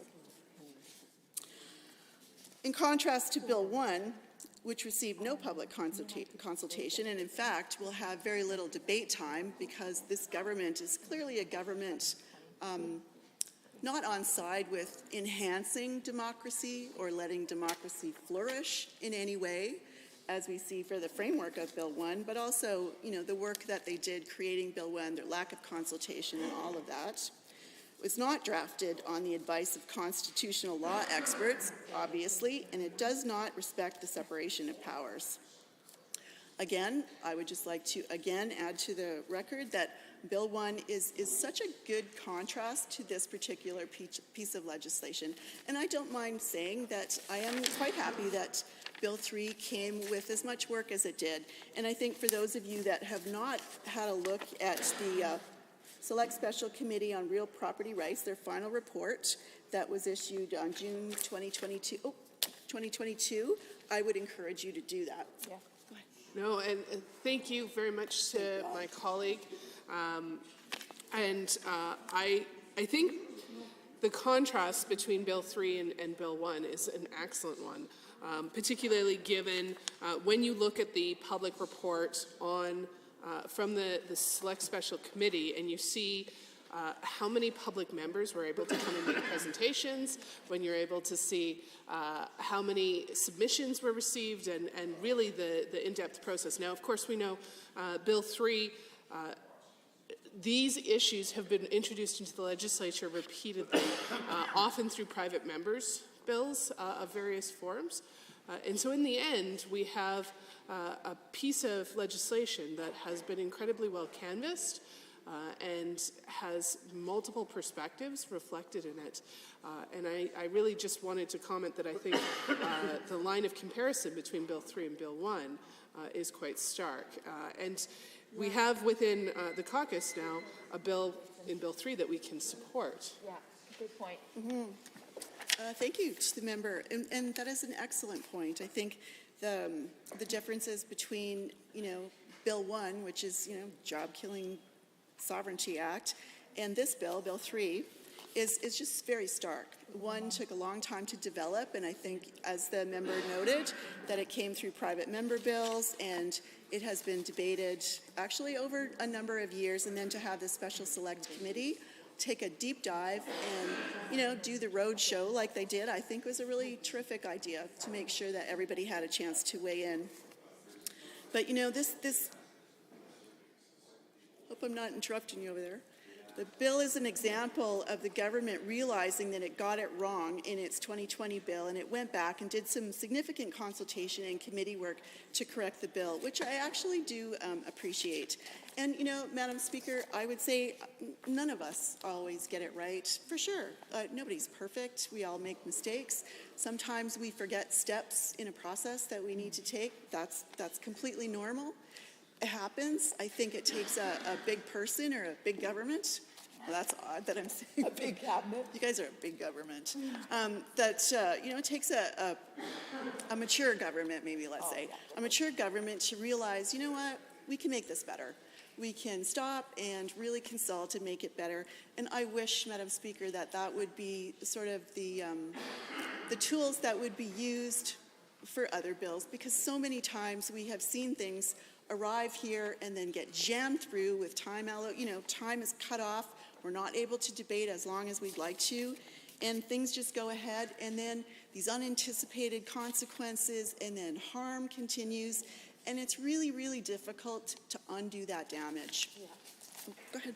Thank you to the member from St. Albert for letting me interject, and I just wanted to point out, the mention of the fact that from the member from Edmonton Mill Woods as well, which was a very apt point about the level of consultation. I know some of our members have spoken to this bill and talked about the committee work and the deep level of consultation. And of course, all coming through private members' bills. And I can't help but again point out on the record that, there's been some really important private members' bill. There's been bipartisan support on some of those bills, but not for our bills, not for opposition bills. And just on Monday, Bill 201 from our leader from Edmonton Strathcona was shot down, right? And so it's frustrating to hear this government talk about the importance of consultation and the importance of getting their legislation right when they're not even willing to allow for opposition members to have the same opportunity to get their legislation right. They don't even get the chance to debate it. Mm-hmm. Oh, thank you to the member for those comments. And she's, quite right, is that there are very different standards for government members and for opposition members. And, rarely do we, are the bills that we bring forward, are they given the same treatment that the government bills are, or the private member bills from the government side are, and which is, again, not great. I am quite thankful that there was a bit of a change that, our bills will not go to committee. But then again, we saw the, shenanigans that happened the other day when our bill, our first private member bill, was introduced and then got shoved down to the bottom of the order paper. Yep. So we're never going to be able to debate it. So once again, you see a government that is really, they don't seem to be really big supporters of democracy, let's just say. In any event, I did want to put something on the record. And again, I am giving props to the government for taking their time and doing their work and doing the best job that they can to get this right. It's really important to Albertans. Property rights, obviously, is essential. Want to get it right. But I so wish, and you're probably hearing a theme between the people standing up and asking questions or sharing comments, and that is that there's a stark contrast between this, which obviously seems to be important to the government, and other pieces of legislation that are very important to Albertans but don't get the same treatment. Mm-hmm. And I want to take you back a little bit to contrast with Bill 21 that we saw in 2019. There was, and perhaps I'm wrong and the government can correct me, I don't think there was any consultation there. And that was the bill, the omnibus bill, if members will remember, that included pretty much everything but the kitchen sink. And it was a lot of damage. And one of the pieces of one of the damaging changes that were contained in that omnibus bill were de-indexation of benefits, and not just age. That was de-indexation of benefits for seniors, low-income seniors. Yes, I'm contrasting with this bill, Madam Speaker. So that particular piece of legislation is unlike this. And what we tried to say at that time is, what you're doing here is going to harm people. We know this. It's going to add pressure to food banks. We know this. It's going to contribute to homelessness. We know this. And now 3 years later, we see it. It has happened. And so, Madam Speaker, I hope that, like Bill 3, that we will all have an ability to, when we're saying, look, this is a problem, this is going to harm a lot of people, the government will listen and actually do their jobs and consult and find out, are we correct? Is that correct? Is that information correct? Can we actually prove or say with certainty that this bill will not harm Albertans? And that has not been the case. So, we urge the government to use its own Bill 3 as an example of how the legislative process can and should work. So, for example, when the landowners have a dispute, they can refer to the clarified guidelines. Clarification is always very good, appreciated. And when the courts... Oh, go ahead. Thank you to the member. I just wanted to ask, I don't want to cut you off before you go down this too much, but I think in terms of clarification, as you said, this bill is a way that, as a member said, this bill is a way to really clarify and take responsive action to consultation, right? To really engage with people and to hear what would be clear.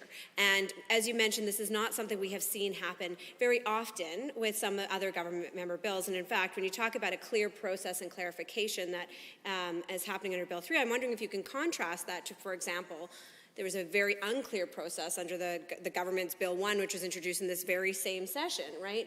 Which actually provided a lot of uncertainty and chaos, and continues to do so, whereas this bill seems very much focused on trying to actually make it clear to Albertans how to exercise their rights and how to seek that guidance from the courts where necessary, but also how to resolve matters themselves. So, you know, is there a contrast here that you see between those two? Well, interventions may be broadly about anything.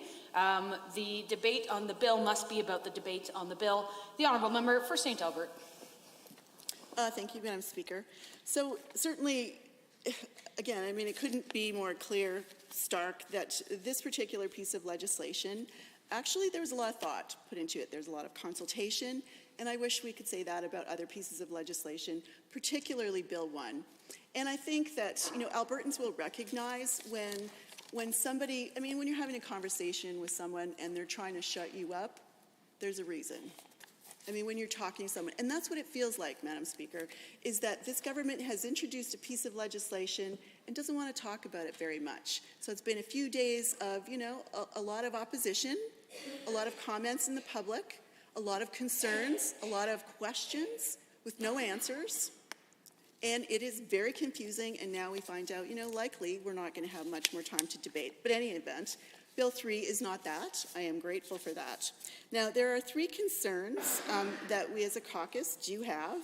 I'm really hopeful at later stages that we'll get some answers from the government side. I'm not hugely optimistic because their MO seems to be say nothing, don't make eye contact, run away.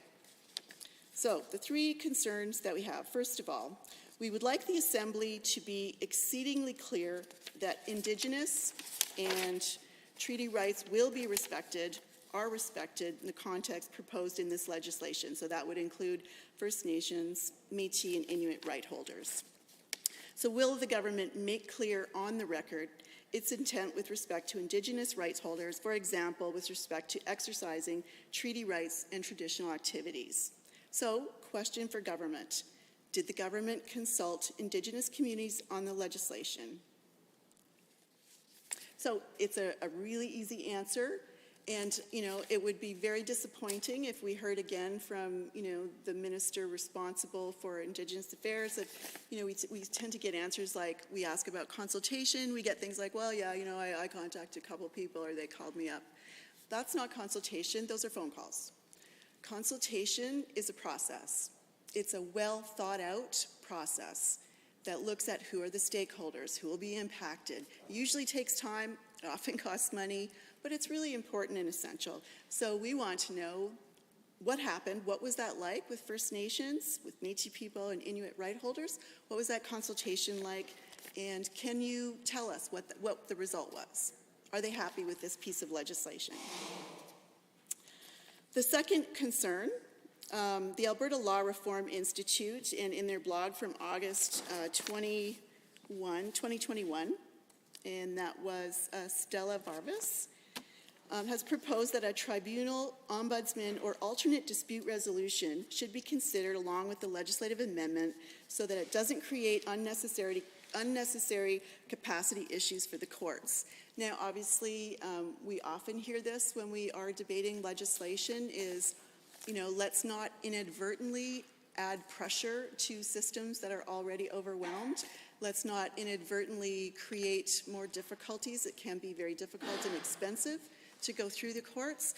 So, did the government do all of the work they needed to do to ensure that that wouldn't happen? And, one of the concerns we have is that it will add pressure to the courts. So, also another question that we have, hopefully the government members will, or somebody will answer in later stages, is can the minister and government outline the planned steps that they're taking to address additional capacity issues in the courts if in fact that ends up being the vehicle or the direction that they go? Other members wishing to join the debate on Bill 3 and second reading, the Honourable Member for Drayton Valley Devon. Thank you, Madam Speaker. I'm pleased to speak to Bill 3, the Property Rights Statute Amendment Act 2022. Since being elected to this legislature in 2015, I represent a rural riding. And while I haven't had a great number of constituents come into my office to discuss this issue, I have had some. And so I wanted to stand up and speak tonight, or this afternoon, to Bill 3, which I think is a bill worthy of support. In many of these cases, when I've had a constituent come into my office, they're concerned about a property line that maybe has been misdrawn, fencing line, or it's perhaps a neighbor who has, in putting a driveway into their farmyard, has gone across a property line. Often not knowing they've done that, but having had that occur. And in many of the cases, the issues have been created many years prior to the constituent coming into my office. You know, it often happened when the land was being cleared or the farmyard was being graded and the farmhouse was being put on the property, and it was discovered that, you know, maybe even many years later that the offending landowner had crossed a property line. And they were reluctant now to move that fence, or they were reluctant to move that driveway, sometimes at great expense. And sometimes the offending landowner would then come back on the registered landowner and claim that they should be able to keep the property because of adverse possession rights.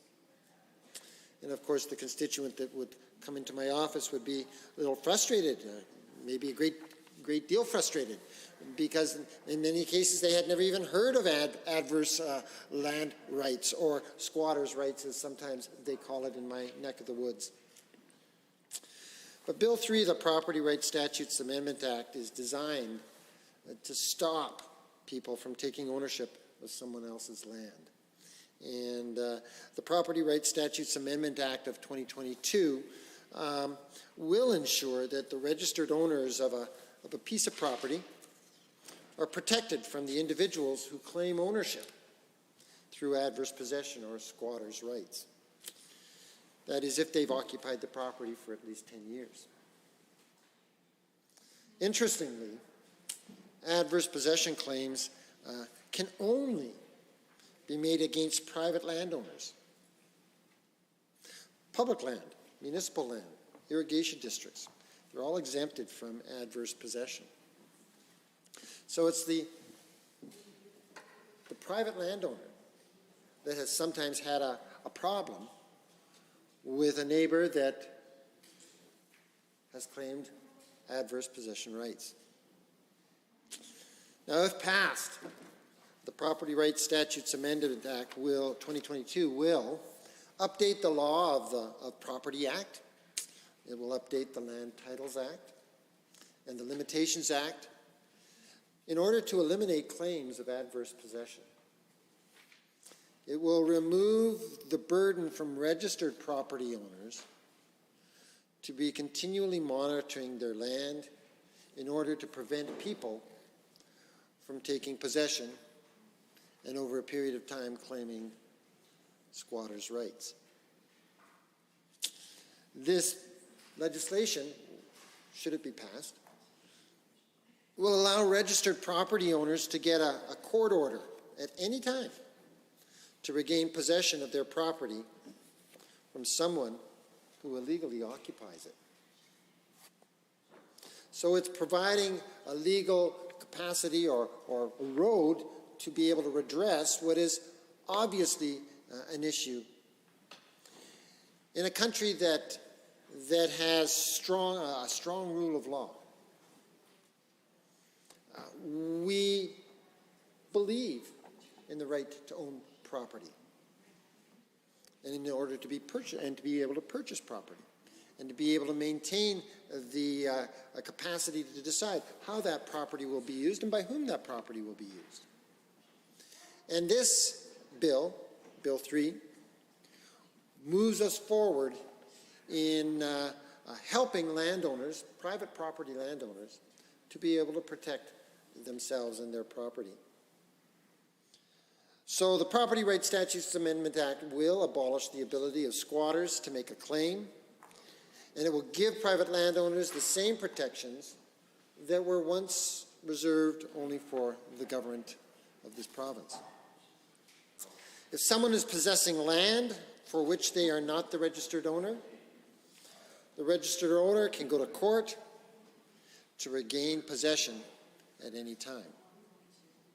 Over the last 10 years, advocates and past governments have pushed to abolish adverse possession. For instance, in 2016, the Property Rights Advocate Office recommended the abolishing of adverse possession. And in 2021, this government created the Select Special Committee on Property Rights.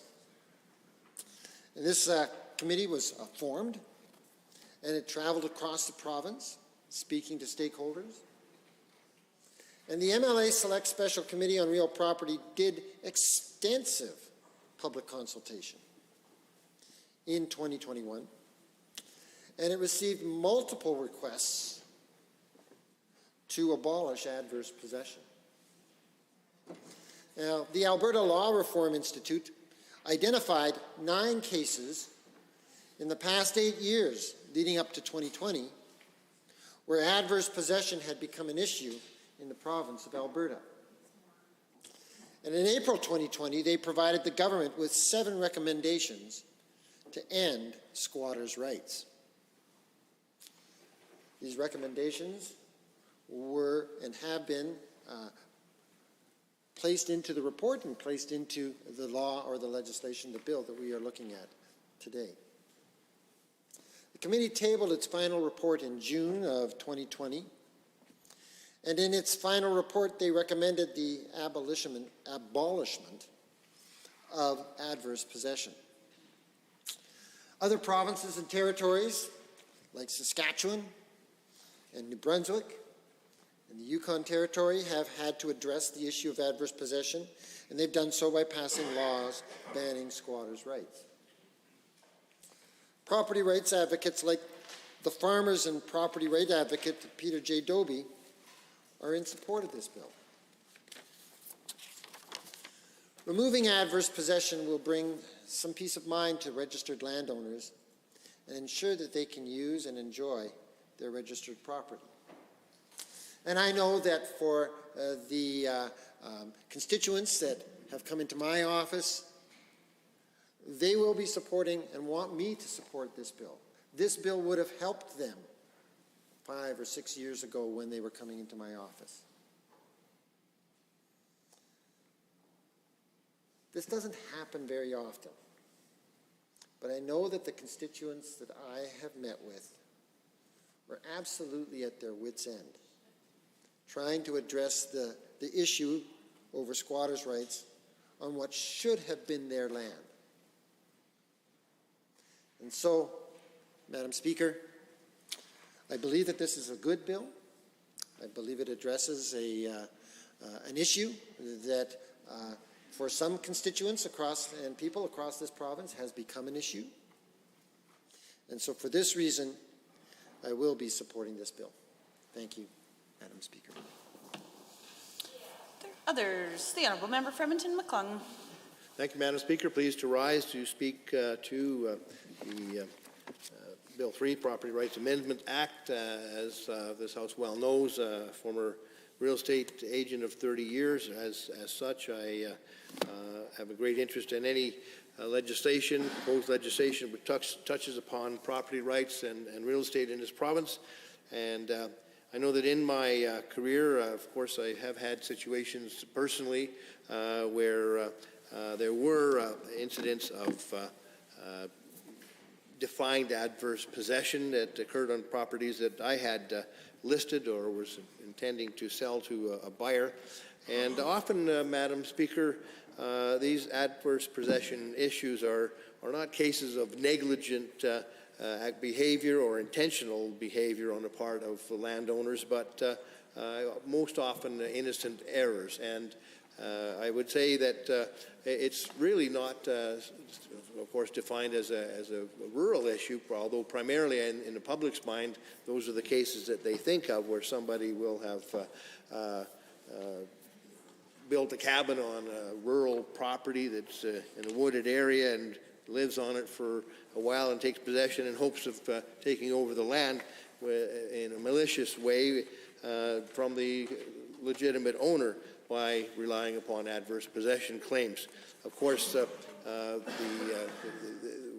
very pleased, or I'm very pleased as a former realtor, to see this Property Rights Amendment Act come forward to address adverse possession and abolish it.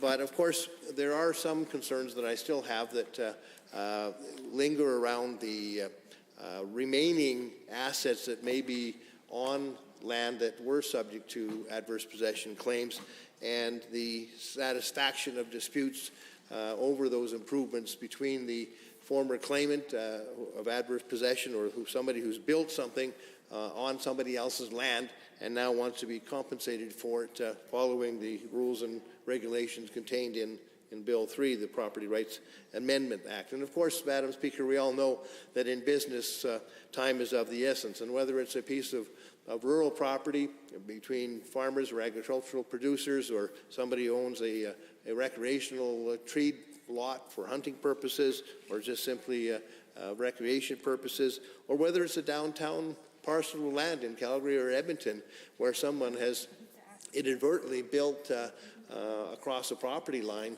and is now seeking compensation. Now, there are other remedies that may be available in law, but in case of an adverse possession claim where there are improvements that are situated on the property, this legislation attempts to address how indeed those disputes will be settled, how the individual who has built improvements on the land, whether it be a well or whether it be a house or a building or any type of a structure, how that individual may get compensated for the improvements that they put on the land that they in fact didn't own.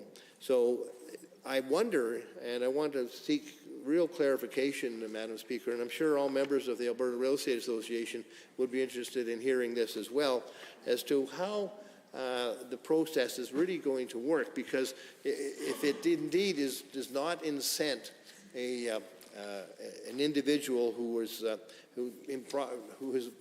seeking compensation for improvements on land that is not theirs, if it does not incent them to be seeking that compensation in a timely manner, in other words, if they are able to draw out the whole process and drag their feet, it may be in their best interest to do so. And I'm hoping that the remedies in this act to allow that individual to gain compensation for improvements that will remain with the land and the rightful owner are such that they have to act in a timely fashion, or they end up losing their rights to compensation. Because to add insult to injury, if this bill goes ahead and abolishes the adverse possession, but in fact allows a landowner to be over a long period of time suffering the effects of a foot-dragging former holder of that land, because they see it's in their best interest not to settle, then of course the full remedy to that landowner has not been effected. So that's a fairly significant concern that I have. But it also speaks, I think, this whole Property Rights Amendments Act and the concept of property rights speaks to the real importance, Madam Speaker, of maintaining the publicly housed and administered Land Titles Registry Office. There was an attempt earlier by this government to sell off the Land Titles Registry. That was abruptly halted. I fear that they will make another run at this and try it again. But I think it's pretty good evidence, Madam Speaker, about the importance of maintaining the sacrosanct nature of public ownership and operation, and having that data bank housed under the dome, let's say, of a public registry. Because people and business need to have absolute confidence in the land titles registry system. There are other systems in operation, even in Canada, which are less reliable. I know that you'll have a title deed system which goes back to the parish setup in Quebec, which is necessitating people to search title in successive searches to chain one piece of title and ownership to another. That also happens in the United States, where you have title deed companies, private corporations, which can charge a lot of money for somebody to search and verify title. But indeed, you're relying upon corporate paper to verify your ownership, whereas here in the province we have a system of land registration which is guaranteed by the province, and there's an assurance fund which will take care of compensating individuals for mistakes made on title, but they are very rare indeed. And that is something, Madam Speaker, that in this particular case, where we see cases of adverse possession and the lingering improvements that are being compensated for over time, is something that the real landowner can rely upon. I'll yield to the intervention. Oh, thank you. And I really truly hated to interrupt the member from Edmonton-McClung, because, of course, as a, do I say former realtor? Former, okay, because like as teachers, we like to not say former because you're like always a teacher. But anyways, as a realtor, former realtor, he's got a very in-depth understanding, and I was learning a little bit there, you know, with his reference to the parish system in Quebec and whatnot. That's all news to me. And, you know, I especially appreciated his comments around land titles, because I do know, you know, admittedly, I don't hear a lot about property rights in my own riding, but I have heard a little bit about some of the delays with land titles claims, and I know that a lot of Albertans are struggling with some of that, and Service Alberta was planning to try to address some of those big concerns. But no, I would appreciate the member to just continue talking about some of the connections there with land titles and what we see in the Property Rights Amendment Act, because as always, I learn a great deal from my former realtor counterpart, the member from Edmonton-McClung. And I must say as well, you know, I'm appreciative of the member. Sorry, go ahead. Thank you, Member for Edmonton Highlands Norwood. I must say, even though technically I'm no longer a realtor, because I gave up my real estate license to avoid any conflict of interest once I was elected, I'm always, as many realtors are, a realtor at heart. So I take very strong interest in issues regarding real estate matters, and this is no exception. So, yeah, the Land Titles Office is really at the heart of the issue of property rights, because that is what people rely upon in this province to verify their ownership of title. And it's a simple matter of pulling your title and looking at it and say, there's your name, and the government of Alberta guarantees and assures that that title is correct.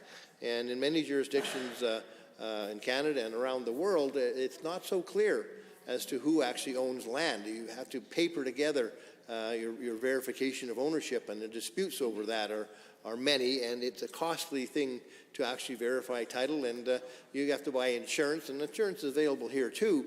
But that for insurance is more widely used now than it used to be before, because their land titles operation in the province has been understaffed. Now, a lot of people were laid off and they haven't been hired back. So we have real estate lawyers in this province now clamoring for the government to get rid of the backlog of registrations, and it's now measured in months, not days or weeks. And it is damaging to the economy of this province. And I don't understand why, indeed, they're looking at Property Rights Amendment Act. They weren't at the same time looking at making sure that the number of people who required to be hired at land titles to get the processing time to a normal period of operation down very quickly. Because, as I mentioned, with respect to this Bill 3, time is of the essence, and we're worried about how much time it might take to satisfy a dispute between the rightful owner and the former adverse possession claimant in satisfying issues of cost of improvements and compensation for those improvements. Time is of the essence in every business transaction, including real estate transactions, Madam Speaker. And right now, land titles, which used to be a proud operation of Alberta's government, and it used to operate in carbon paper style down at the Brownlee building, and it actually worked pretty well.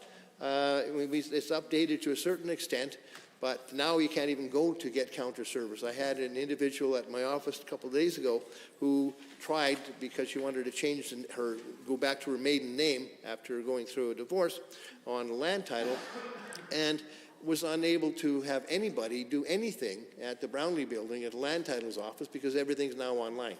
So she had to make an online submission to even gain access. She couldn't talk to anybody.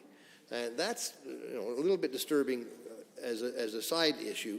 But with respect to the bill before us, the Property Rights Amendments Act and its relations to the land titles, for us to do anything that would diminish the faith that the public has in our land titles registration system would be a shameful thing to do. And I'm hoping that while the government's intent is, of course, supported by me and I think most members of the public to get rid of adverse possession and to ensure that the compensation for improvements that are on those lands is settled out and sorted out in a timely fashion, there are many more things that the government needs to be doing with respect to the proper transaction of land titles and the registry in the province of Alberta.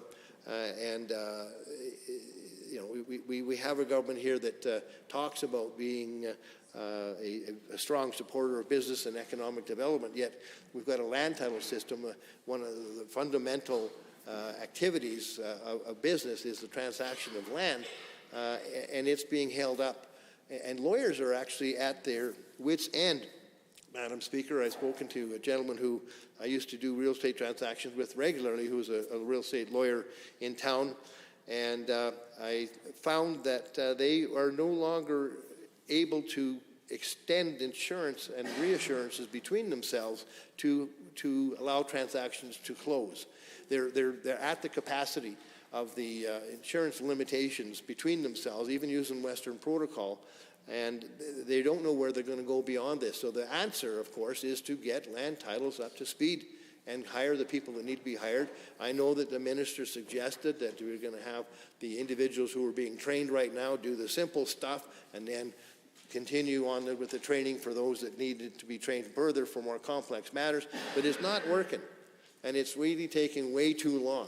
So, the legal community, once again, is screaming loud and clear, but the government is responding very slowly, whether it happens to be legal aid lawyers or lawyers operating in business, not only just real estate transactions or for residential houses, but we're talking about multi-million-dollar transactions that are holding up a construction of a major building, holding up development of land, and that is a cost, a huge cost to our Alberta economy. So I'd like to see more attention paid to that, Madam Speaker, and quick and rapid attention so that our Land Titles Office doesn't lose the integrity that it's enjoyed over decades. And that would be a very damaging thing to have happen. And it's suffering. The reputation of Alberta's land titles registration system is suffering under this government. And that's something that they would be remiss not to pay strong attention to and consult widely and listen to those individuals who are stakeholders in the area of transacting real estate in the province, particularly the lawyers who represent their clients and buyers and sellers in transacting real estate. Listen to the paralegals who work for them, who will tell you how difficult it is and how frustrating it is to have buyers and sellers not get a deal done. I'll wait. My goodness, again, I hate the member is still giving a very eloquent discussion about land titles, and again, obviously clear connection to the bill in front of us. I would be curious, without referring to the presence or absence of members, but if the Minister for Service Alberta were able to weigh in a little bit on some of these changes, I'd be very curious to hear. In particular, we've heard from, and I was cut off earlier, but I started to commend the member from Drayton Valley, Devon, for weighing in on this, because I asked him actually as I came back in the chamber, I said, don't your members care about this topic? And he said, darn right, and I'm going to talk about it right away, which was great, and I gave him a thumbs up. So I would love if other members would weigh in, because as I've noted multiple times, I know members in the government side hear about property rights, hear about squatters' rights. I'm sure the member from Rimbey Rocky Mountain House something has heard about this from Sundry, has heard about this lots from his constituents. Thank you, Madam Speaker. Thank you for that intervention and the pointing out the sort of lack of interest on the government members' parts to participate in this debate. One would have thought, given how critically important it is to the business community in this province, to have anything that is a detriment to the transaction of real estate act as an impediment to business. It would be something that would draw the attention of the members of the government caucus and would attract them to join in the debate to express their support for business in this province. But we're happy to do so on their behalf, Madam Speaker, to let it be known that the caucus on this side of the House, our NDP caucus, is a huge supporter of our businesses in this province, small and large. Of course, we know that small businesses are responsible for about 75% of the economic development activity in the province, and the Land Titles Registry and the office that's publicly under the public domain right now has been proudly operating for many decades in this province, and is something that we hope will be continuing to be operating as a publicly housed and administrated body, so that business can have confidence in the land titles, not only when we talk about Bill 3 and adverse possession and the transaction of sales of land that have been subjected to an adverse possession claim, but also right throughout the province, Madam Speaker, in land transactions of every size and type that land titles, of course, must process. And the legal community has been very, very vociferous and clear, and they're expressing their extreme frustration with this government over the length of time it's taking to get the bottleneck at land titles fixed. And the biggest problem, of course, is that there are a number of people who were fired or let go at the land titles office, and they haven't been replaced. And I know that the minister responsible is looking to train up people, but it's taken a long time and it's costing our businesses a fortune. Are there others to join the debate? Seeing the Honourable Member for Edmonton Meadows. Thank you, Madam Speaker. It's my pleasure to rise in the House and be able to add my comments to the Bill 3, Property Rights Amendment Act, on behalf of my constituents and also as well concerned Albertans. So I'm happy to see this bill is actually being debated, and there seems to be agreement on both sides of the houses on this bill being discussed. And this bill is also outcome of the Alberta Law Reform Institute survey recommendation reports. And I also understand this is also fixing some of the problems that the bill that we debated a few years ago in this House that was presented by the government, the Bill 206. I was looking at this report, the reports of Alberta Law Reform Institute's survey, where it concludes that the adverse possessions rewards deliberate trespassers and penalize registered owners who was forced to give up some of their title lands without any compensations continues to persist, despite the fact that successful cases are relatively rare. So I understand that the stakeholders advocated for this, and there was a report that is conducted. And I also, understand this is the way the work should have been done, generally speaking. And also, this bill particularly to me reminds that how important is to be open-minded, because how things change over time. So what is important today might not be interpreted into the same context after some time. When I was looking the squatters law, and I remembered those days, my childhood days, conflicts and contradictions around these laws. There was a pressure from public, and also there was a reaction. And we call this bill will bring economic certainty. That is true. It is important. But when these bills were being introduced, particularly by the non-socialist countries or then developing countries, so they were aimed at bringing economic equality. So very interesting to see after 50 years, things have changed. And now I'm standing in the House and I'm speaking in favor of something that I was looking very differently back 30, 40 years ago.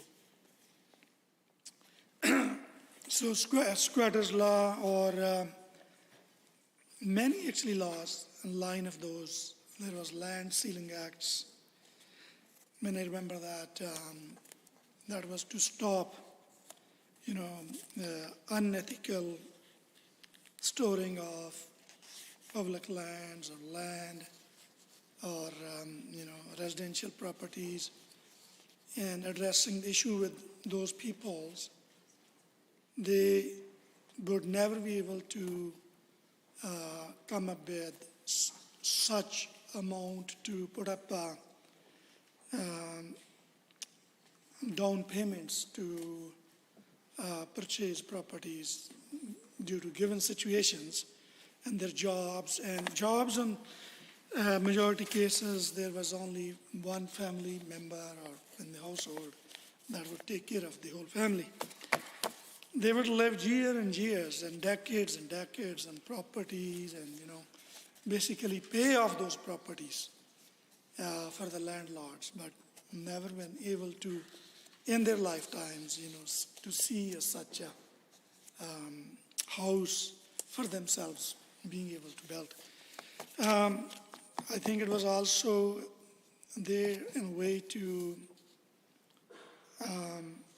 address the housing issues. And I also saw these laws being abused in my lifetime, as that happened to often to absentee landlords, have public servants, people moving, being transferred from one places to the other, then ending up, really renting their own properties and living on rent on different cities, different part of the country, and then, getting into troubles. Definitely, I will give it to my colleague. Yeah. Thank you to the member from Edmonton Meadows, and I hesitate to interrupt because he's also drawing on his own experience, working obviously in insurance and a number of fields that, where he's dealing with landowners and whatnot. But I am curious, I was genuine when I said earlier that this isn't a topic that I've heard at the doors in Edmonton Highlands, Norwood, but I am absolutely certain many folks have in other ridings. And I'm just curious if the member has heard anything specifically about the Property Rights Amendment Act. Could be, like the member from Edmonton McClung, land titles is something that you've heard a little bit about. I would just love to hear if this, if this is something that your constituents are reaching out about, and if so, what is the nature of their feedback, of their concerns? Because admittedly, it's a topic I would certainly love to hear more about, to learn more about, to speak more about, and I'm happy to do that. And of course, any opportunity that we get to share our constituents' feedback is a good one. That was way more than a minute. Thank you, honourable member, for the question. Definitely, as this report says, I'll just refer to this report once again. It just says this: despite the fact successful cases are relatively very rare. So it seems like the issue is not very prominent, but as I said, it's a privilege, and this is an honor to such in a way to participate in an act that will really help the concerns of the citizens in this way. Like the important part of this legislation we are discussing is that the stakeholders, the people, and that the government have heard from, or the Law Reform Institute Survey Act was mandated to do, the people who they heard from. So this is outcome of this. I really wanted to relate it to, I know that I have a very limited time today, wouldn't be able to actually expand onto this, but is in my mind, given that we do not have enough time in this evening. But I will look forward to speak more about this. This is also because it really opted me out to look into how history changes, how things changes over time, why we need to be open-minded and willing to work together to address these very issues that belong to our constituents and the people of this province. And where that has been ignored, we have another piece of legislation where the government could have learned in the same manner, but I see there's a lack of intent there. I'm referring to Bill 1 particularly. So, thank you. That's a really good segue from the member. Thinking about obviously focus here is on Bill 1, but the serious contrast between the lack of consultation on that bill, which sounds like it's going to be rammed through tonight, and this bill, which you got to give the members of the committee props for the work that they did. They consulted, I don't know if it's thousands, don't quote me on that, but a whole heck of a lot of Albertans. And yeah, I'm quoted on that, it is Hansard, good point. But they consulted a lot of Albertans, right, from all corners of this province. I know they went to Hannah, they went to a number of other communities. So it is intriguing, to say the least, that this government's inconsistency when it comes to consultation on their bills. And so, we are supportive of this because, of course, we had our members weigh in on it as well. Mm-hmm. But contrast that with Bill 1, where, we've heard from multiple folks, including the treaty chiefs, that they haven't been appropriately consulted, and that says a lot. Thank you, honourable member, once again, for your, insights and for your question. Definitely,